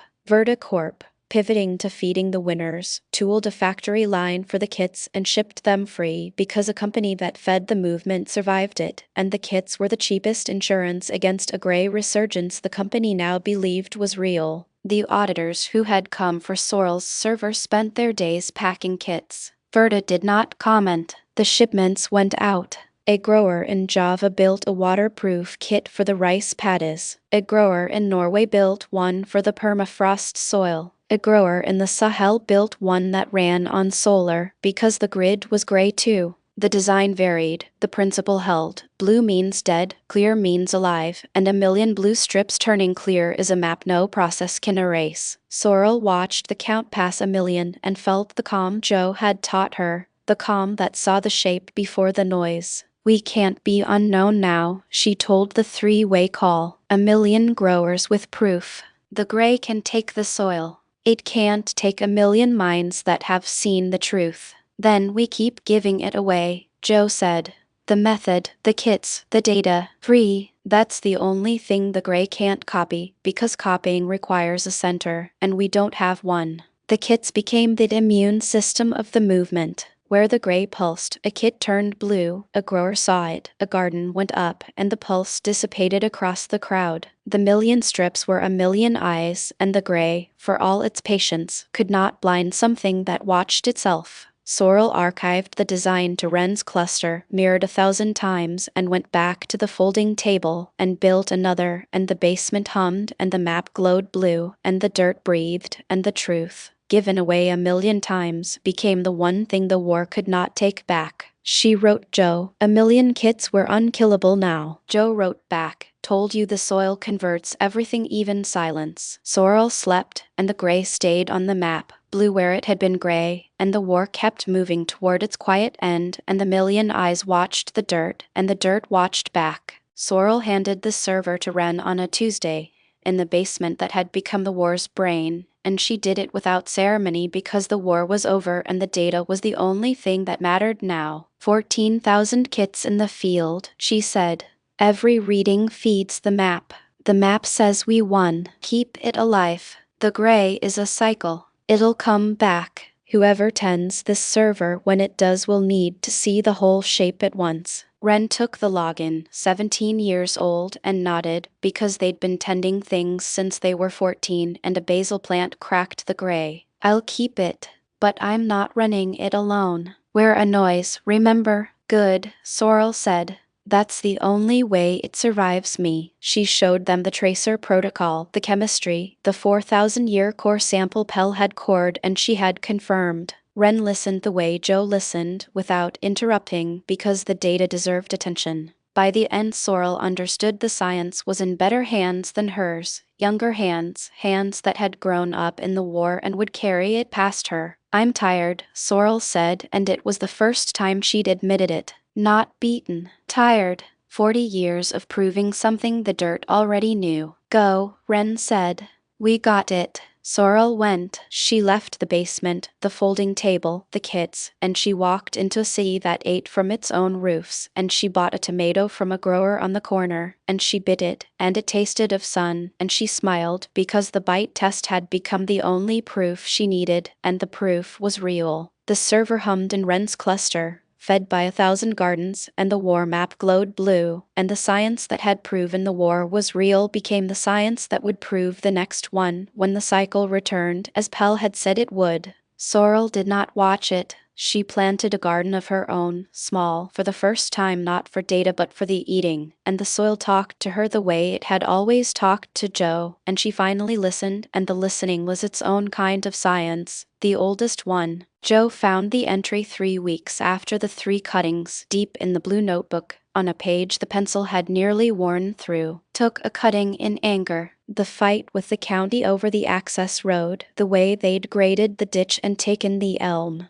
I pulled a branch off the mother without asking her, forced the root, forced the light, made her perform. She died in the jar in 4 days. I wrote keep cuts only if she can spare them after. But the truth is earlier. I took from fear, not care. The plant knew. She always knows. Joe set the notebook down. Elmer, the man who'd kept the mother starved and called it restraint, had also taken a cutting in rage and watched it die, the same small green loss Joe had sat with when his own broken piece went gray in the jar. 2 men, 2 dead cuttings, 2 different reasons. Elmer's from fear, Joe's from an accident he'd owned. The 3 cuttings had been the opposite. Not fear, not accident, abundance. The mother flourishing, throwing growth he could spare, and he'd taken 3 with care, 1 natural, 2 under high-stress training to test her limits, grown them out, cured, smoked. Elmer's angry cutting died in 4 days.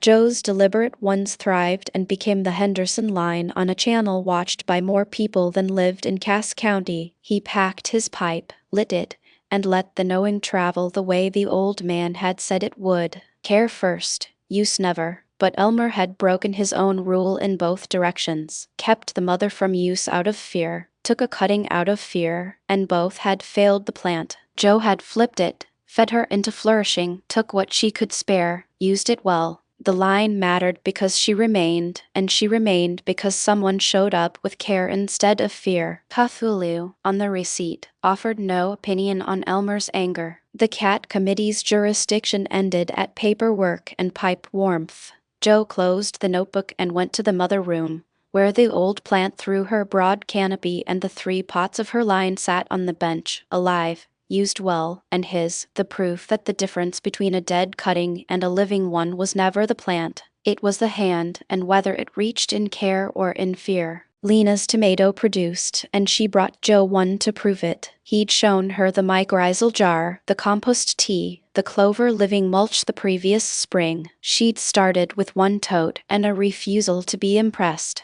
By August of year 2, the rental's tiny yard had 3 totes, a staked plant heavy with fruit, and Lena arriving on the step with a tomato the deep red of something that tasted like itself. "Told you," she said, setting it on the rail beside his coffee. "Friendly dirt." Joe bit it. Acidic, sweet, alive, not water with a tomato costume, the way Callaway's had been, the way store ones were. "That's a line worth keeping." "Where'd you get the seed?" "Callaway. Harvey gave me his number after your greenhouse thing." "Old man's got the oldest tomato in the county." Joe looked at her. "You went to Callaway's." "Elmer fixed his room. You fixed his dirt. I figured I'd get the seed from the source." She sat, pushed the coffee. "You taught me to read a green stem. Don't act surprised I read further." He laughed, a real one, the kind the pipe didn't produce. Just the friend who'd learned the thing. "I'm not surprised. I'm proud. The knowing travels." "Elmer would be appalled," Lena said. "Elmer would be wrong." Joe ate the tomato, the corn sweat humidity of August thick, Cthulhu on the receipt box, having judged Lena's tomato with one eye and filed it under acceptable produce. This is the Henderson Callaway line now. Grown by you. That's the point. Not my channel. Your hands. Lena drank coffee. The grays at my aunt's town. Her neat rose grayed in a week. My totes didn't. Mess confuses it. You built a mess. I built your mess. She stood. Keep the tomato. I've got more. The cousin's learning too. Wren's cousin, the 9-year-old. Joe watched her go, the tomato on the rail, the pipe in his pocket. Lena's garden was one more stubborn thing against time, grown from a jar he'd handed her, a seed Callaway had saved, a knowing Elmer had seeded and Joe had carried. The cat, on the receipt, offered no opinion on the tomato's provenance. Joe Sullivan, master cultivator, had taught his friend to grow, and she'd outgrown the lesson, and the ground answered, one tote and one tomato at a time.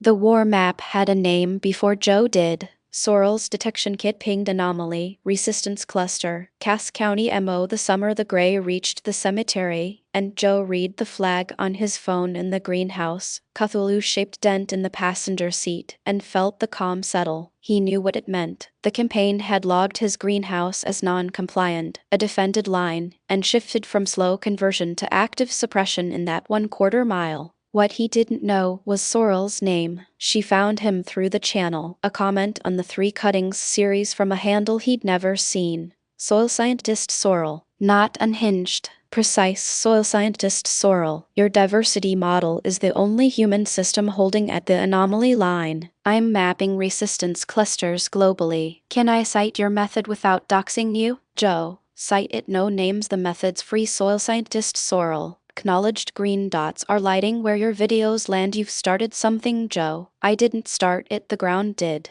I just slowed down. They never spoke off platform. Joe made a point of that. His name stayed off the map, the way he kept viewers' names off it. But Sorrel's work became the backbone of the channel's war coverage. The green dots he referenced without saying where they came from. The dead zones he explained without crediting the scientist who'd found the pattern. He thought of her sometimes when he packed the pipe, a person somewhere reading soil samples the way he read trays. The two of them building the same insurgency from different sides of a screen. She'd named the war. He'd named the method. Neither had asked for the job. Cthulhu, on the receipt, offered no opinion on remote collaboration. The CAT committee's jurisdiction ended at paperwork and pipe warmth. Joe closed the laptop, lit the pipe, and let the noise drop. Sorrel's map and his hands were the same war, fought by a stone gardener and a soil scientist who'd never exchange a name, and the gray couldn't read either of them because neither fit its order, one a messy living channel, the other a pattern it couldn't parse, both keeping one stubborn thing against time. The summer the gray pressed closest, Joe's home trays became a rescue station. Wren's cousin, 9, sent a photo through Wren, a grocery store basil start gone gray at the base, the powder spreading up the stem, the early sign Joe had seen at the cemetery before the dead band arrived. The kid's aunt's town had grayed, his own tote garden, modeled on Wren's, had held. But the basil was catching Joe. Cut it at the green, the grays at the base, the tops still alive, root the green part in water, mycorrhizal medium if you have it, the base goes out, not in your compost, 9-year-old via Wren. Okay, will it come back, Joe? The top, well the base is gone, you're not losing the plant, you're losing the part the gray took that's different. Joe did the same at home. His own basil had a gray edge leaf from the July humidity, the corn sweat thick, the gray's chemistry riding the wet. He cut it, rooted the clean top, worked inoculant into the tray, and watched the new root zone trade the way the mothers did. The home ground answered because he met it, not because it was safe. Cthulhu supervised the rescue from the receipt box, the CAT committee having ruled the gray edge leaf a contained threat, the clean top a permitted restart. She did not assist. She audited. He posted a video, hands only, the gray edge cut, the clean top rooted, titled When the Gray Takes the Base, Save the Top. The comments, quieter now, posted their own saves. A woman in a town he didn't know, her rosemary caught at the stem, the top rooted, alive. A man in another, his bean row grayed at the soil line, the upper vines saved. The channel had become a rescue network, not a broadcast. 40,000 people cutting the gray from the living and rooting the clean part, the way Joe had shown the 9-year-old. He closed the laptop, the pipe warm, the trimmer calm. The gray pressed closest that summer, and the answer wasn't a fortress. It was a cut. Save the top. Let the base go. The plant remains because someone showed up with a knife and a jar of inoculant. Joe Sullivan, master cultivator, sat in the July humidity of his double wide and let the clarity come, because the smallest rescue was still a rescue, and the living soil that answered at the beds answered here too, one gray edge leaf and one clean top at a time. The gray pressed closest, the humidity came down like a lid, the corn sweat off the fields south of Gun City, thick enough to chew, the kind of wet the gray's chemistry rode. Joe found the gray edge leaf on his own basil, the same early sign he'd shown the 9-year-old, powder at the base, the clean top still alive. He cut it, rooted the top in water with mycorrhizal medium, worked inoculant into the tray, and watched the new root zone trade the way the mothers did. The home ground answered because he met it, not because it was safe. Cthulhu supervised from the receipt box, the cat committee having ruled the gray edge leaf a contained threat, the clean top a permitted restart. She did not assist. She audited, the way she audited everything, the pipe warmth, the dehumidifier, the stink bug, the dispensary receipt. Her jurisdiction had grown with the years but never passed the paperwork. Joe packed his pipe, lit it, and let the noise drop in the washed afternoon heat. The gray pressed closest that summer, and the answer at the double wide wasn't a fortress. It was a cut. Save the top. Let the base go. The plant remains because someone showed up with a knife and a jar of inoculant. He thought of the broken piece, dead in its jar, the small green loss he'd sat with, and realized the difference between then and now wasn't the plant. It was him. Then he'd forced a broken thing and watched it go gray. Now he read the edge, cut the live part, rooted it, and the basil on the sill threw a new pair of leaves by the next week. Care first. The rest, he'd figured out. He posted a video, hands only, the gray edge cut, the clean top rooted, the new leaf pair a week later, titled The Gray Takes the Base, Save the Top, Part 2. The comments posted their own saves, a quiet archive of cuttings kept alive against a gray that couldn't read a moving mess. The cat, on the receipt, offered no opinion on Part 2. Joe Sullivan, master cultivator, sat in the July humidity of his double wide and let the clarity come, because the smallest rescue was still a rescue, and the living soil that answered at the beds answered here too, one gray edge leaf and one clean top at a time. The March the gray withdrew everywhere. Joe's hands found the mother's lower canopy and took the fourth cutting, not from abundance this time, from habit. The old plant had flourished for 3 springs under his care, her broad canopy throwing growth he'd learned to read the way he read the trays at home. The 3 cuttings had become the Henderson line on a channel watched by more people than lived in Cass County. The gray had come, ridden the cold, logged the anomaly, recalibrated, and withdrawn. The ground had answered. Joe selected a lower branch the mother could spare, vigorous, flexible, loaded with node pairs, and made the clean cut with Elmer's pocket knife, the one the old man had given him and taken back and Joe had found in the greenhouse drawer and kept. Rooted it in mycorrhizal medium the way he rooted everything. When the white roots showed, he moved it to its own pot and set it on the bench beside the 3. Fourth, he said to the green corner, Grandpa would have called it one too many, but you're throwing growth, not holding it. You can spare a 4th. Cthulhu, on the receipt box by the door, the dispensary document transported for the occasion, the cat committee evidently ruling the propagation required paperwork, offered no opinion on the arithmetic. She guarded the receipt. That was her job. Joe packed his pipe, lit it, and let the noise drop. The 4th cutting was the proof the old man had been wrong about the never. Not because Joe broke a rule, but because the plant had outgrown the rule. Elmer's restraint had been fear dressed as wisdom, and a thriving mother didn't need restraint. She needed care, and care knew when to take and when to leave. He thought of the broken piece, dead in its jar, and Elmer's angry cutting,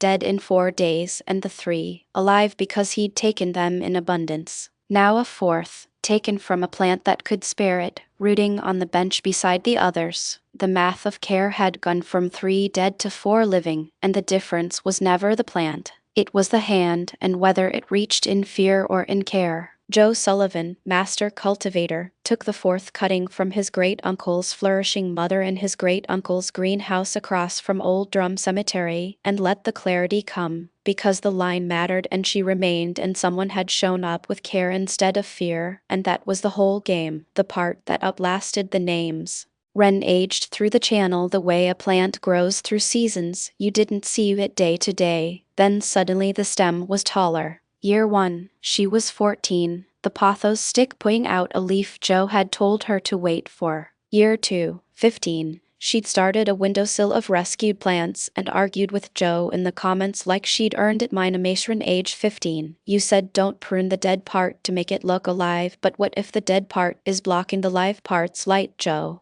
Then cut the dead part. I said don't prune from disgust. Pruning from function is different. You already knew that or you wouldn't have asked. Minimation age 15. I just wanted you to say it, Joe. I'm saying it. Cut the blocking dead wood, leave the rest. Year 3, 16, she sent a photo Joe actually stopped on. Not a houseplant. A row of vegetables in black plastic totes on a balcony, tomatoes and beans and a basil that had gone to flower, all grown from grocery store starts. She'd revived the way he taught. The soil in the totes was dark and crumbed, not the dead powder the gray left. Minimation age 16. The dead zones reached my aunt's town, her garden grade in a week. Mine didn't. I think it's the soil food web stuff you showed. The totes are alive, Joe. It's the diversity you didn't monocrop. You mixed the gray handles monoculture fine. Chokes on a mess. You built a mess good. Minimation age 16. Am I doing the war, Joe? Or doing the work? The war's just what the campaign calls a lot of people doing the work at once. You started before it had a name.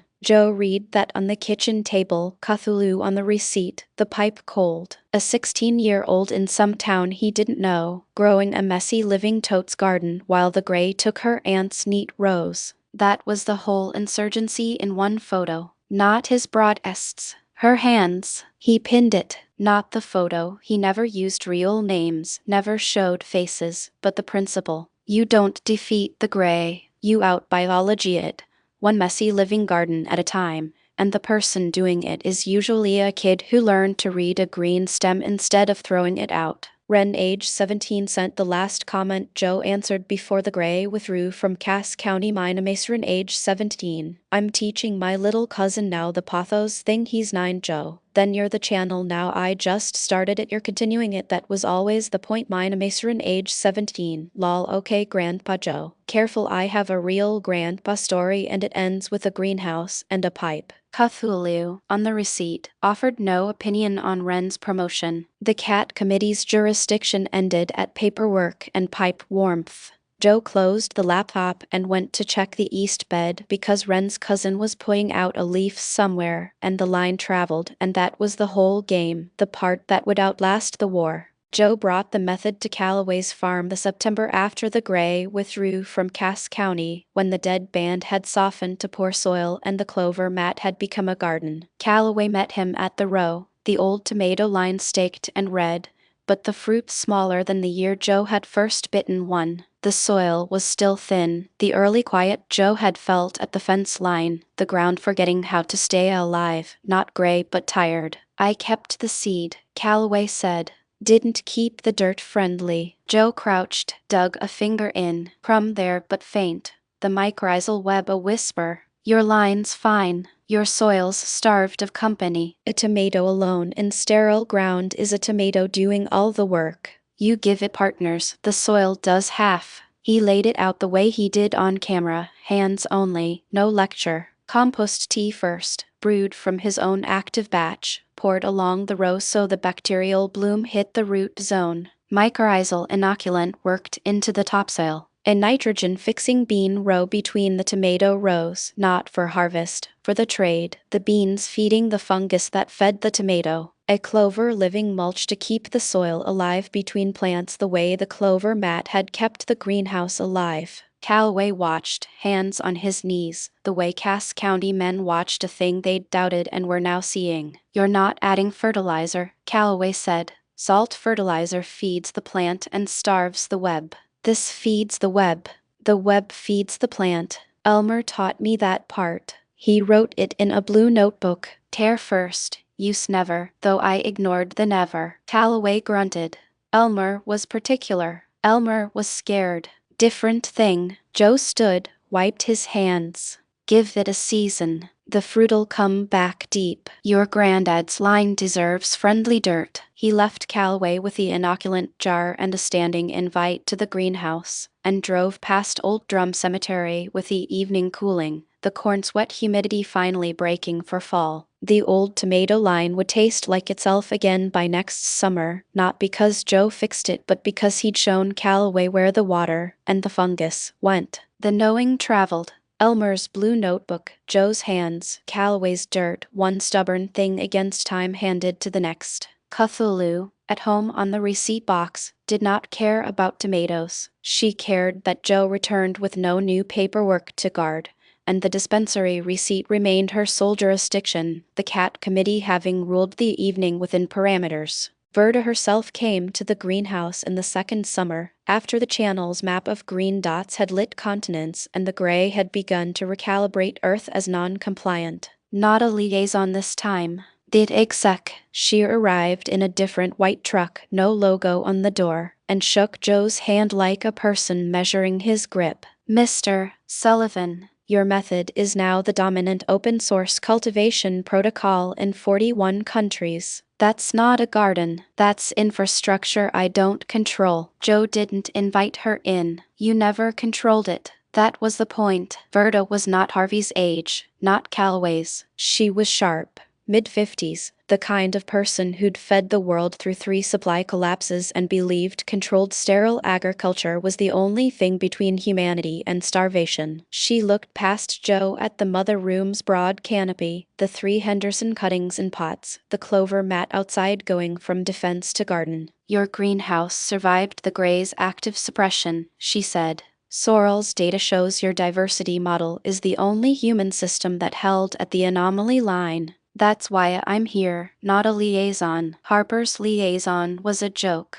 MS. Ives. And she reported you as a stone hobbyist with a cat problem. Joe glanced at Cthulhu, on the receipt box by the door, who had opened both eyes for Verda, and was judging her with full committee authority. The cat's not a problem. She's oversight. Verda almost smiled. Almost. I'm offering integration. Verda Corp adopts your open source method as a licensed tier. We scale it. We feed people with it. You retain attribution and a seat. The alternative is we keep fighting you in patents and PVAR while the ground finishes graying. Joe leaned on the frame. If you license it, you lock it. You patent the living mess and the mess stops being alive. The gray handles your order fine. It's the chaos it can't read. You'd hand it the win. The gray is recalculating Earth as non-compliant, Verda said, and for the first time she sounded like she'd read Sorrell's papers, not just her own. It's withdrawing, not defeated. Your method bought time, not a victory. Time is the win. The ground answers when we slow down enough to let it. You want to control the answer. I want to let it happen. Verda studied him a long moment, the pipe in his pocket, the cat on the receipt, the old mother flourishing behind him, the green dots on a war map she couldn't unsee. You're either the most dangerous amateur in agriculture or the only honest one. I haven't decided. Decide later. The ground's not waiting for your board. She left in the unmarked truck. Joe went back to the mother room, Cthulhu resuming her post, and packed his pipe. Verda Corp's sterile empire still stood. Canon said so, the book said so, but the exec had come to the greenhouse herself, and that meant the living mess had forced the order to knock. Joe Sullivan, master cultivator, smoked his Henderson flower and let the noise drop because the war was won in the soil and lost in the boardroom, and the soil was answering. Lena started her own garden the spring after Joe smoked the first Henderson cure, and she did it the way she did everything, with 2 coffees and a refusal to be impressed by his. I'm not growing cannabis, she said, setting the coffees on the back step. I'm growing things I can eat without a license and a pipe. Joe looked at the tray of seed starts she'd set on the rail, tomatoes, basil, a row of beans in a clear cup, the way he'd shown Wren. You've been watching the channel. You're pinned 1. The Pothos Kid. If a 14-year-old can read a green stem, I can grow a tomato. He handed her the mycorrhizal inoculant jar. Mix a spoonful into the start soil. The web does the rest. Don't salt fertilize. Compost tea if it stalls. She took the jar like it was evidence. Elmer would be appalled you gave away the knowing. Elmer kept it in a notebook. I keep it in a channel with 40,000 subscribers. One of those scales. Lena's garden took the corner of her rental's tiny yard. 3 totes and a staked tomato, the way Wren had done on a balcony. Joe checked it once, uninvited, and found the soil crumbed right and the basil going to flower the way his did. You're not supposed to be here, Lena said, catching him crouched at the totes. I'm quality control. Quality control is watching the video, not lurking at my tomato. He stood. Your soil's friendly. You did the work. Because you showed me where the water goes. She handed him the empty coffee. Now leave. The garden's mine. Joe went home to Cthulhu and the receipt and the pipe, and later posted a video, hands only, Lena's totes blurred out of frame, just the crumb and the bean cup, titled "The Person Who Says They Won't Garden Always Starts with One Tote." The comments lost their minds. The cat, on the receipt, offered no opinion on Lena's autonomy. Joe Sullivan, master cultivator, had taught his friend to grow, and the knowing traveled, and that was the whole game, the part that didn't need a war to matter. The 3 cuttings grow out became the channel's most watched series, and Joe filmed it the way he filmed everything, hands only, no face. The pots lined on the bench at the greenhouse across from Old Drum Cemetery. Episode 1, The Taking. 3 cuts from the flourishing mother, lower branches she could spare, rooted in mycorrhizal medium. The comments, unhinged topsoil Tom, he's cloning his dead great-uncle's weed on camera. This is a documentary mycelium mom. The broken piece died and now there's 3 character development. Skeptic Sam, cloning is easy, anyone can do this. Joe pinned, then do it. Report back, the hard part isn't the cut, it's the soil. Episode 4, The Stress. Natural, topped, super cropped, side by side, the plants responding to challenge the way a healthy mother does. Joe explained high-stress training, plain, topping, manifolding, super cropping, the line between challenge and damage, and the comments section split between gardeners and people who just wanted to watch a stoned man bend plants. Episode 9, Flower. The buds swelled, ricinous, the greenhouse smelling like the mother times 3. He flushed with plain water, cut, hung, cured in glass jars. He turned daily on camera. Episode 12, The Smoke. He packed his pipe with the natural cure, lit it, drew, held, exhaled toward the mother room. This is the Henderson line, grown from a cutting I took because the plant could spare it. Elmer wrote, keep cuts only if she can spare them. She could spare 3. The gray couldn't read this greenhouse because it's a mess on purpose. Diversity confuses it. A plant fed well doesn't just survive. It outgrows the memory of the thing that tried to end it. The comments, for once, mostly shut up. Norm Karen, I don't even smoke and that was the most honest thing I've seen this year. Mine Amisran, age 17. Okay Grandpa Topso Tom. The cat audited the cure, didn't she Joe? Every jar every time. Cthulhu,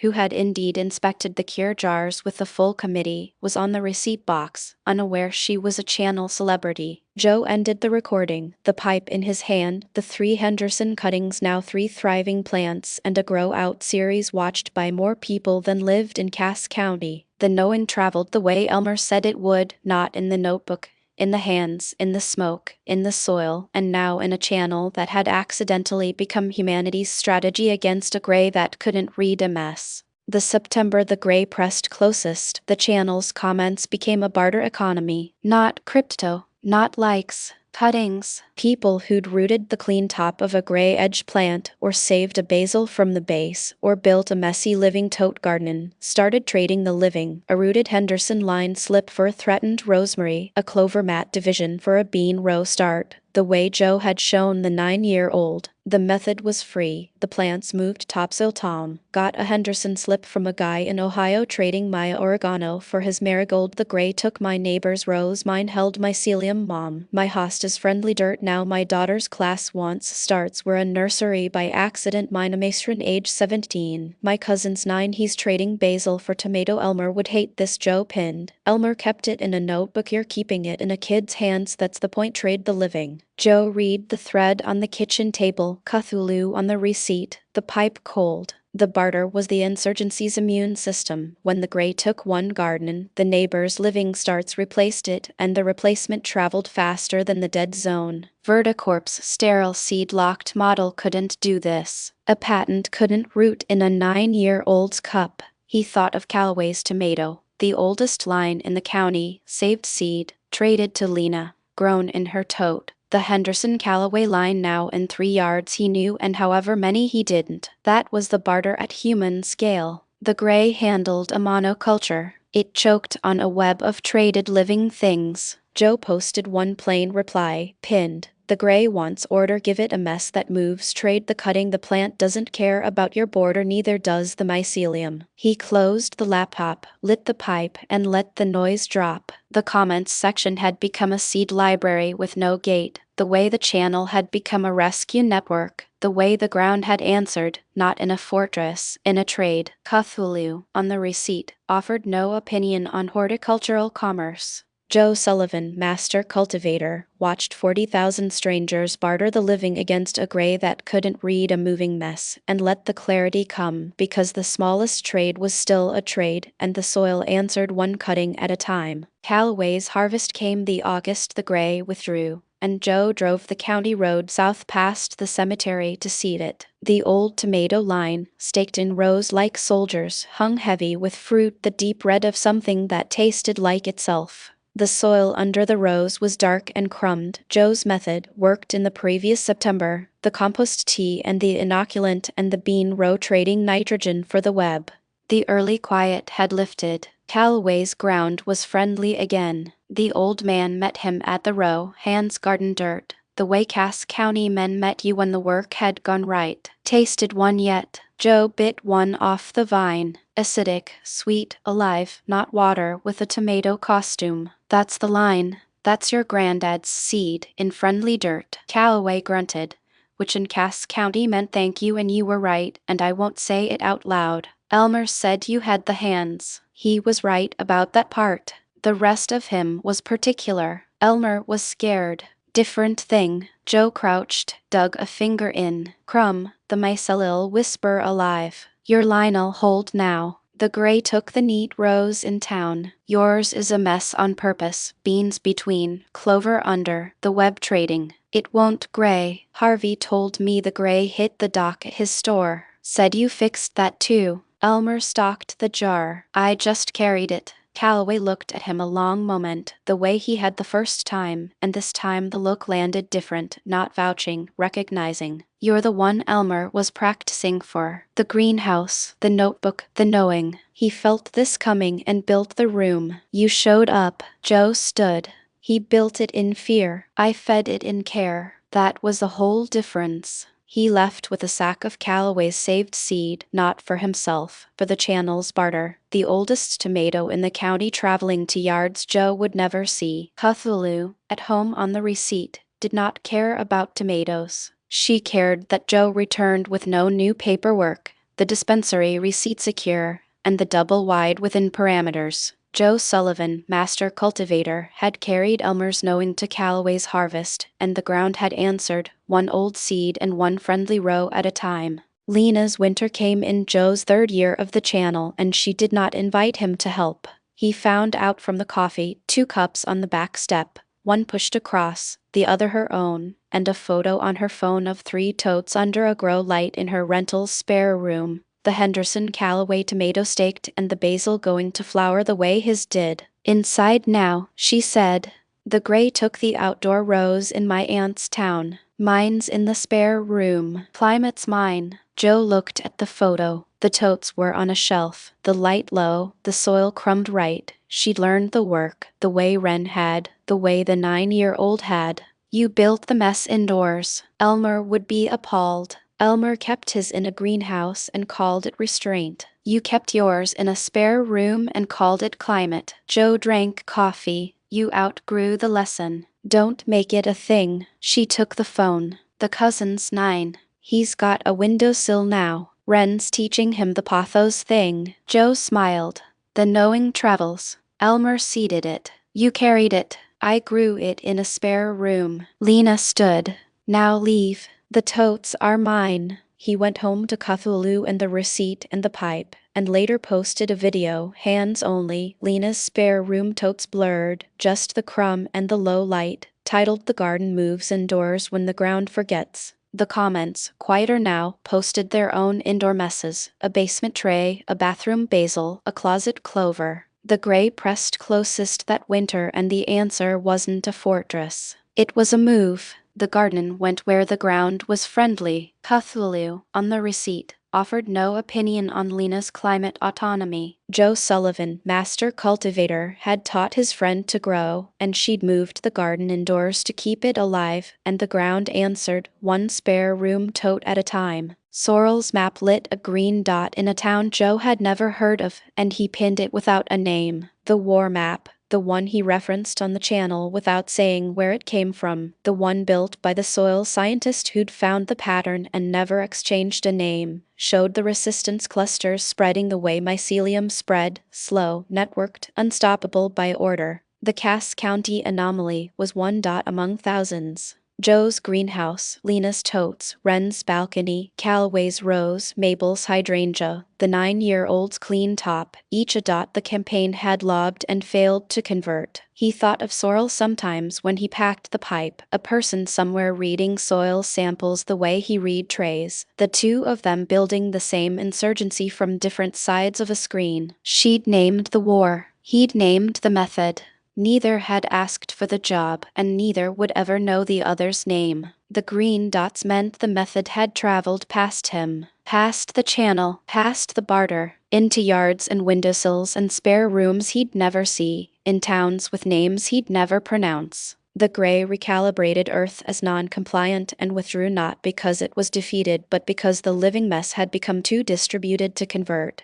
A million small cuttings traded faster than a dead zone could spread. Joe pinned the map to the top of a video, hands only, the green dots filling the frame, no faces, no names, and typed one plain line. The gray handles order give it a mess that moves you already are. He closed the laptop, the pipe warm, the tremor calm. Sorrel's map and his hands were the same war, fought by a stone gardener and a soil scientist who'd never exchange a name, and the gray couldn't read either of them because neither fit its order, one a messy living channel, the other a pattern it couldn't parse, both keeping one stubborn thing against time, one green dot at a time. Cthulhu, on the receipt, offered no opinion on remote cartography. Joe Sullivan, master cultivator, watched the map light and let the clarity come because the smallest dot was still a dot, and the ground answered whether or not anyone watched, and the knowing traveled the way Elmer said it would, not in the notebook, in the hands, in the smoke, in the soil, from one stubborn thing against time to the next. The channel reached a woman in a town Joe couldn't pronounce, and she sent a photo that stopped him. Not a houseplant, a terrace in a city he'd never seen, ringed with totes like Wren's balcony, a messy living garden grown from a Henderson line slip traded 3 countries over. The gray had taken her neighborhood's park in a week. Her terrace held Mariana P. Translated. My grandmother's balcony went gray. I traded a slip for oregano. The slip came from Ohio. The Ohio man got it from your channel. The terrace is alive, the park is not. I do not understand why, but I am grateful. Joe read it on the kitchen table, Cthulhu on the receipt, the pipe cold. A slip had traveled from his greenhouse to Ohio to a woman in a city he couldn't pronounce, and the living had moved faster than the dead zone. That was the barter at planetary scale. The gray handled a park, choked on a web of traded cuttings spanning borders it couldn't read. He pinned her photo, blurred, no face, just the totes and the terrace and the living crumb, and typed one plain line, translated. The gray wants order. You gave it a mess that moves. The plant doesn't care about your border, neither does the mycelium. The comments filled with the same: a man in a port city, a woman in a high valley, a kid in a coastal town, each with a messy living garden grown from a cutting that had traveled further than the dead zone could spread. The method was free. The plants moved.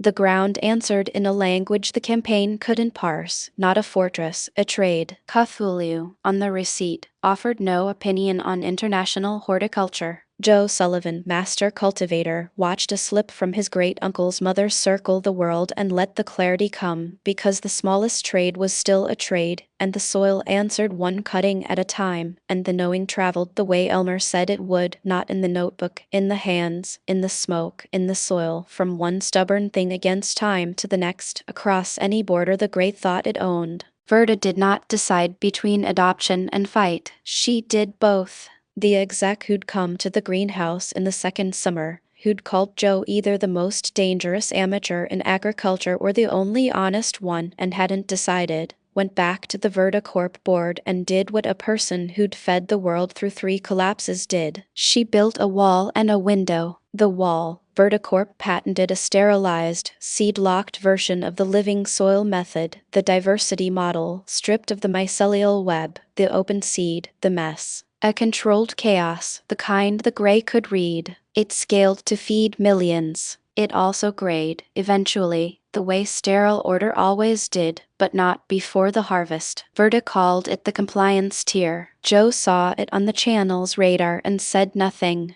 The wall fed people. He wouldn't fault that. The window. She funded Sorrel's detection network, anonymously, through a foundation, the soil scientist who'd mapped the resistance clusters and never exchanged a name with Joe. Verticorp's money bought the kit that pinged anomaly, resistance cluster, Cass County Mo, and every green dot after. She told Joe the gray was recalculating Earth as non-compliant, not defeated. She'd read Sorrel's papers. Now she paid for them. Joe learned this the way he learned most things, from the channel, a comment he didn't post, a pattern he read. Verda had built the wall to feed the world and the window to watch it answer. The order and the living mess in one company, the way Joe held both in his hands, the pipe and the tray. He packed his pipe on the back step, the September evening cooling, Cthulhu on the receipt, and let the noise drop. Verticorp's sterile empire still stood. Canon said so, the book said so, but the exec had answered the greenhouse with both hands. Feed them with a wall, watch them with the window. She hadn't decided he was dangerous or honest. She'd decided both were useful. Joe Sullivan, master cultivator, smoked his Henderson flower and let the clarity come, because the war was won in the soil and lost in the boardroom, and Verda had built a boardroom that did both, and the ground was answering, one green dot and one patented tier at a time.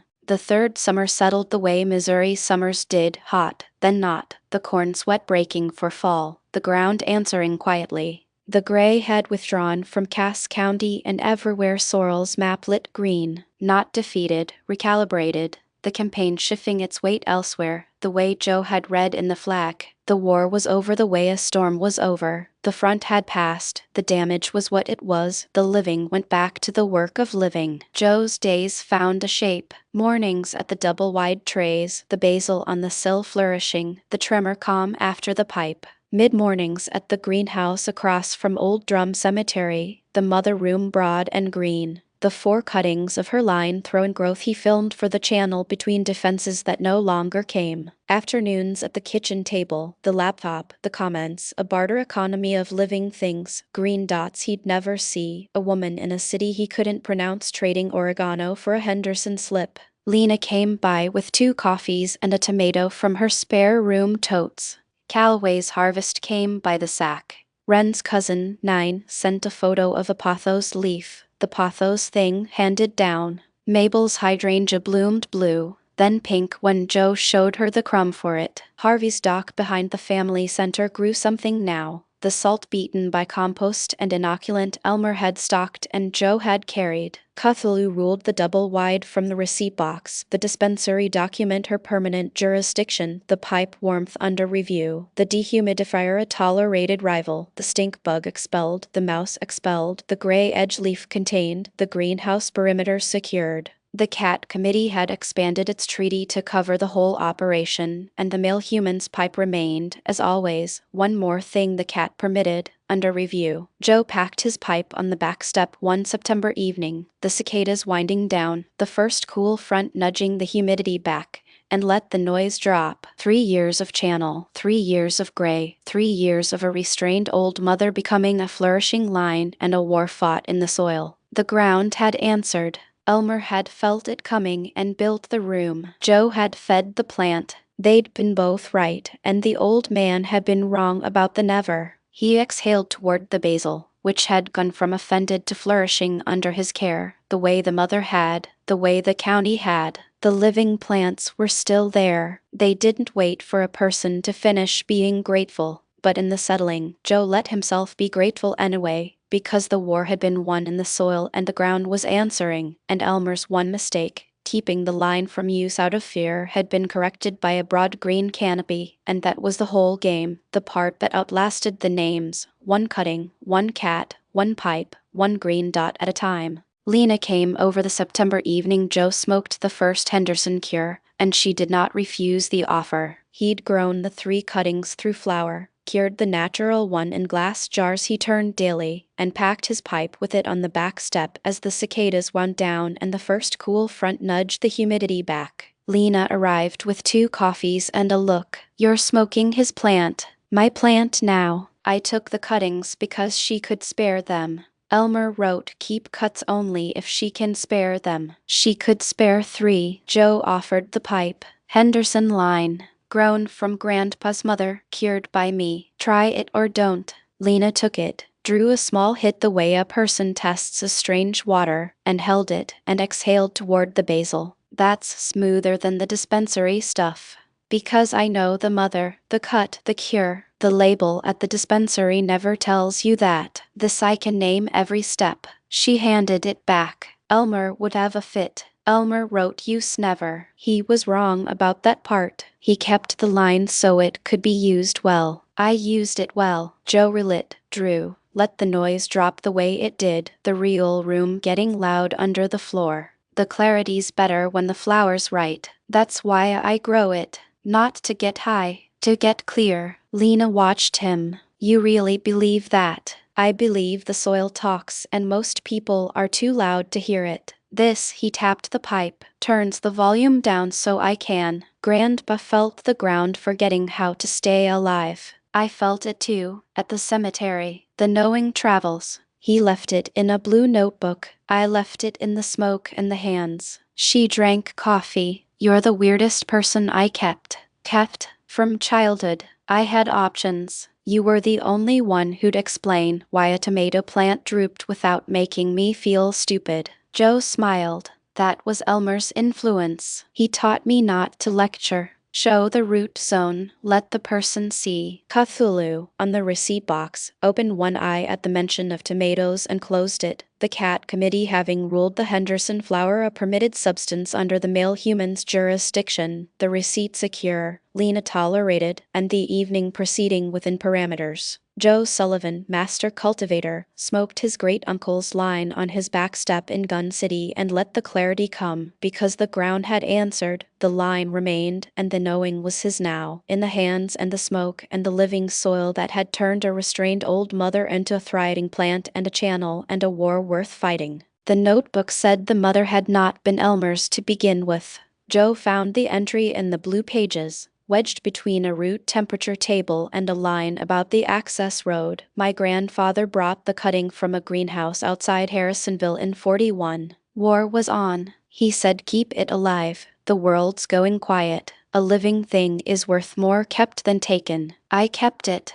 I kept it too long, and I kept it from living. That's the part I got wrong." Joe set the notebook down. The mother, the old plant flourishing now in her broad canopy, the 3 cuttings and the 4th on the bench, had been a cutting once, taken by Elmer's grandfather during a different war, carried from a greenhouse outside Harrisonville, kept alive through a world going quiet. 3 generations. A cutting passed down the way Callaway's tomato seed had passed down, the way the Henderson line now passed down through Joe's channel. He thought of the broken piece, dead in its jar, and Elmer's angry cutting, dead in 4 days, and the 3, alive because he'd taken them in abundance, and the 4th, rooting now. The mother had survived 2 men's fear, the grandfather who'd kept her through the war, Elmer who'd kept her from living, and flourished under the 3rd, who'd fed her into it. Cthulhu, on the receipt, offered no opinion on lineage. The Cat Committee's jurisdiction ended at paperwork and pipe warmth.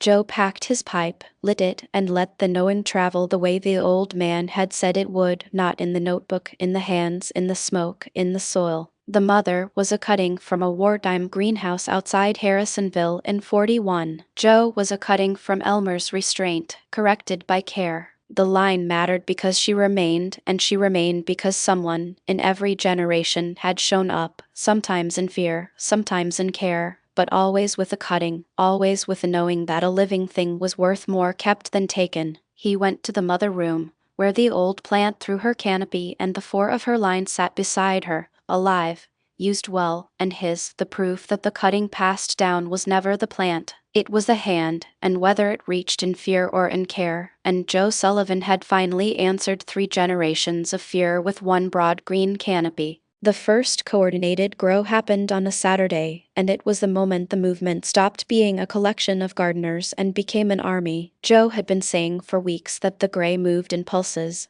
and the only answer was to pulse back, to wake living soil in 100 places at once, so the sterilizer couldn't aim at any single one. Mara had built the schedule. Sorrel had mapped the gray's current front from her sensor network. Ren, the kid from the grade suburb, had coded a bare-bones coordination board on a free server because nobody would fund the real one. At 9:00 a.m. UTC, 11,000 growers across 40 countries planted or activated a living bed within the same window. Not a provost, a synchronization. The channel carried the count live, a number ticking up as plots came online from Lagos to Laos. Joe ran the Cass County anchor. He'd built a bed that morning from the weirdest mix he could assemble, not his usual beans and corn but a tangle of cover crops, native prairie grasses, a fungus he'd cultured from a fallen log, and the clover that fixated nitrogen along the edges. It was ugly. It was alive.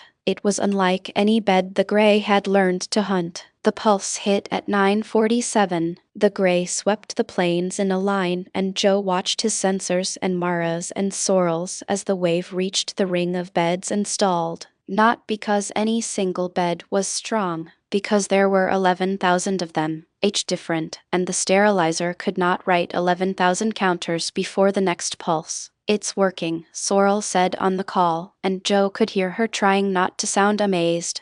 "The diversity is holding." The pulse dissipated across the network. "We're not beating it in one place. We're making it mathematically unable to focus." Joe, pipe in hand, watched the count tick past 12,000 and felt the calm in him do the thing it did when a clone rooted, tick up a degree. "We're not an army," he said. "We're a mycelium. The gray fights things that hold still. We don't." The comment section, for once, had lost its unhinged edge. It was a roll call, growers posting coordinates, species, soil types. A farmer in Ukraine described planting rye and vetch into a gray field. A teenager in Brazil showed a bucket of living compost on a balcony. The channel had become, without anyone planning it, the command post of a war the enemy could not comprehend. Verda Corp noticed. Of course they did. And Verda, watching the synchronization from her tower, understood something she hadn't before. This wasn't chaos. It was a network more resilient than any supply chain she'd ever built, because it had no center to attack. Joe was the face, but the system lived in the soil itself, and that soil reached every corner of the planet. She made a note. Then she made a harder decision, to stop trying to contain the stoned gardener and start trying to survive what came next. Joe ended the day the way he started it, in the grow room, pipe lit, watching the east bed breathe. 12,000 beds. One idea. The gray, for the first time in 4,000 years, had met a force it couldn't outweight. He left that thought unposted. Some victories you kept between you and the soil. But he slept that night with the window open and the crickets doing their part, and for the first time since the dead zone appeared, he dreamed of green. The adapted strain arrived in the spring, and it did what the original gray could not. It learned to wait. Joe's beds had held against every pulse. The riot of diversity had confused the campaign into a stalemate, so the sterilizer, patient as geology, built a slower weapon, a gray that didn't sweep, didn't pulse, didn't announce. It seeped. It entered living soil not as a wall but as a whisper, and it undid the mycelium from the inside, one thread at a time, too slowly for any sensor to catch until the bed was already gray at the core. The first sign was a bed in Mara's north that went quiet without warning. Not converted, just still. The beans stood, the fungus ran, but the trade between them had stopped. The soil had forgotten how to listen. Joe flew north himself, for the first time leaving Cass County, because the calm that served him with soil served him even better in person. He knelt in Mara's dead quiet bed with his pipe unlit and put his hands in the dirt, and he felt it. The whisper gray, threading through the network, patient, thorough, indifferent. It's inside the mycelium, he said.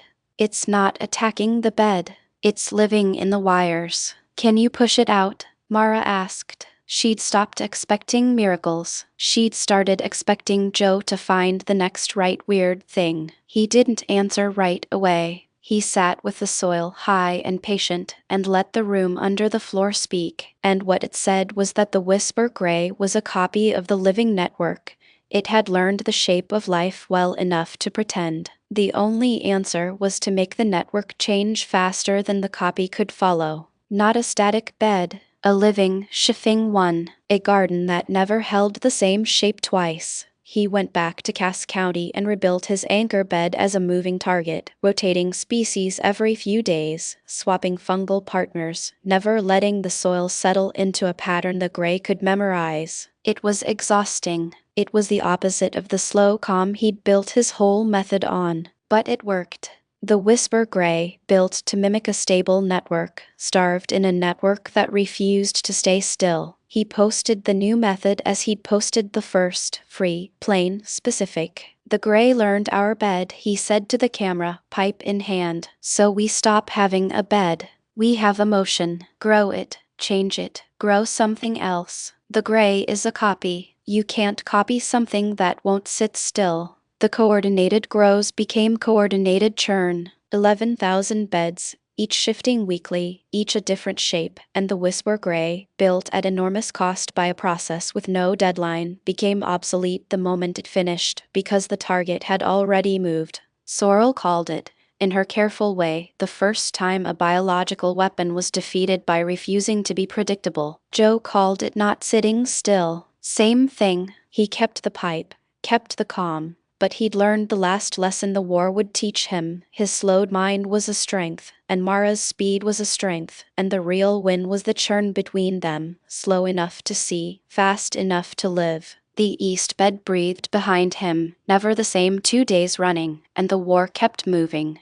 The global synchronization was Joe's last great act as the broadcaster, and he ran it the way he ran everything, calm, specific, and free. The war map Sorrel had built showed the gray's lattice clearly now, a grid of nodes over the oldest soils, advancing in pulses, stalling at the diverse gardens, receding where the noise was loudest. Joe looked at that map and saw not a defense but a schedule. We stop defending, he said on the call. We pulse back. Every grower, every node, plant at the same moment the gray pulses. Make the lattice hit a wall of life everywhere at once. Mara built the schedule. Sorrel mapped the gray's predicted pulses from the kit data. Wren coded the coordination board. Verticorp, pivoting to feeding the winners, lent the logistics network it had spent decades building because a company that fed the movement survived the movement. The first global pulse happened on a Saturday, and it was the largest single act of the war. 90,000 growers across every continent planted or activated a living bed within the same window, and the gray, which had never faced more than a region at once, met a planet of life and could not aim at any part of it. Joe watched the count tick past 90,000, pipe in hand, and felt the calm in him do the thing it did when a clone rooted,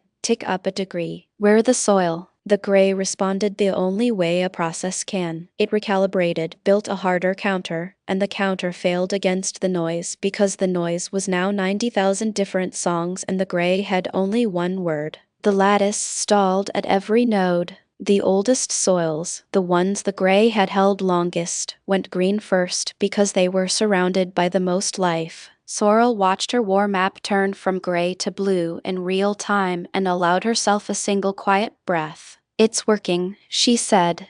"Not winning. Working." The gray can't suppress a substrate that won't be quiet. Verda, in her tower, watched the same map and made her peace with it. The stoned gardener had built a food system she couldn't have, because it had no center to attack and no monopoly to break. She'd been right about scarcity. He'd been right about abundance. The future belonged to the weird. Joe ended the day the way he started it, in the grow room, pipe lit, watching the east bed breathe, and the war kept moving, and the planet kept breathing. Joe stepped back as he'd stepped in, without ceremony, because the war had never been his and he'd known that from the basement, from Pell's last line, from the first time the comments became a movement. The broadcaster was a function, not a man, and the function now lived in a million gardens. He said it on a video, pipe in hand, the east bed behind him gone quiet in the late summer. "I'm done broadcasting the method," he said.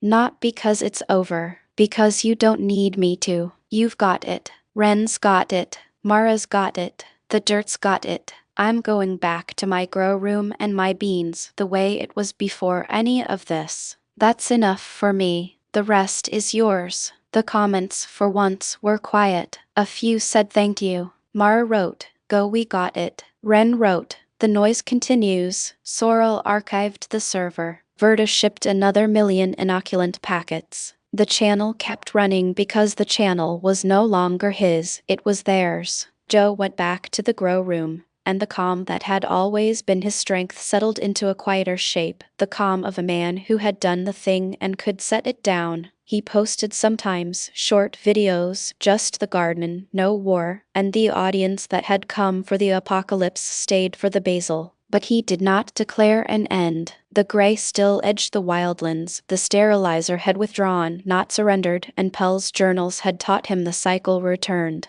So Joe's last act was not a finale. It was a handoff, the way you hand a garden to the next grower, by getting out of its way. "We didn't save the world," he said on the final video, and he meant it. "We grew it back. There's a difference. Saving is what you do when it's almost gone. Growing is what you do when it's yours again. It's yours again. Keep growing." He set the pipe down and looked at the east bed through the window, and for the first time he understood that saving the world had required him to be less certain, not more, and that the certainty now lived in the million gardens, greener and weirder than his, and that was the whole point. The grow room hummed.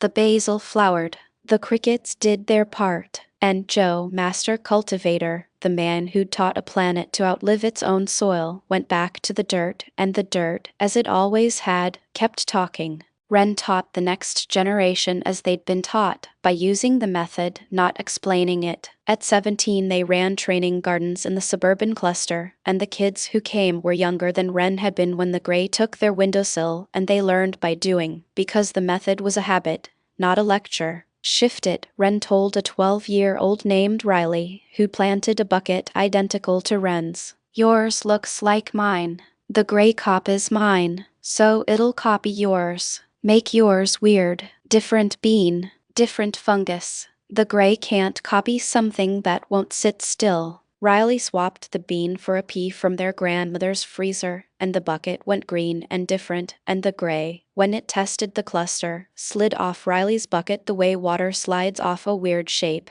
and Riley understood, at 12, the one true thing: the method is not a recipe, it is a refusal to be copied. Ren watched the cluster train the next generation and understood they were no longer the successor but the teacher, as Joe had become, and as Joe had stepped back, Ren would too, when the time came, because the noise didn't need a center, it needed a million voices, and Riley was one now. The server hummed. Sorrel's war map glowed blue. The bite test was a reflex. The shift don't copy rule was a habit. The pulse schedule was a calendar. The next generation tended the method without the war to teach it, because Ren had taught it, as Joe had taught Ren, by getting out of its way. The gray stayed at the wildland edge. Hell's journals said it would return. Ren trained for that, not in fear but in habit, the way you train a garden to survive a drought before the drought comes, because the war had proven the only answer was a million gardens that wouldn't hold still, and the next generation was learning to be exactly that.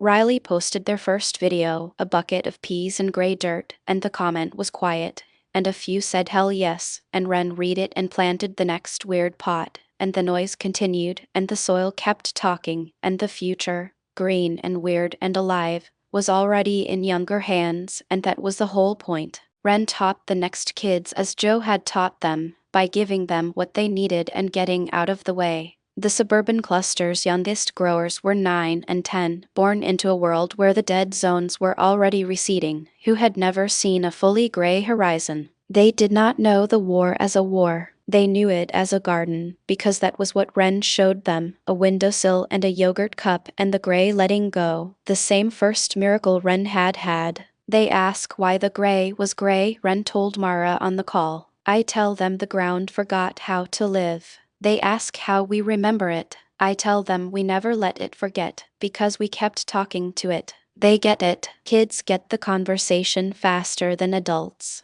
Ren wrote the Kids' Guide, a one-page thing with drawings how to wake dirt with a cup and a cousin, and posted it open, and the 9-year-olds of the suburbs started their own windowsill gardens, and the gray behind their apartments went green, and a generation that had never known a dead horizon learned to keep it that way, because the method was now a childhood, not a crisis. Ren kept the pipe, used it as Joe taught, not to escape but to slow down enough to hear the room under the floor, and they taught the kids that too, that the slowed mind is the one that hears the soil, because Joe's greatest lesson was not the method but the calm, and that calm was passing down, generation to generation, the way the method passed hand to hand, garden to garden. The suburban dead zones went fully green, the last gray inch taken by a 9-year-old with a cup and a cousin, and Ren posted it, pipe in hand, as Joe had, and said the only true thing. The war's over for them. It was always going to be. We just held the line till they didn't have to. The comments were quiet. A few said thank you. Ren set the pipe down and looked at the cluster, green now, all of it, and the kids were in the yards, and the soil was talking, and the future, green and weird and alive, was in hands too young to remember the gray, and that was the whole point. The only point, the conversation continuing without the speakers who started it. The war closed the way it opened, in the dirt, without a word, and the kids didn't notice, because to them it had always been a garden. Ren's random signal scaled past the suburban cluster to the whole movement, and the gray, which had learned to mimic a rhythm, met a planet that refused even its own schedule, and it starved in the noise. The signal fired at odd hours, coded by Ren's board from a seed no grower knew, so the beds shifted when the board said, not when the weak did, and the whisper strain, built to enter a rhythm and undo it, found a chaos it could not predict, and it failed across every sector at once, because the chaos was global now, a million gardens shifting on a signal only the board held. Ren, 17, ran the board from the suburban cluster's data closet, pipe warm from use, as Joe had taught, not to escape but to slow down enough to hear the room under the floor. They did not call themselves the leader. They called themselves the noise, and that noise was the point, because a noise cannot be copied, and the gray could only copy something that held a shape. The channel's growers adopted the random shift without being told why, because Ren's guide said only shift when the signal comes, not when the weak does, and the growers did, and the gray could not find them, and the whisper strain, the campaign's best weapon, met a movement that refused even its own rhythm, and it receded, the way every gray weapon had receded, against a noise no process could address. Mara watched from the green city and felt the calm Joe had taught her. They're better at this than we were, she told the camera. They grew up in it. The rhythm was our habit. The chaos is theirs. The gray can't fight a generation that never learned to hold still. The board fired at 3 a.m. The cluster shifted. The gray receded. The kids slept. The soil breathed. And Ren, successor to a war they'd been born into, ran the noise that the gray could not copy, and the future, green and weird and alive, held because the method was no longer a recipe, not even a rhythm. It was a refusal to be known, and a refusal cannot be addressed, only outlived, and the gray, for all its patience, had met something it could not outlive, because the thing changed faster than the process could copy. Wren set the pipe down and looked at the cluster, green, all of it, and the signal would fire again at some hour they did not know, and the beds would shift, and the gray would fail, and the conversation would continue, generation to generation, the way it always had, in the dirt, without a word. Wren's 16th winter was the one where they stopped copying Joe and started contradicting him, and the contradiction was the proof they'd learned. Joe posted a video that season advising growers to keep a core bed, one stable, perfected bed per garden as the anchor. Wren read it, frowned, and posted a reply within the hour. Respectfully, no, the core bed is the thing the whisper strain hunts, one stable shape per garden is one target, kill the core, shift everything. The reply got more views than Joe's video. Joe liked it. "Kid's right," he said. "I was thinking like a grower. They're thinking like the gray. Kill the core." That was a handoff, not the quiet one years later, but the real one. The student surpassing the teacher by seeing what the teacher's habits hid. Wren, who had never been a grower before the gray, had no habit to unlearn, and the gray, which learned from patterns, could not learn from a mind that had none. They coded the random signal board that winter, the thing that would defeat the whisper strain, and they did it alone, because Joe's calm was too slow for the problem and Mara's speed was too human for the code. Wren was both, young enough to be fast and calm enough to be patient, the blend Joe and Mara had been reaching for and never quite held. The board fired its first random signal in February, and 1,000 beds shifted at 3 a.m. for no reason any grower could name, and the whisper strain, built to enter a rhythm, met a chaos and starved, and Wren, 16, watched the gray fail against their code and felt the calm Joe had taught them, the cleared, slowed mind, settle. They wrote Joe, "Killed the core, it worked." Joe wrote back, "Told you you'd outgrow me, that was the plan." Wren set the pipe down, the glass one Joe had mailed, and looked at the cluster, green in the snow, and understood they were no longer the student but the noise, and that was the point, because a noise cannot be copied, and the gray could only copy something that held a shape. The winter held. The signal fired. The whisper strain receded. And Wren, who had started with a yogurt cup and a gray windowsill, ran the thing that beat the gray's best weapon, not by being smarter, but by being younger. And the young, as Joe had learned too late, outlive the patient, because they have not yet learned to hold still. Wren, at 17, ran the channels war board the night the gray's pulses stopped, and the silence on the map was louder than the war had been, because something that ends without a sound leaves a space no victory fills. They did not celebrate, they archived. The random signal board kept firing, not because the gray was coming, but because the habit, once built, was the method, and a habit stopped is a habit the gray could wait out. "We don't stand down," they posted.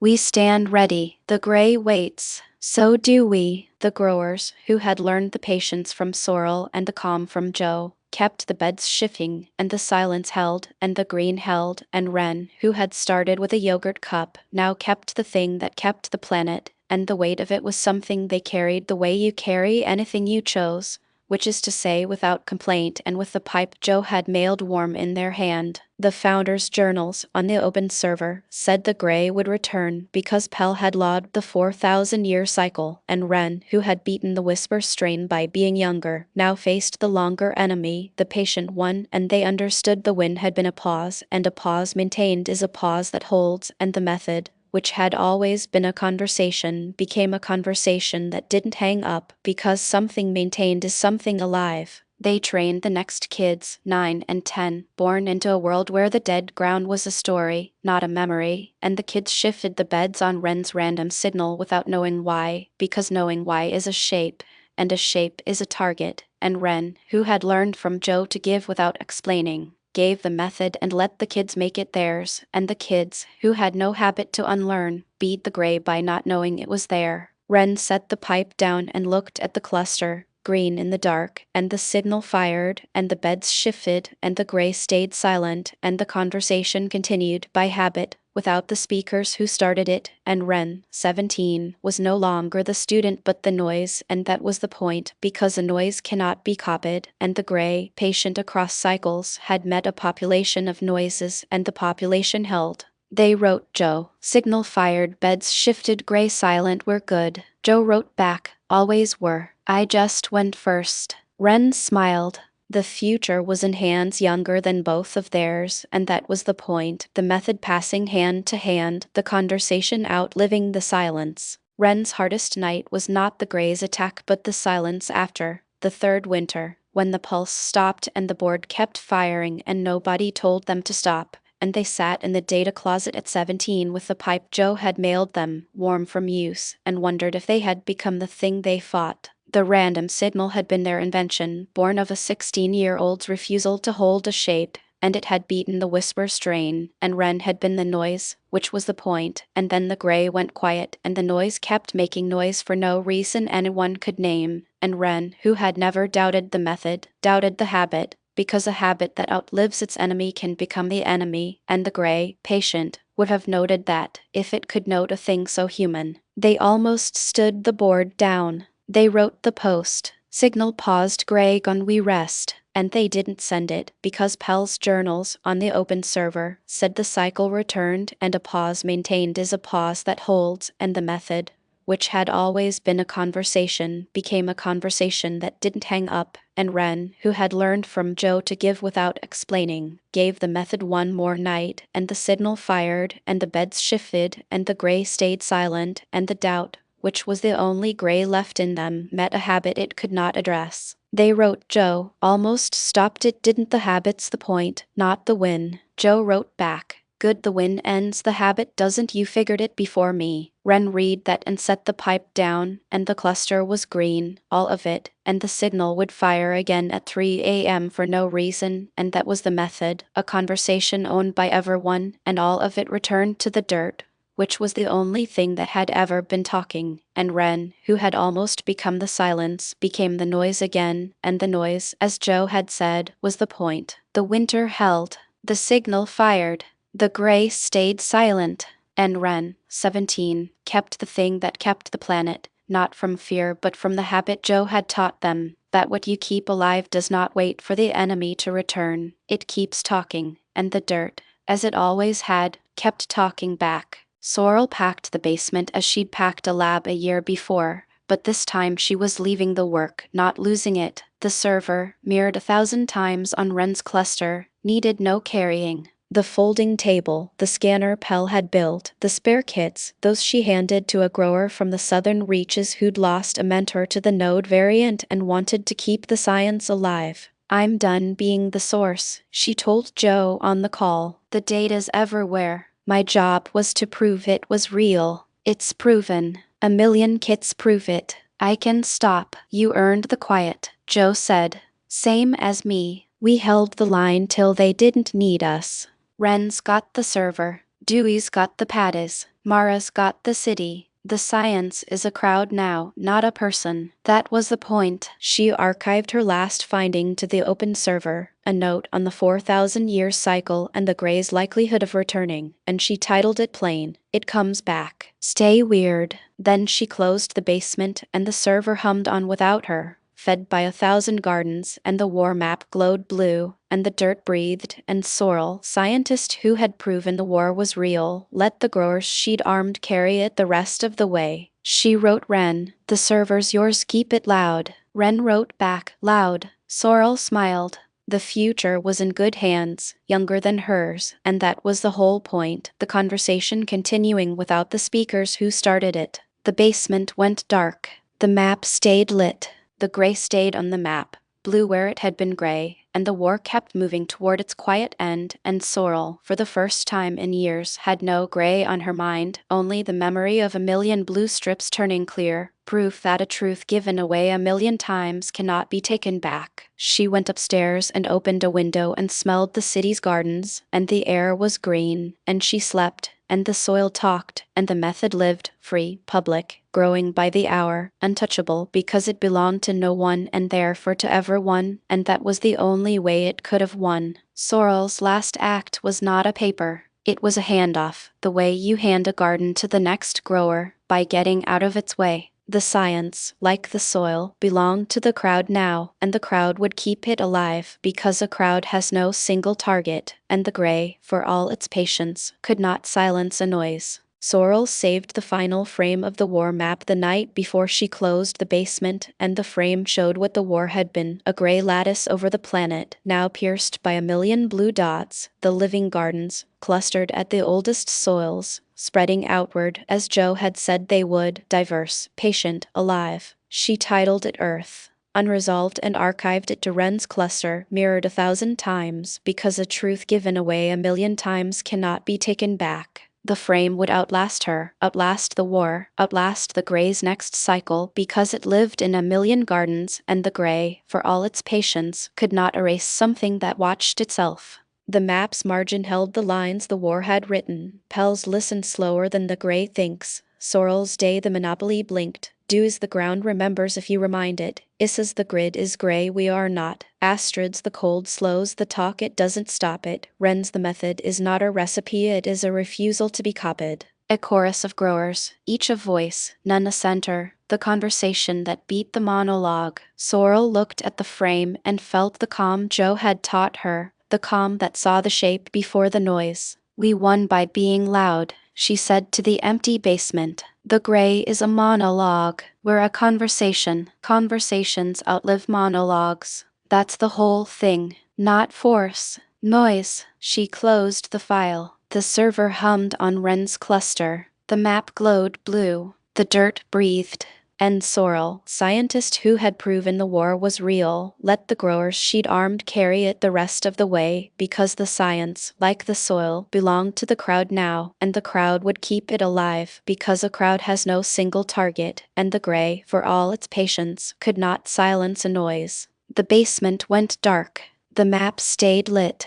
The gray stayed on the map, blue where it had been gray, and the war kept moving toward its quiet end, and Sorrel, for the first time in years, had no gray on her mind, only the memory of 1,000,000 blue strips turning clear, proof that a truth given away 1,000,000 times cannot be recalled. She went upstairs and opened a window and smelled the city's gardens, and the air was green, and she slept, and the soil talked, and the method lived, free, public, growing by the hour, untouchable because it belonged to no one and therefore to everyone, and that was the only way it could have won, the conversation continuing without the speakers who started it. Sorrel's last act was not a paper. It was a frame, saved to a server no one owned, mirrored 1,000 times, the proof that the war had been real and winnable and won, quietly, by a people who refused to be silent, and the frame would outlast the silence, because the dirt talks, and 1,000,000 growers listen, and the gray, for all its patience, has no ear for a conversation. In the second autumn, the detection kits reached 100,000, and the war map, once a scientist's folding table project, became the most read document on the open server, because 100,000 growers logging blue strips made a map no process could erase. Sorrel had shipped the design open, and Verda's factory line had made it free, and a grower in Java had waterproofed it, a grower in the Sahel had solar-powered it, a grower in Norway had freeze-proofed it,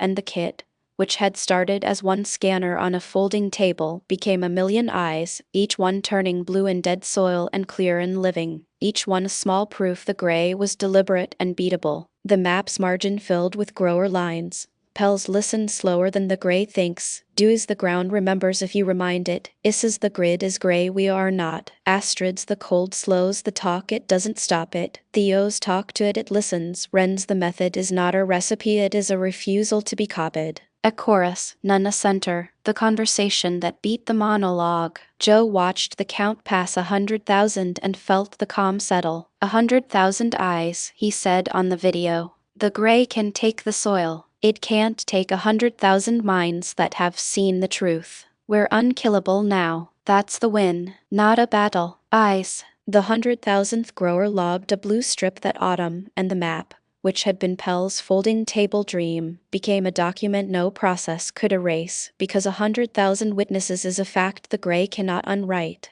Each strip was a small proof the gray was deliberate and beatable, and the proof, given away, became the one thing the war could not take back. Sorrel archived the design to Wren's cluster, mirrored 1,000 times, and went back to the folding table, and built another, and the basement hummed, and the map glowed blue, and the dirt breathed, and the truth, given away 100,000 times, became the one thing the war could not take back. She wrote Joe. 100,000 kits in the world the Greys outnumbered. Joe wrote back. Told you the soil converts everything, even silence. Sorrel slept, and the gray stayed on the map, blue where it had been gray, and the war kept moving, season by season, toward its quiet end, and the 100,000 eyes watched the dirt, and the dirt watched back, and the conversation, 4,000 years long, continued. The second autumn passed. The kits multiplied. The map glowed, and the war, which had never been a battle, became something no single event could undo, because something witnessed by 100,000 minds is something that cannot be unknown, and the gray, for all its patience, had no answer for a truth that lived in a million gardens.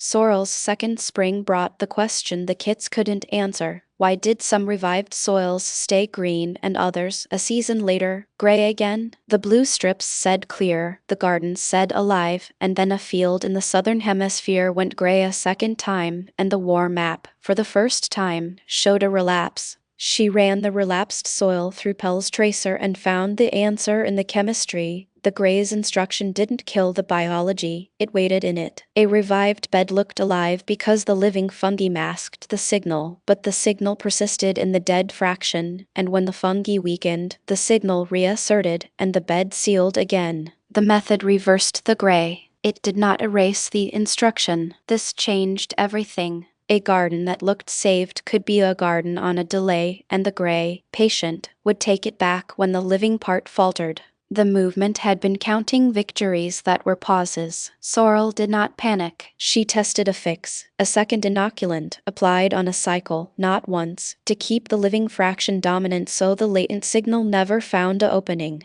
The southern field, treated on her schedule, stayed green through the next season, and the relapse did not come. She posted the finding open, plain, with the tracer data and the cycle protocol, and the channel's growers adopted the second application, and the relapses stopped because something that must be maintained is maintained, and the method was never a spell, it was a practice, and a practice repeats. Joe read it and felt the calm settle, the mind that saw the shape before the noise. We were counting too soon, he told the camera. The gray doesn't die. It waits. So we don't stop. The method's not a cure. It's a habit. You keep talking to the dirt or it forgets you. The relapse finding became the second pillar of the method beside diversity and movement, persistence. A garden must be tended, not won. The war map logged relapses in blue-held sectors as warnings, not failures, and the growers, who had celebrated too early, learned the patience the gray had always had, and they maintained, and the soils stayed green, because something maintained is something alive. Sorrel archived the finding next to Pell's journals, and wrote one line. The gray waits, so do we. The server hummed, the map glowed, the dirt breathed, and the relapse, which had been the gray's quiet revenge, became a routine, because a habit repeated is a habit kept, and the method, which had always been a conversation, became a conversation that didn't hang up. She slept that spring without the gray on her mind because the relapse had an answer, and the answer was a habit, and a habit, unlike a victory, doesn't end. Sorrel's third autumn revealed the last property of the gray's instruction. It remembered. The latent signal in a relapsed bed was not random. Across 1,000 relapses, the tracer showed the same molecular signature, the same 4,000-year core, the same dead fraction, and Sorrel, in the basement that had become the war's brain, understood the gray was not a weapon but a memory, something the soil had been told once, long ago, and had never been allowed to forget. Pell's core sample proved it. The band of gray under a civilization that stopped being was the same chemistry as the latent signal in a relapsed bed 4,000 years apart, and changed, because the instruction, once written, persisted in the substrate the way a scar persists in skin, and the campaign, patient across cycles, had written it and waited, and the waiting was the weapon. She published the finding open, plain, with the tracer data and the core sample side by side, and the channel's growers read it and understood the gray was not an enemy but an old instruction, and an instruction can be unlearned not by killing it but by talking over it, by keeping the living fraction dominant so the old voice stays quiet, and the method, which had always been a conversation, was now a conversation over a louder, older, quieter voice. Joe read it and felt the calm settle, the mind that saw the shape before the noise.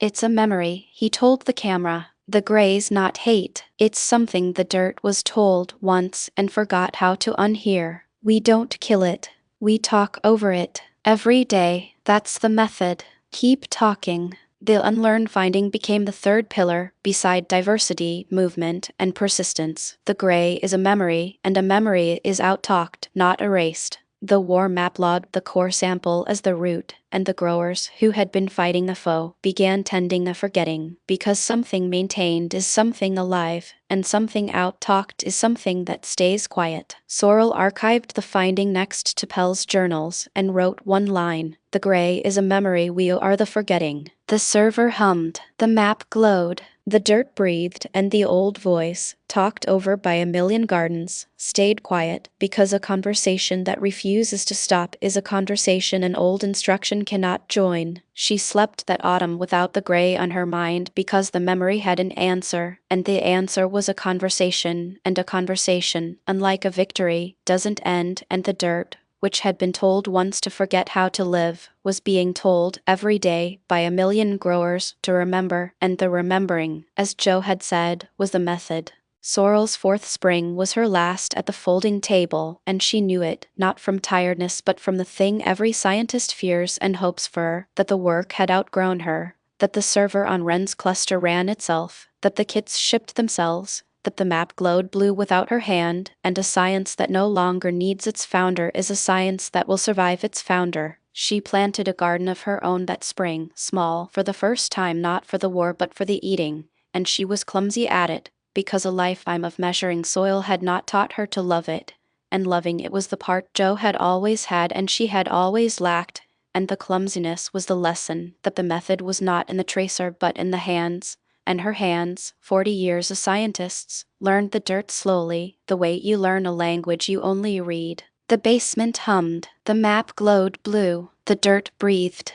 and Sorrel, who had proven the gray was deliberate, archived her last finding and closed the file, and the server, mirrored 1,000 times on Wren's cluster, did not notice, because a thing mirrored 1,000 times needs no keeper, and the conversation, 4,000 years long, continued without her, as it had before her, as it would after. She wrote Wren, "It's yours, it was always yours. I just held it till you could." Wren wrote back, "You proved it, nobody else could." Sorrel read that and felt the calm she had only ever measured in others, and she understood the proof was not the finding but the handing over, and the handing over was the method, a conversation that belonged to everyone, and all of it returned to the dirt, which was the only thing that had ever been talking. She slept that spring without the gray on her mind because the relapse had an answer and the memory had an answer, and the gray, an old instruction, was talked over by a million gardens, and Sorrel, who had been the first to read the instruction, was the last to need to, because the gardens read it now, and she, free of the reading, planted her own, clumsy, and ate from it, and the dirt, as it always had, gave back. The folding table stayed. The scanner stayed. The next scientist, whoever Wren found, would use them, and Sorrel's name would be a line in the server's history, and the history, like the dirt, would outlive the speaker, and the method, which had always been a conversation, became a conversation that didn't hang up because what you tend keeps living, and Sorrel, having maintained it as long as she could, let it maintain itself, and went to her garden, and the war, which had never been a battle, ended in a basement that no longer needed a scientist, and the dirt, as it always had, kept talking. The sterilizer did not hate. Hate is a feeling, and the campaign had no feelings, only the directive to stabilize the substrate. The substrate on Earth had resisted, and resistance was a variable, not an insult. In the quiet of its recalculation, the campaign ran a final model of the species, and the model returned a property it had not been built to weigh. The species changed faster than the campaign could copy. Every counter the campaign designed, the species answered with a change, and the change was not random. It was generative, a population of methods where the campaign had expected one, and a population cannot be suppressed by a process that suppresses a shape.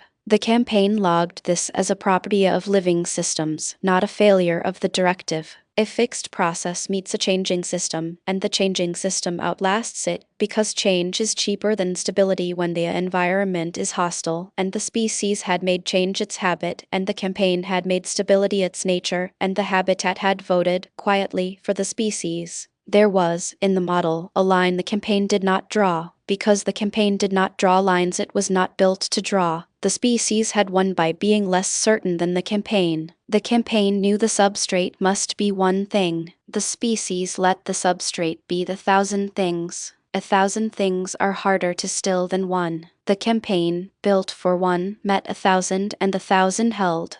The species would not know it had won. It would only know the gray stopped. The campaign, for its part, did not concede because concession is a feeling, and the campaign had no feelings. It recalibrated. Earth was logged unresolved. The directive remained active elsewhere. The campaign turned to other sectors, other substrates, other planets, and it would find compliant ground because the universe has more dead ground than living, and the campaign was patient, and patience is a kind of victory, except against something that changes faster than patience can map. The broadcast network went quiet. Earth breathed, gray at the edges, green at the core, through a million unmatched gardens. The successor tended them. The method lived in the soil. The campaign, somewhere in its patient logic, had met a conversation it could not join, and it moved on, without urgency, without malice, without end, and the dirt kept talking, and the conversation, 4,000 years long, continued, and the campaign, for all its patience, had no ear for it, and that was its only flaw, and it was fatal, and it was the reason Earth remained, green at the core, alive, unresolved, and free. Mara ran the last global sink from her roof in the green city, pipe-free, sober with the weight of something ending. The schedule Sorrel's data had built and Wren's board had coded fired across every continent at the hour the gray had learned to pulse, and 90,000 gardens planted or activated in the same window, and the gray, which had never faced more than a region, met a planet of life and could not aim. She watched the count tick past 90,000 and felt the calm Joe had taught her. The calm that saw the shape before the noise. "This is the last one," she said to the camera. "Not because the war's over, because you don't need me to call it anymore. You call it yourselves. The sink is yours. The growers did." The schedule kept firing, not because Mara sent it but because Wren's board ran it, and the board ran because the crowd fed it, and the crowd fed it because the crowd was the war now, not the commanders. Mara stepped back as Joe had taught her. By getting out of the way of something that worked. She filmed the city one last time, the green heart spreading to the gray edge, and posted it with a line Joe would have been proud of. "The sink is yours now. Plant when the signal comes. Shift when it says. Stay weird. The gray can't copy a noise. That's the whole trick. We were never the army. We were the soil." The comments were quiet. A few said we are. Mara set the phone down and went to the roof. And the beans were up, and the north was green, and the gray at the horizon had stopped pulsing, and the war, which had always been a war for the right to feed yourself from your own dirt, had been won by a people who simply would not stop growing. She wrote Wren, "Last sink ran itself, your board, your war now." Wren wrote back, "Always was." Mara smiled. The future was in hands younger than hers, and that was the whole point, the method passing hand to hand, garden to garden, generation to generation, the conversation continuing without the speakers who started it. The roof breathed. The city governed itself. The sink fired on its own, and Mara, who had been the field commander of a soil insurgency, became what Joe had always been, a grower with a camera. tending her roof, watching the north stay green, and the gray receded, and the sterilizer kept its silence, and the war kept moving toward its quiet end, and Mara, finally, just grew. She said good morning to the rooftop bed and meant it, and the soil looked back, alive, and for the first time since the dead zones started she had nothing to command, only something to tend, and tending, she'd learned, was the better half of saving. By the second summer, Mara's northern command had grown from a rooftop to a region, and the gray at the city's edge, which had pulsed for a year, now met a green ring and dissipated, because the ring was a crowd, 1,000 different beds, none matching the template the gray had learned to hunt. The early northern growers had worked alone, each rooftop a green island in a gray sea. The coordinated sync changed that. Mara set the schedule, a patchwork of beds each different from the last, and the gray, when it swept, hit the patchwork and stalled as a wave dissipates across 1,000 small shores. She lost growers to the node variant, to bias among the first, and she grieved them the way you grieve a rock in the bed, working the soil on either side until the loss is part of the garden. The north breathed, and the gray receded, and Mara, who had been the field commander of a soil insurgency, became what Joe had always been, a grower with a speed, tending her roof, watching the line hold. The green city proved the method scaled beyond any single grower, and the drone footage showed the gray metropolis with a green heart, spreading outward, each rooftop a cell of the same idea. Mara posted it with one line: "The North is green, not because of me, because of 11,000 people who decided the dirt was worth waking." The comment section, for once, had lost its unhinged edge. It was a roll call, growers posting coordinates, species, soil types. The war map turned those words blue, and the blue spread north, and the gray, which had taken the north first in the hemisphere, receded there last, because the north had been failing longer, and something that has failed longer takes longer to wake, but it wakes, because the dirt answers attention, and attention is free, and the north, for all its cold, had paid it. Mara wrote Ren that summer, "The city's green, your turn to keep it, learn the weird, the gray hates a moving target." Ren wrote back, "Already moving." Mara smiled. The future was in good hands, younger than hers, and that was the whole point, the method passing hand to hand, garden to garden, generation to generation, the conversation continuing without the speakers who started it. The roof breathed.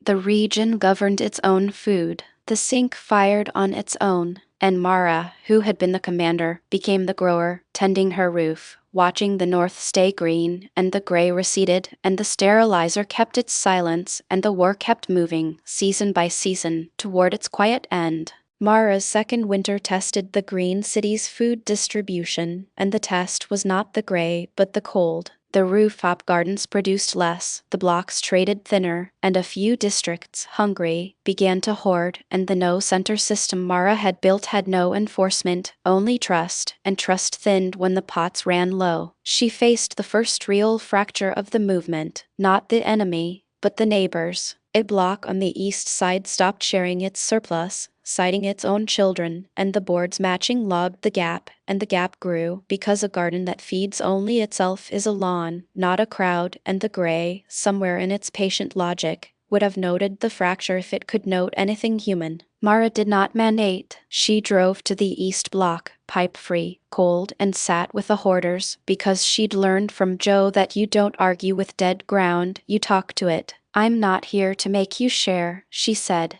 "I'm here because the gray wins the minute we stop. You're not wrong to feed your kids. You're early to forget the block feeds them too." The East Block's coordinator, a woman named Ray, said nothing for a long minute, then opened the surplus shed. Not because Mara ordered it, because Mara had shown up cold, in person, with no threat, and that was the only argument the no-center system had. The food moved again. The gap closed. Mara logged the episode on the war map's margin, not as a victory, but as a warning. The enemy was patient, but hunger was patient too, and the movement's strength was trust, and trust needed a face, not a board. She flew more, called more, showed up more, because a crowd with no center needs its nodes to be people, and people need to see each other. The East Block kept sharing. The city ate. The gray at the horizon pulsed once and met a crowd that had just chosen to stay a crowd, and it dissipated as a wave does across 1,000 small shores. Mara went home to her roof, and the beans were up, and the north was green, and the trust held because someone had shown up cold in person with no threat, and that was the whole trick. She wrote Ren, "The enemy's easy, the neighbors are hard, show up in person, that's the method for people." Ren wrote back, "Got it showing up." Mara smiled. The future was in hands younger than hers, and that was the point. Mara's third spring brought the question the no-center system couldn't answer with trust alone. Who owned the surplus? A block that had starved the winter before now overflowed, and the boards matching lobbed a glut, and a richer block began to sell its surplus, quietly, for credits, and the movement, built on free, met the oldest human reflex, and the line between a garden and a market blurred. Mara saw it on the war map's margin, not as a victory, but as a warning. The gray was gone from the core, but the market, patient in its own way, had returned through the surplus, and something sold is something centered, and a center is a target, and the gray, if it came back, would aim there. She called a growers' assembly on the open channel, not to mandate, but to ask, because the no-center system had no ruler, only a question. "We beat the gray by giving it away," she said. "The surplus is the proof. The moment we sell it, we build the center the gray would have built. So who owns it? The block? The city? Nobody? Everybody?" The assembly argued for a week. Which was the system working, because a crowd that argues is a crowd that decides, and the decision, when it came, was the oldest one. The surplus belongs to the block that grew it, and the block gives what it can, and the board matches need to abundance, and the credit is a thank you, not a price, and the line held because something given is something free, and something free is something the gray can't aim at. Ray, the East Block coordinator who had hoarded and then opened, said the line that closed it. "We almost died hungry, we almost died rich, same death, give it away." The assembly laughed, and the credit stayed a thank you, and the surplus moved, and the market, which had crept in through the glut, crept back out, because the movement had decided, by arguing, that the method was free or it wasn't the method. Mara wrote Ren, "The market knocked, we showed it the door by arguing that's the method for people." Ren wrote back, "Argue more." Mara smiled. The future was in hands younger than hers, and that was the point. The method passing hand to hand, the conversation continuing, by argument, without the speakers who started it. Mara's third winter was the quiet one, the year after the gray went silent, and the green city, no longer at war, had to learn the harder thing, which was peace, because a city built to survive a siege does not know what to do with a morning that poses no threat. The roofs still produced. The blocks still traded. The boards still matched need to abundance, but the urgency, the shared enemy, the thing that had made a million strangers a crowd, was gone, and the crowd, without a threat, began to fray into neighbors again, and neighbors, Mara had learned, are harder than enemies. She walked the roofs that winter, not as commander, the title long dropped, but as Mara, and she found the gardens tended, the surplus moving, the kids trained by Ren's board, and she found the city, alive and unthreatened, doing the thing she'd built it to do, which was to feed itself, and the feeding, now a habit, needed no enemy to sustain it, because a habit, unlike a victory, doesn't end. Ray, the East Block coordinator, found her on a roof and said the line that closed the piece. "We're still giving it away, nobody's selling, the habit stuck." Mara nodded. The habit had stuck, because the method was free or it wasn't the method, and the city, having decided by arguing, kept deciding by habit, and the habit was the win, not the war. She wrote Ren, "Peace is harder than war, the roofs don't care, they just grow good." Ren wrote back, "Roofs are smart." Mara laughed. The future was in hands younger than hers, and that was the point, the method passing hand to hand, the conversation continuing, by habit, without the threat that started it. The green city ate. The gray stayed at the wildland edge, silent, abandoned by the sterilizer but not gone, a memory the dirt had learned to talk over. Mara went home to her roof, and the beans were up, and the north was green, and the trust held because someone had shown up, cold, in person, with no threat, years ago, and that was the whole trick, and the trick had become a habit, and a habit, unlike a victory, doesn't end. Mara's 5th year after the Grey found her on a roof she no longer commanded, and the roof was someone else's now, a kid's, one of Wren's, and the kid grew things Mara could not name, and Mara, who had been the commander, was the visitor, and the visitor, she had learned, is the right role for an old warrior. She had not led the sink in years. Wren's board fired it. The kids ran it. The city ate from its roofs and traded its surplus and argued about the market and decided, by arguing, to stay free, and Mara watched it all from the outside because a founder who stays inside becomes a wall, and a wall is a target, and the Grey, if it came back, would aim there. Her name still meant something to the older growers, the ones who remembered the Eastern District and Tobias and the first green island in a gray sea, and they called her Mara, or Boss, or Nothing, and she accepted all three, because a name is a weight you set down when the work is done, and the work was done, not by her but by the crowd. Which was the point. She planted a bean on a roof that was not hers, clumsily, the way a CEO plants a photo-op bean, and the kid laughed, and Mara laughed, and the bean grew, and the north was green, and the trust held, because someone had shown up, once, cold, in person, with no threat, and that was the whole trick, and the trick had become a habit, and a habit, unlike a victory, doesn't end. She wrote Wren, "The roofs don't need me, they never did, they needed each other." Wren wrote back, "They needed you to show up once, that's all." Mara read that and felt the calm she had only ever measured in others, and she understood the commander had been a temporary shape, and the shape had been a thing the Grey could not copy, and the Grey, patient across cycles, had met a crowd that changed its shapes faster than the campaign could map, and the crowd held, and Mara, who had been the shape, became the memory, and the memory, as Joe had said, was a method, a conversation that continued without her 5 years on, as it had before her, as it would after.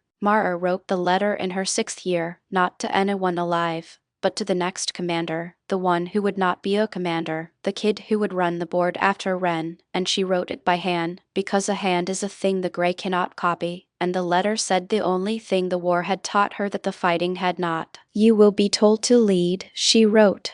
"Don't. Lead is a shape, and a shape is a target. Show up. In person. Cold, if it's winter. With no threat. The crowd decides. You just have to be there when it does. The Grey wins the minute we stop talking to each other. Hunger is patient too. So are you. Outpatience it. Feed the block that hoards. Don't argue with dead ground, talk to it. The method for people is the method for dirt. Attention is free, and the dirt answers it." She sealed it in an envelope marked next and left it in the Green City's seed library, where the kids traded seed and argument, and she did not tell Wren it existed, because a letter found by accident is a letter read, and a letter assigned is a letter filed, and the war had taught her that the best instruction is the one you stumble on. The envelope sat for a year. A kid named Riley, 9, traded a pea for a bean and found it, and read it, and did not understand half, and kept it, because a thing from the old commander felt like a seed, and seeds are kept, and Riley, who would one day run the board after Wren, carried Mara's letter the way you carry a thing you'll need and don't yet know how to use. Mara, who had been the commander, became the letter, and the letter became the seed library's oddest trade, and the Green Sea ate, and the Grey stayed silent at the wildland edge, and the method,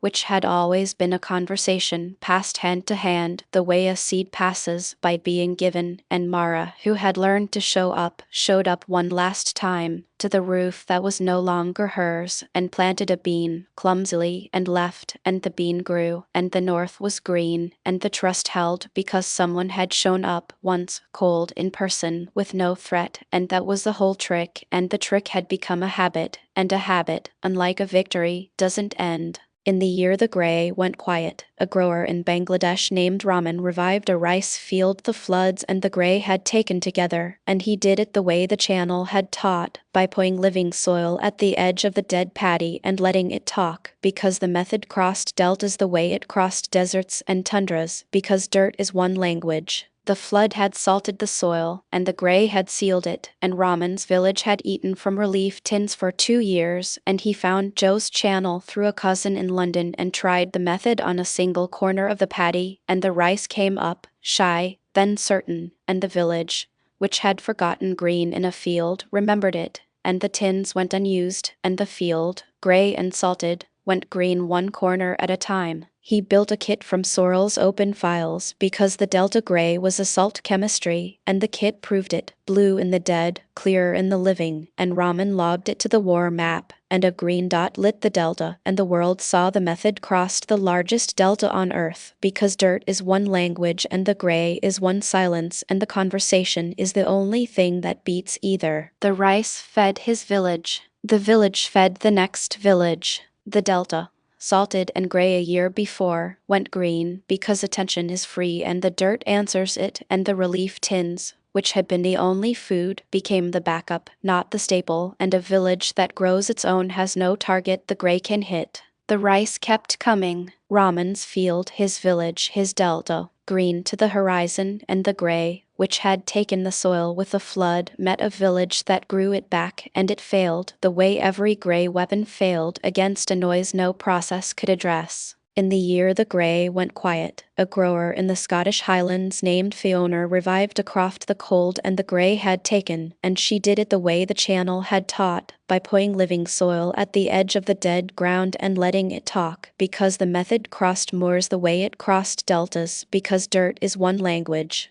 The highland soil was thin and old, older than the core sample, and the gray had claimed it early, sealing the croft where Fiona's family had kept sheep and kale. She found Joe's channel through a neighbor's phone and tried the method on a single corner of the croft, and the kale came up, shy, then certain, and the croft, gray a year before, went green one corner at a time, because the cold made the conversation slow, and patience was the one thing the North had in abundance. She built a kit from Sorrel's open files because the Highland gray was a thin soil chemistry, and the kit proved it. Blue in the dead, clear in the living, and Fiona logged it to the war map, and a green dot lit the moor, and the world saw the method crossed the highlands, because dirt is one language and the gray is one silence, and the conversation is the only thing that beats either. The kale fed her family. The family fed the glen. The glen, gray a year before, went green, because attention is free and the dirt answers it, and the sheep,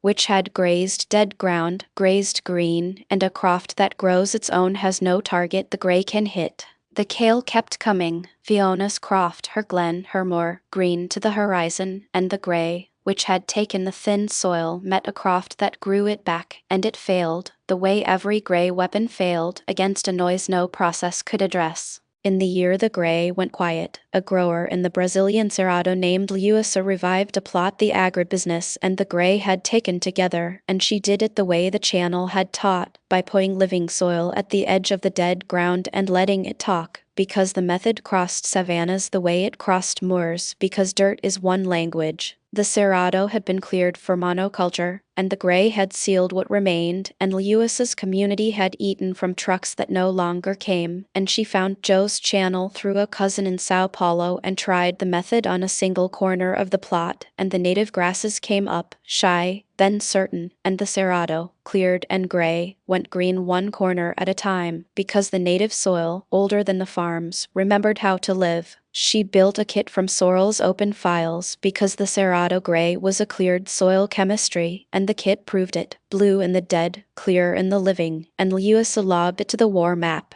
and a green dot lit the savanna, and the world saw the method crossed the Cerrado, because dirt is one language and the gray is one silence, and the conversation is the only thing that beats either. The grasses fed her community. The community fed the next. The Cerrado, cleared and gray a year before, went green, because attention is free and the dirt answers it, and the trucks, which had been the only food, became the backup, and a community that grows its own has no target the gray can hit. The grasses kept coming. Lewis's plot, her community, her Cerrado, green to the horizon, and the gray, which had taken the cleared soil, met a community that grew it back, and it failed, the way every gray weapon failed, against a noise no process could address. A grower in the state prison at Lansing found Joe's channel through the one terminal the warden allowed, and he tried the method on the prison yard's dead soil because the gray had taken the yard and the inmates had nothing green to look at, and a man serving 20 years had time to talk to dirt.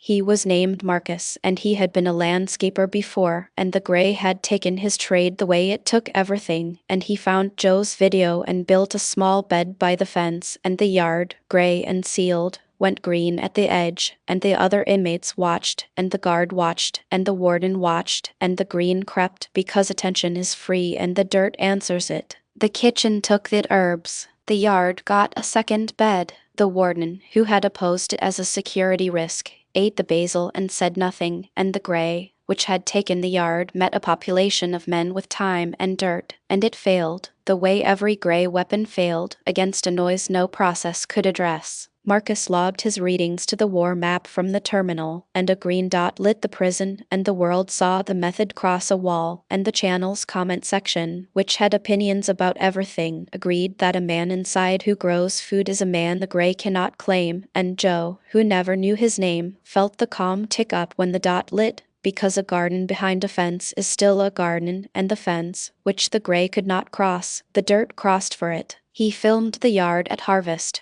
herbs green against gray concrete, and said only, "The gate is locked, the dirt isn't."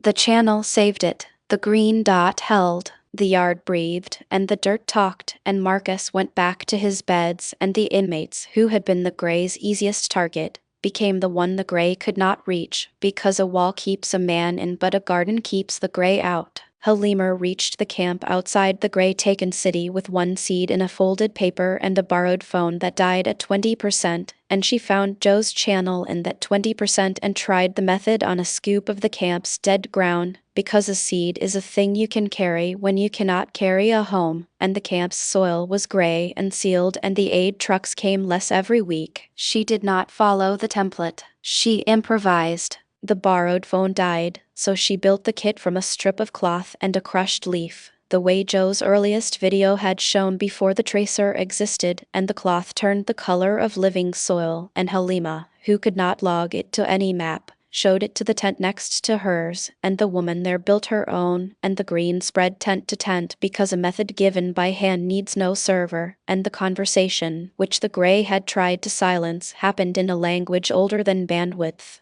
The lentil came up in the camp's gray dust. Her family ate it. The next tent ate the next. The aid trucks, when they came, found a row of green scoops where there had been gray, and the driver, who had seen the dead city, said nothing, and left more than usual because a camp that grows its own is a camp that will not be a target, and the gray, which had taken the city, met a row of scoops it could not explain, and it failed, the way every gray weapon failed, against a noise no process could address. Halima never logged a green dot. She had no signal, but the channel, months later, carried a video from the camp, shot on a newer phone, of a row of green scoops and a woman holding a folded paper empty of seed, and the comment section, which had opinions, said that's the method, no Wi-Fi needed, and Joe, who watched it once, felt the calm settle, and understood the war had been won in places he would never see, by people who would never log a dot, because a thing given by hand outlives the thing that needs a network.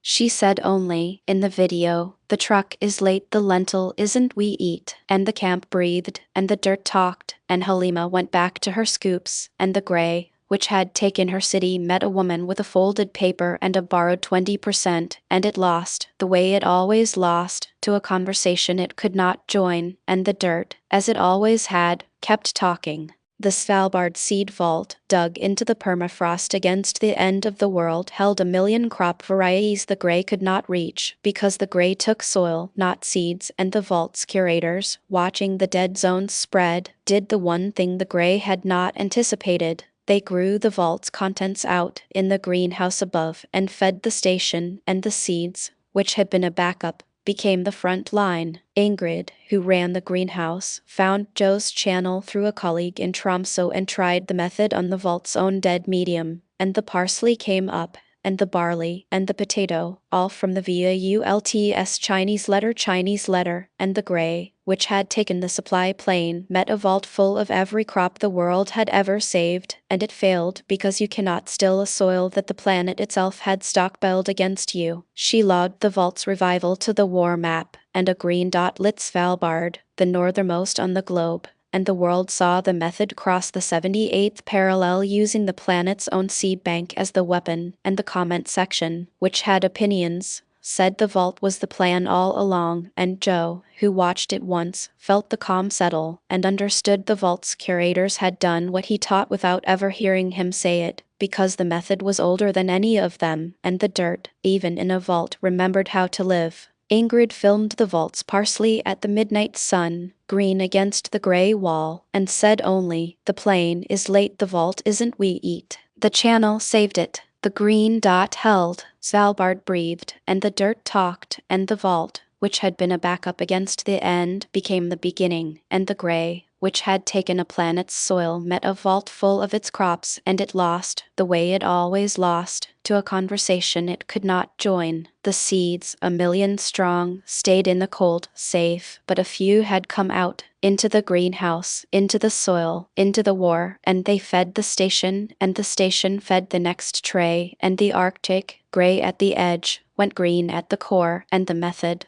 which had always been free, was free even at the top of the world, and the dirt, as it always had, kept talking. Cthulhu caught a mouse in the greenhouse the October the Grey withdrew, and convened a full session. Joe found her at the mother room threshold, body low, tail at the frequency that meant prey not package. The mouse, a field mouse, the kind that wintered in outbuildings, cowered at the base of the bench, oblivious to its indictment. The cat did not kill it. She negotiated. 1 step, pause, assess. 2 steps, tail whip. The cat committee was deliberating the mouse's clearance status, and the verdict was evidently guilty of trespass but not of malice. Joe, packing the pipe at the greenhouse door, watched via cat radar. "Leave it. It's not after the plants." Cthulhu ignored him. Step 3, the pounce, a practiced paw flip that pinned the mouse without drawing blood, her move with anything she meant to present rather than destroy. She carried it to the receipt box, the dispensary document transported for the occasion, dropped it at Joe's feet with the gravity of a customs officer surrendering contraband, and sat back, tail curled, awaiting disposition. He picked the mouse up by the scruff, walked it to the door, and set it in the clover mat outside. Evidence processed. Defendant remanded to the garden. Cthulhu returned to the receipt.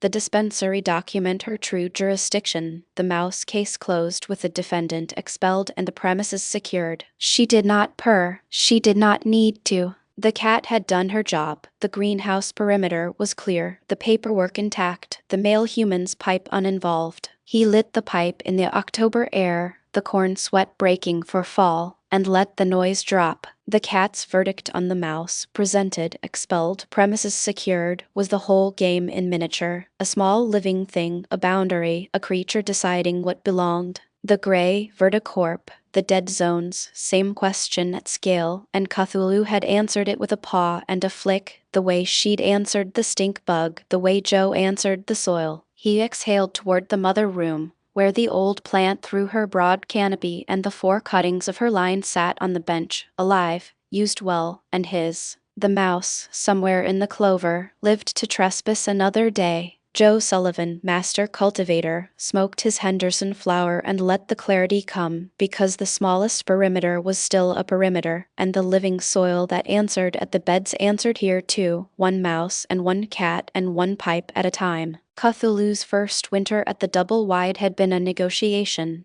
By the 3rd, it was a treaty. The cat had arrived with the dispensary bag, judged the receipt, and claimed the warm tile above the trays. 3 winters later she had expanded her jurisdiction to include the receipt box permanent, the pipe warmth under review, always the dehumidifier tolerated rival, the stink bug expelled, and the gray edge leaf contained threat. She ruled the double wide with the detached authority of a monarch who had never lost a vote because no one had called one. Joe packed his pipe by the window in the January cold, the trays low under the shop light, the basil on the sill flourishing, Cthulhu on the warm tile above them, and watched the snow fall on the acreage.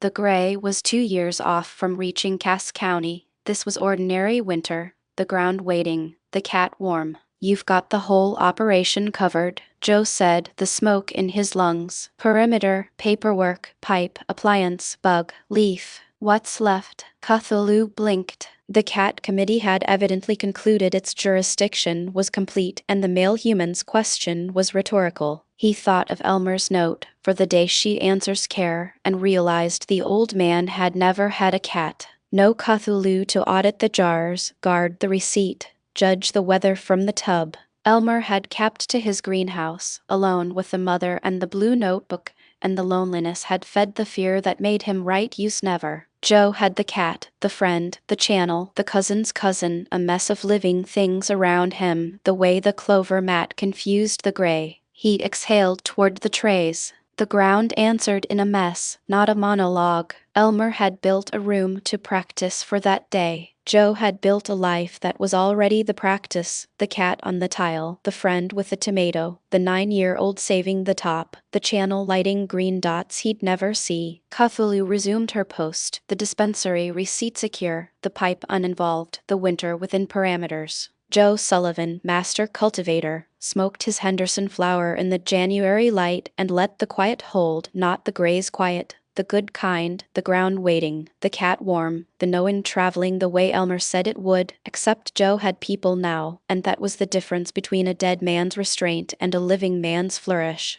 The gray withdrew from Cass County in the third summer, the same season it withdrew everywhere, and Joe knew the shape of it before Sorrel's kid confirmed it. The dead band south of the cemetery began to soften at the edge, not green overnight. The gray didn't undo itself that cleanly, but the powder lost its uniformity, the way a scab loosens when the skin underneath decides to live. The clover mat held. The bean rose Joe had planted 3 summers ago as defense had become a garden. The ditch grass came back in patches, ragged and ordinary, the kind of recovery that didn't make the news because it looked like nothing. He knelt at the gray edge one July evening, the storm season humidity already thick though the real deluges were a month off, and dug his finger into the soil where dead had met alive. Crumb, real crumb, with the faint smell of bacteria waking up. The mycelium web under the surface had threaded back across the line, slow as always, because the living soil he'd arranged had given it somewhere to go. Elmer's note said, "For the day she answers care, that is not this plant.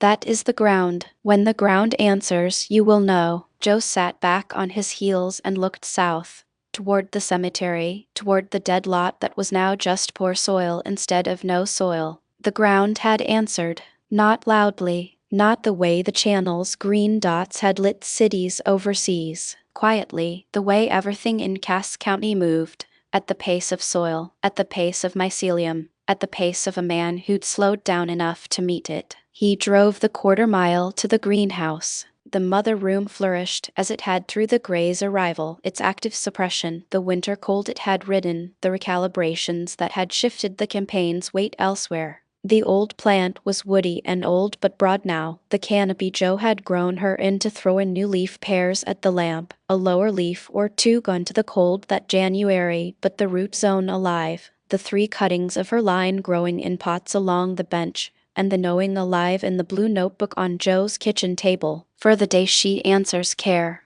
The ground had answered. Elmer had been right, unfair as always. Joe packed his pipe and lit it in the doorway, the July heat coming in off the fields, the corn sweat humidity that meant August would be a lid. Cthulhu was at home, presumably still guarding the dispensary bag with the same ferocity she'd shown the day Joe brought it home. The mother room hummed with the low fan from the family center motor. The clover outside had gone from defense to garden. He thought of the broken piece, dead in its jar, and the rosemary, ugly and alive, and Mara's pepper, and the 40,000 subscribers who'd never know his last name, and the old man who'd felt the ground forgetting how to stay alive and had built a room to practice for the day it remembered. She answered, "Grandpa," Joe said to the dim corner, and meant it. The old mother didn't respond. She didn't need to. The ground had.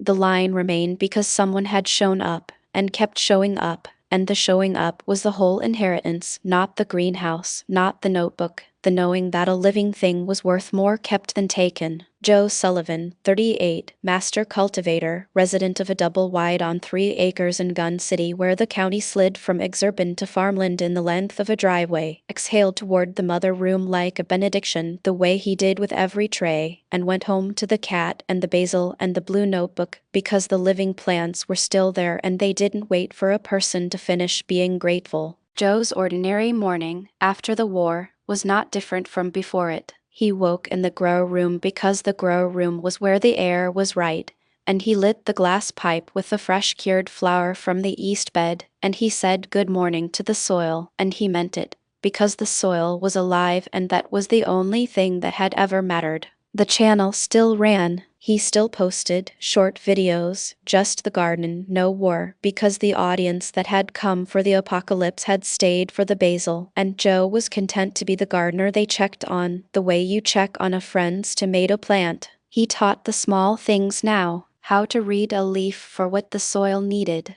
how to breed a fungus from a rotten log, how to taste a fruit and know the gray from the real. The big things, the war, the pulse, the million gardens, those belonged to the noise and he'd handed them off the way you hand a garden to the next grower, by getting out of its way. Mara called sometimes. Wren called sometimes. Sorrel rarely, and when she did it was to say the server hummed and the map glowed blue and the next generation tended it. Joe listened, the calm in him settled, the cleared slowed mind that had always been his, and he said the only true thing, good it's theirs now. The gray still edged the wildlands. The sterilizer had withdrawn, not surrendered. Pell's journals said the cycle returned. Joe knew this the way he knew the soil, not from fear but from patience, because the gray was a process and processes recur, and the only answer was the one the war had found, a million gardens that wouldn't hold still. He planted the east bed differently every few days, as he taught the world, because the habit that had saved the planet was the habit that would save it again, and Joe, the man who'd taught a planet to outlive its own soil, went back to the dirt, and the dirt, as it always had, kept talking. The pipe glowed, the basil flowered, the crickets did their part, and the morning came green, the way it had for a year now and would, if the noise held, for 1,000 years, because a generation that grows its own dirt does not lose it again. Joe's quiet garden life, after he stepped back, was not a retirement. It was a return. He woke to the east bed, pipe lit, the fresh cured flower from his own plants, and he listened to the soil the way he always had, the cleared slowed mind that had always been his strength, not something he'd earned but something the cannabis let him keep. The world outside kept fighting the gray, but inside the grow room the fight was over and the beans were up and the mycelium was talking. He posted sometimes short videos, no war, just the garden, a time-lapse of a bean climbing, a close-up of mycorrhizae on a root, filmed with a lens he'd bought for the purpose, a monologue about why compost smells the way it does because the channel that had come for the apocalypse stayed for the basil, and Joe, broadcaster no more, was just a grower with a camera, the thing he'd been before any of it. The audience, millions strong, watched the quiet videos and understood the man behind the war was always this, a guy who loved dirt and talked to it. The war had been a detour. The garden was the destination. Mara called him. The city runs itself. Wren's teaching the kids. Sorrel's kits hit 1 million. You can come back if you want. I'm not back, Joe said. I'm here. I was always here. The war just borrowed me for a year. Good, Mara said. Rest. You earned the quiet. He hadn't earned it. He'd been given it.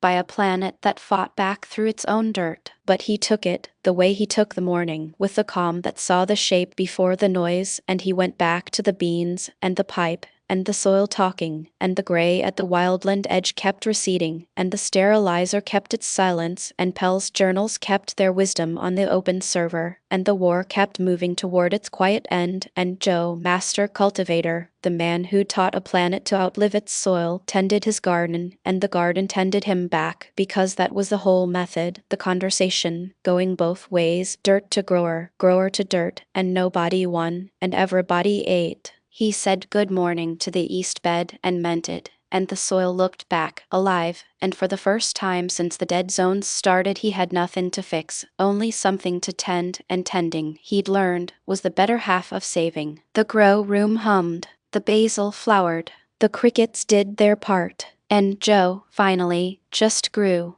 By the second spring, the dead zones had stopped spreading. That was the first sign the war had turned, though no one named it yet. The gray still held the wildlands and the old soil's edges, but the places where growers had woken the dirt stayed woke, and the pulses that had come monthly now met a crowd and dissipated, and the crowd grew, season by season, because a garden that lives feeds the next garden. Joe felt it in the east bed, the soil breathing, alive, and the calm in him, which had always been his strength, settled into the shape of a man who had been handed a war and fought it with beans. Year 2, he said to the camera, pipe lit, the fresh cured flower from his own plants. We're not losing anymore. We're not winning either. We're outliving it. That's the trick. Don't argue with dead ground. Outlive it. The channel had changed by then. The early unhinged comments had given way to a quiet roll call, growers posting coordinates and species and soil types, a map drawn in words. The war map Sorrel built turned those words blue, and the blue spread, and the gray, which had been a single gray over the planet, became a gray with holes, then a gray with fewer holes, then a gray at the edges only. Mara's Green City proved the method scaled, and Dewey's Patty proved it crossed languages, and Issa's solar kit proved it needed no grid, and Astrid's permafrost garden proved it outpatienced the cold, and the growers, who had started as followers of a stoned man in Carhartts, became a population of methods, each unknown to the others, none repeatable, all resistant. Berta's pivot, mid-year 2, fed the movement the inoculant it could not culture fast enough. And the corporate front of the war ended not with a victory, but with a conversion, the way the gray always ended, by the soil winning the thing that fought it. He posted one line that spring. Year 2, the dirt's got roots now. You can't pull up a million gardens. That's the win, not a battle. Roots. The comments were quiet. A few said roots. Joe set the pipe down and looked at the east bed, and the soil looked back, alive, and the year turned, and the gray receded a little more, and the war kept moving, season by season, toward its quiet end. By the third winter, the gray had stopped advancing anywhere. Sorrel's war map, blue at the core and gray only at the farthest wildlands, showed what the seasons had done, a planet that had learned to talk back to its own ground, and a process that, for all its patience, had met a noise it could not quiet. The random signal fired through the long dark, coded by Wren's board, and a million gardens shifted on no schedule the gray could learn, and the whisper strain, the campaign's last weapon, met a chaos and starved. The growers, who had started as followers, ran the war now, and the commanders, Joe and Mara and Sorrel, had become what they'd always been underneath. Growers with cameras, tending their beds, watching the gray recede. Joe's grow room hummed through the third winter, the basil flowering, the crickets doing their part, and he posted the quiet videos, no war. Just the garden, because the channel that had come for the apocalypse stayed for the basil, and the man behind the war was always this, a guy who loved dirt and talked to it. Mara's Green City governed its own food. The sink fired on its own, and she tended her roof, watching the north stay green. Sorrel had closed the basement, the server humming on Wren's cluster, and she slept without the gray on her mind. Berta shipped inoculant free, the towers sprouting gardens she'd never see, and the food came, and the soil breathed. Wren, 17, ran the board from the suburban cluster, pipe warm from use, the successor to a war they'd been born into, and the noise they ran could not be copied, and the gray, for all its patience, had met something it could not outlive, because the thing changed faster than the process could copy. The sterilizer, somewhere in its patient logic, had logged Earth unresolved and turned to other sectors, other substrates, other planets where the living world might hold still long enough to convert. It did not conclude. It recalibrated. Earth held the shape it had fought for, gray at the rim, green at the heart, a million gardens breathing contrary to the process. Pell's journals, on the open server, reminded the movement the gray was a cycle, and cycles return, and the growers who had outlived one would outlive the next because they had become a population of methods, and a population does not forget how to talk to its own dirt. The third winter passed. The gray held the wildlands, quiet, abandoned. The core breathed, and the war, which had never been a battle, ended the way it had begun, in the dirt, without a word, and nobody noticed the exact moment, only that the morning came green, and the dirt was talking, and the conversation, 4,000 years long, continued. Joe said good morning to the east bed and meant it, and the soil looked back, alive, and for the first time since the dead zones started he had nothing to fix, only something to tend, and tending, he'd learned, was the better half of saving, and the year turned to spring, and the gray receded a little more, and the roots held, and the noise continued, and the planet, green at the core, breathed.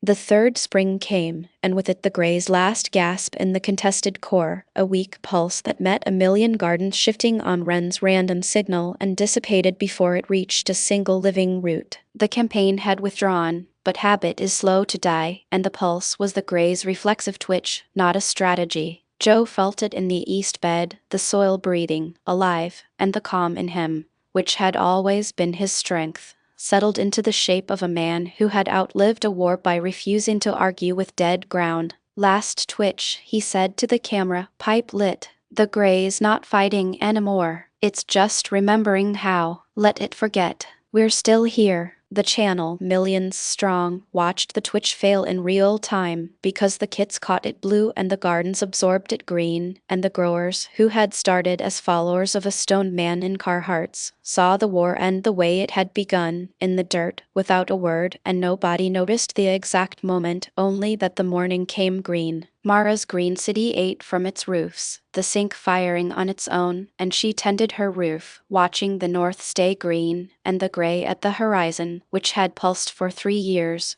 went still, and the stillness held. It's over, she told the camera, calm now, the calm Joe had taught her. Not one. Over. The gray gave up on us, or forgot us. Either way, we're still here. Wren ran the board from the suburban cluster, pipe warm from use, the successor to a war they'd been born into, and the noise they ran could not be copied, and the gray, for all its patience, had met something it could not outlive, because the thing changed faster than the process could copy. They posted the closing line, where the noise the gray couldn't quiet, a noise that's the whole thing. Sorrel's server, mirrored 1,000 times, held the final blue map, and the truth, given away 100,000 times, could not be taken back. Verda shipped inoculant free, the towers sprouting gardens she'd never see. The founders' journals rested on the open server, a compass for the next cycle. The sterilizer, logged unresolved, turned to other sectors, other substrates, other planets where the living world might hold still long enough to convert. It did not conclude. It recalibrated. Earth held the shape it had fought for, gray at the rim, green at the heart, a million gardens breathing contrary to the process. Joe said good morning to the east bed and meant it, and the soil looked back, alive, and for the first time since the dead zones started he had nothing to fix, only something to tend, and tending, he'd learned, was the better half of saving. The third spring turned to summer, the gray receded a little more, the roots held, the noise continued, and the planet, green at the core, breathed.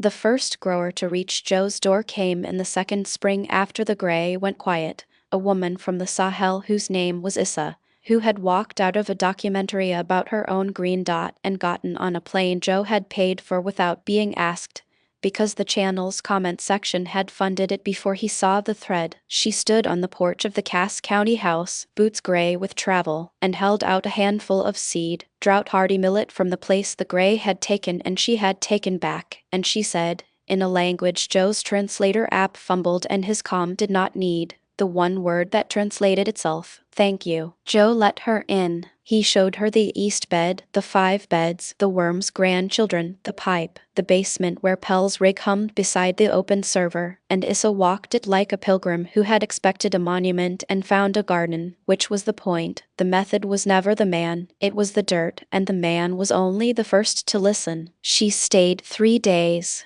They planted millet in the east bed's edge, a Sahel crop in Missouri soil, and it came up, shy, then certain, because dirt is one language, and the gray is one silence, and the conversation is the only thing that beats either, and a visitor from the other side of the planet is the conversation made flesh. On the third night she filmed Joe, unprompted, pipe lit, explaining to the millet why compost smells the way it does, and she posted it to her own channel, and the comments, in a dozen languages, said the same word the documentary had taught them: grow. Joe watched the count pass 1 million views and felt the calm settle, the mind that saw the shape before the noise, and he understood the war had been a detour, and the garden was the destination, and the grower at his table was the proof, a person made of the method. Issa left with a jar of his inoculant and a promise to send seed back, and the door closed, and the house was quiet. And Joe, who had taught a planet to outlive its soil, had finally met the planet, in the form of one woman with gray boots and a handful of millet, and the soil, as it always had, kept talking, and the conversation, for the first time, had a face he could see across a table. He said good morning to the east bed the next day, millet among the beans, and he meant it, and the soil looked back, alive, and the war, which had been a thing between him and the gray, was now a thing between 1 million strangers and the dirt, and that was the win, not the silence of the gray but the noise of the gardeners, and Joe, finally, was just one of them. Year 1, late summer, Joe found a worm in the east bed and stopped the recording to watch it, not because it was remarkable, because it meant the soil had made a home, and a home means life that chooses to stay. He'd been high, calm, mid-sentence about mycorrhizae, and the worm changed the subject to something older than his words. He let the camera roll, unscripted, while the worm worked. "See that," he said. "That's the part no video shows. The soil's not dirt if something lives in it. A worm picks your bed because your bed is a place. That's the whole method, right there. Make a place, not a lawn." The comment section, still unhinged that summer, lost its mind at a stoned man narrating a worm. One wrote, "This man is explaining ecology to a worm and the worm is winning." Joe liked that comment. He pinned it. The worm kept working, indifferent to its fame, and the east bed breathed, and Joe felt the calm tick up, the settled mind that had always been his, and he understood the recording didn't matter half as much as the worm did. He planted 3 more beds that week, each a different mix, each a small experiment in giving the soil a reason to stay. The beans went in one, the basil in another, a chaos of companions in the third, and he watched them the way you watch anything you've decided to love, which is to say without needing it to be impressive. Mara, watching from Duluth, wrote him, "You narrated a worm for 9 minutes." Joe wrote back, "The worm narrated me. I just held the camera." That was a year. Small, specific, a worm, a bed, a man who talked to dirt and meant it. By the time the dead zones reached Missouri's edge, Joe had 100 beds, each a place, each alive, and the worm's children were everywhere, and the soil was a home, and the method, which would one day save a planet, was in that moment just a man and a worm, and the calm that let him see the small thing first. He posted the worm video last in the summer, pipe lit, and said, "If your soil has worms, you won. Everything else is detail." The comments, for once, were quiet. A few said worms. Joe set the pipe down and looked at the east bed, and the soil looked back, alive, and the worm worked, and the year turned, and the gray came, and the method was ready because a place had been made. Year 2. Joe lost a bed to hubris, and the loss taught him the relapse lesson before sorrel did. He'd gotten comfortable. The east bed was green, the channel was a movement, the dead zones were receding, and Joe, calm to a fault, stopped changing the east bed's mix because it worked, and working is a sedative. The gray, patient, found the stable shape, the latent instruction in the dead fraction reasserted, and the east bed sealed in a week. The first gray Joe had seen in his own grow room since the beginning. He stood in the dead soil with the pipe unlit and felt the wrongness the way you feel a room go quiet when someone leaves. Not panic, recognition. He had told the world to keep moving, and he had stopped, and the gray, which had always been patient, had waited him out. So he did what he'd tell anyone to do. He broke the sealed ground, restarted the inoculant, changed the mix, and he did not make a single bed again. He made 5, each different, and he rotated them, because something that must be maintained is maintained, and the method was never a spell, it was a practice. He posted the failure, unedited, pipe unlit, the dead bed behind him. "I got comfortable. The gray waited. It always waits. So I don't stop." The method's not a cure, it's a habit. I forgot. The bed reminded me. Don't be me. Keep moving. The comments, millions now, were kind, which was new. A few said we did too. Joe read them and felt the calm settle, the mind that saw the shape before the noise, and he understood the failure was the lesson Sorrel would later prove, that the gray doesn't die, it waits, and a garden must be tended, not won. The east bed came back, different, weirder, alive, and Joe planted 5 more, and the grow room breathed, and the relapse, which had been the gray's quiet revenge on the man who started it, became a routine, because a habit repeated is a habit kept, and Joe, who had taught a planet to outlive the gray, had first to outlive his own comfort, and the comfort, once broken, did not return, because something maintained is something alive. He said good morning to the 5 beds, and meant it, and the soil looked back, alive, and for the first time he understood his own lesson from the inside. The method was never his. It was the dirt's. He'd just been the first to listen. 3 years in, Joe's grow room had become a small museum of the war he'd won by not fighting it. The east bed, the 5 beds, the worm's grandchildren, the pipe, the camera, the open server humming in the basement beside Pell's rig, all of it a quiet monument to a man who had simply talked to dirt and been heard by a planet. He planted the east bed differently every few days as he taught the world, because a stable shape is a target, and the gray, though silent at the wildland edge, was patient, and patience is a habit Joe had learned to match. The beans climbed, the basil flowered, the chaos of companions did its unnameable work, and the soil, which had been told once to forget how to live, was being told every day to remember, and the remembering, as Sorrel had proven, was the method. He posted less. The channel ran on its own now, Wren's board firing, the growers growing, the surplus moving by argument, and Joe, who had been the broadcaster, became a gardener again, which he had been all along, and the calm, which had always been his, settled into something he no longer had to defend because the world had learned the quiet part without him. The fresh cured flower from his own plants went in the pipe, and the smoke went up, and his mind, slowed to the soil's speed, saw the shape of the 3 years the way you see a field from a hill hole, and the shape was a conversation, millions of voices talking to dirt, and the dirt talking back, and the gray, an old instruction, talked over by a population of gardens, staying quiet, because a conversation that refuses to stop is a conversation an old memory cannot join. He said good morning to the beds, and meant it, and the soil looked back, alive. And for the first time in 3 years he understood the war was not something he'd won but something the dirt had won through him, and he was the first listener, not the hero. The channel's motto named the hero now, the conversation. The conversation was ever one, and ever one was the method. The pipe glowed, the basil flowered, the crickets did their part, and the morning came green, the way it had the first time, before the dead zones, before the channel, before the war, and Joe, who had started alone with a worm and ended surrounded by a planet, smiled, and planted, and talked to the dirt, and the dirt answered, as it always had, as it always would, as long as someone, anyone, young or old, stayed to listen. Joe's 3rd winter brought the doubt, not the gray's return but his own, the quiet question every teacher faces when the students surpass him. What is he, now that the method is everyone's? He had built the channel to talk to dirt, and the dirt had answered, and the answer had become a movement, and the movement had become a million gardeners, and Joe, who had started alone with a worm, was now one voice in a chorus that did not need him, and the calm that had always been his strength flickered, not from fear but from the strange grief of being outgrown by your own idea. He posted less.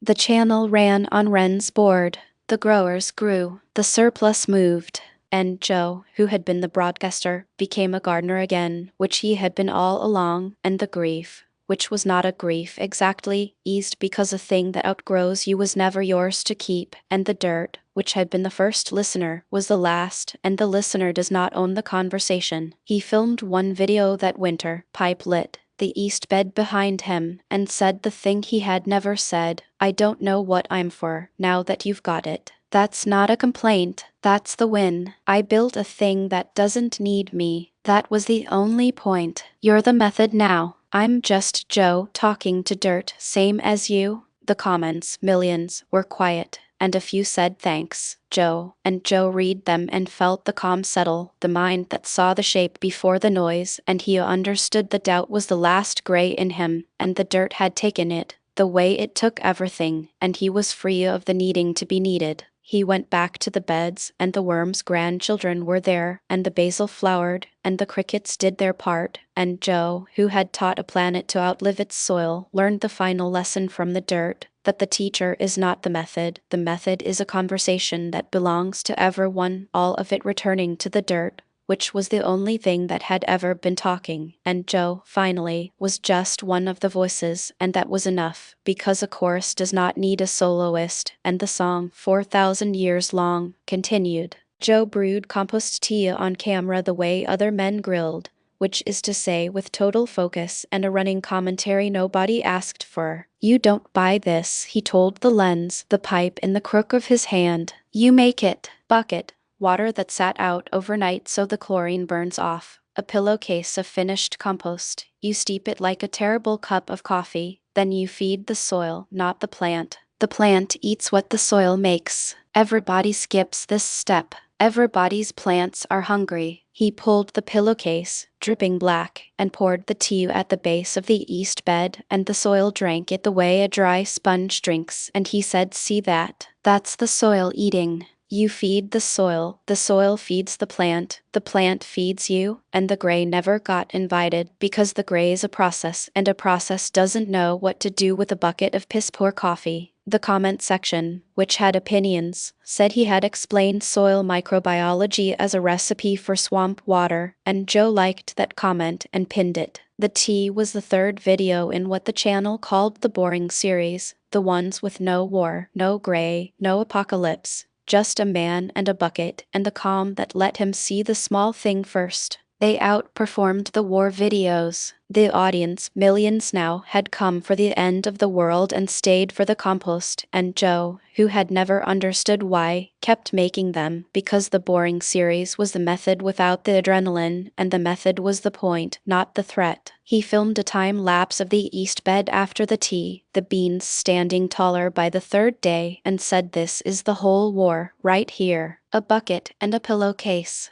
The gray needed a planet. I needed a bucket. We both got what we needed. I won. The world watched. The world stayed. And the dirt fed, talked back, and Joe, who had started alone with a worm, ended that video the way he ended all of them, by saying good morning to the soil and meaning it. Joe filmed his last video on a Tuesday, pipe lit, the east bed behind him unquiet in the late summer, and he did not plan it, because the last video is the one you don't know is the last, and he said the thing he had been saying for 3 years, to the dirt, and meant it, and the dirt answered, and the camera, running, caught a man talking to soil as if it listened because it did. "I don't know if this is the last one," he said.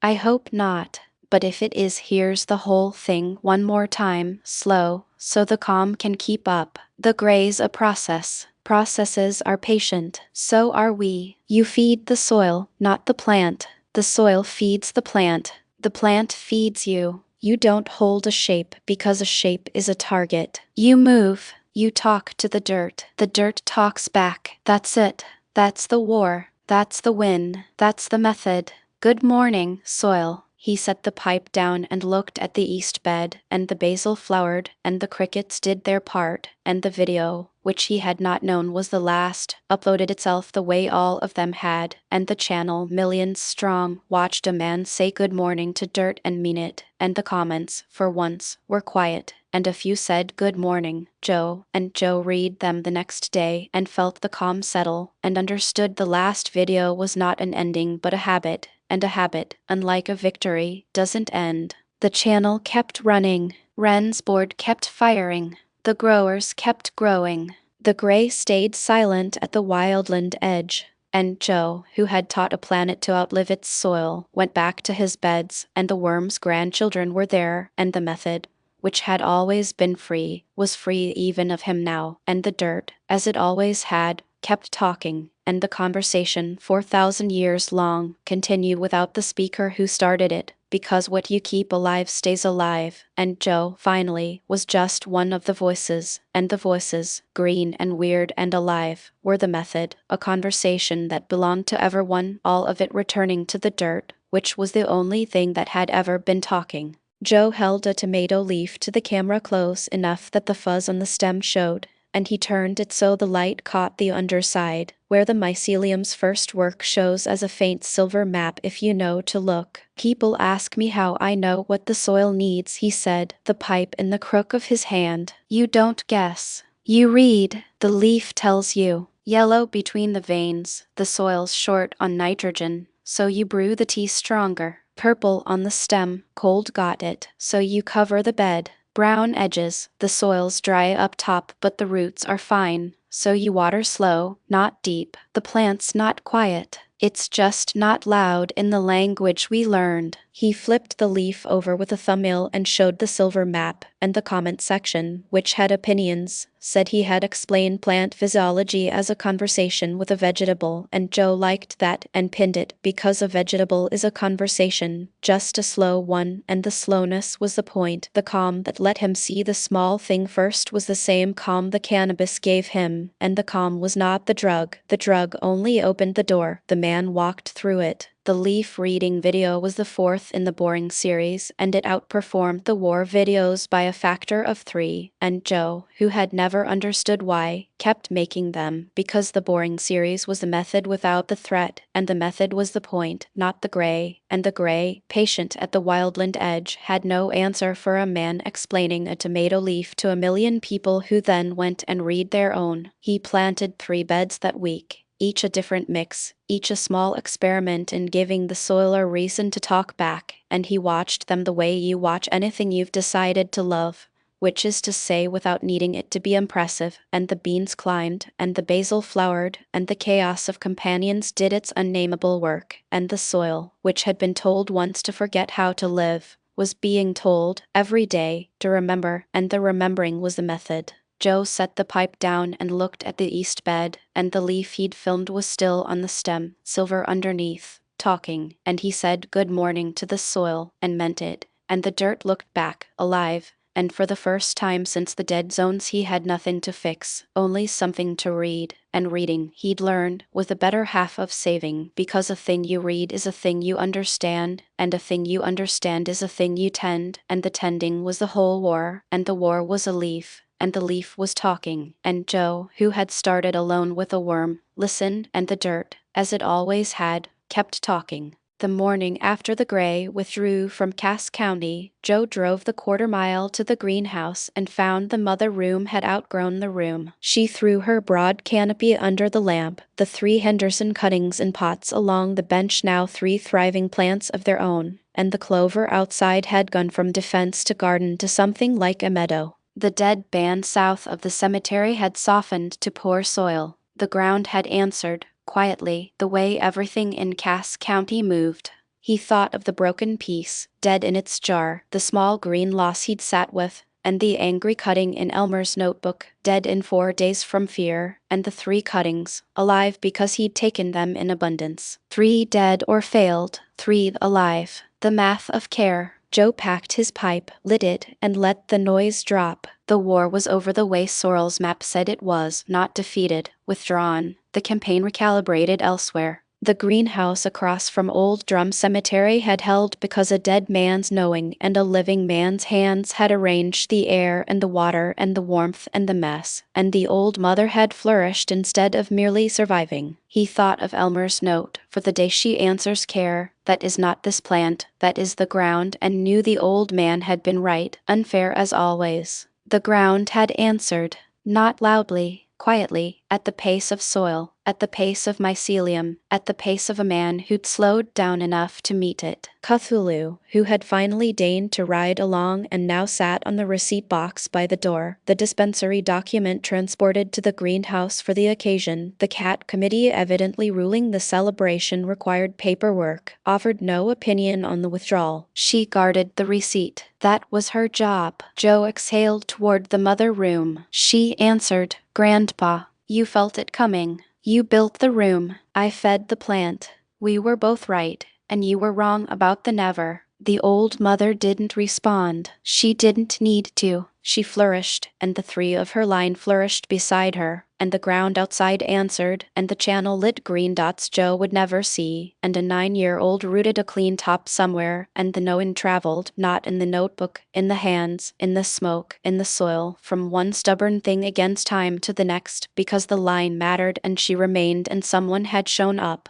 Joe Sullivan, master cultivator, resident of a double wide on 3 acres where the county forgot its own line, smoked his great-uncle's line in his great-uncle's greenhouse across from Old Drum Cemetery, and let the clarity come, because the war was won in the soil and lost in the boardroom and the soil was answering, and that was the whole game, the part that outlasted the names. River was 9 when the gray took the lot behind her grandmother's house, and she was 10 when the green came back, and she did not understand the war, only that the dirt had been wrong and then it was right, and her grandmother, who had grown tomatoes before the gray, grew them again, and River ate one still warm from the vine and decided the world was fixed. She shifted the beds on Wren's random signal without knowing why, because Wren's board fired and the cluster moved and River's grandmother said do it, and River did, and the beds shifted, and the gray, which had taken the lot, met a child who did not know it was there, and the child, who had no habit to unlearn, beat the gray by not knowing it was a war. She asked her grandmother once why they moved the beds for no reason, and her grandmother said because the gray likes a thing that holds still, and we don't hold still, and River, who was 10, filed that under things adults say that are true but weird, and went back to shifting, because shifting was a game the board played, and the tomatoes it fed were the point. Wren, who ran the board, sent River a message once, "You're the youngest grower on the map, keep shifting." River wrote back, "Okay, the tomatoes are big." Wren laughed, and the board fired, and River shifted, and the gray stayed silent, and the war, which River had only ever known as a thing her grandmother's tomatoes survived, continued without her noticing, because a child who grows up with green does not remember the gray, and that was the win, not the ending of the gray but the forgetting of it. Her grandmother died in the 4th year, quiet, in the house with the tomatoes, and River, 11, kept the beds, because the board fired and someone had to, and the cluster moved, and the tomatoes came, and River understood, without the words for it, that the method was not a war but a habit, and a habit outlives the people who start it, and she was the habit now, and the dirt, as it always had, kept talking, and River, who had never known the gray as a threat, was the proof the gray had lost, because a generation that grows its own dirt does not lose it again. The channel's final post of the war era was not Joe's, and was not Wren's, and was not Mara's. It was a kid's. Riley, 9, who had found Mara's letter in the seed library and traded a pea for a bean and learned to shift the beds on Wren's random signal, posted a video of a single scoop of green in a gray yard and said the only line the war had earned, "We eat." The comments, millions, said "we eat" back in a dozen languages, and the green dots on Sorrel's map, 100,000 of them, glowed blue in the gray that remained at the wildland edge, and the gray, which had taken a planet's soil, met 100,000 kids who did not know it was a war, and it failed, the way every gray weapon failed, against a noise no process could address. Wren, who ran the board, archived the post to the open server, and wrote one line under it, "The war's over, the habit isn't, keep shifting." And the board fired, and the beds shifted, and the gray stayed silent, and the method, which had always been a conversation, became a conversation that didn't hang up, because a thing tended keeps living. Mara read it in the Green City, and smiled the way she smiled when a block said "we are." Sorrel read it on the open server, before she closed the file, and felt the calm she had only ever measured in others. Verda read it in the tower, and shipped another packet. The sterilizer, somewhere in its patient logic, logged Earth unresolved and turned away.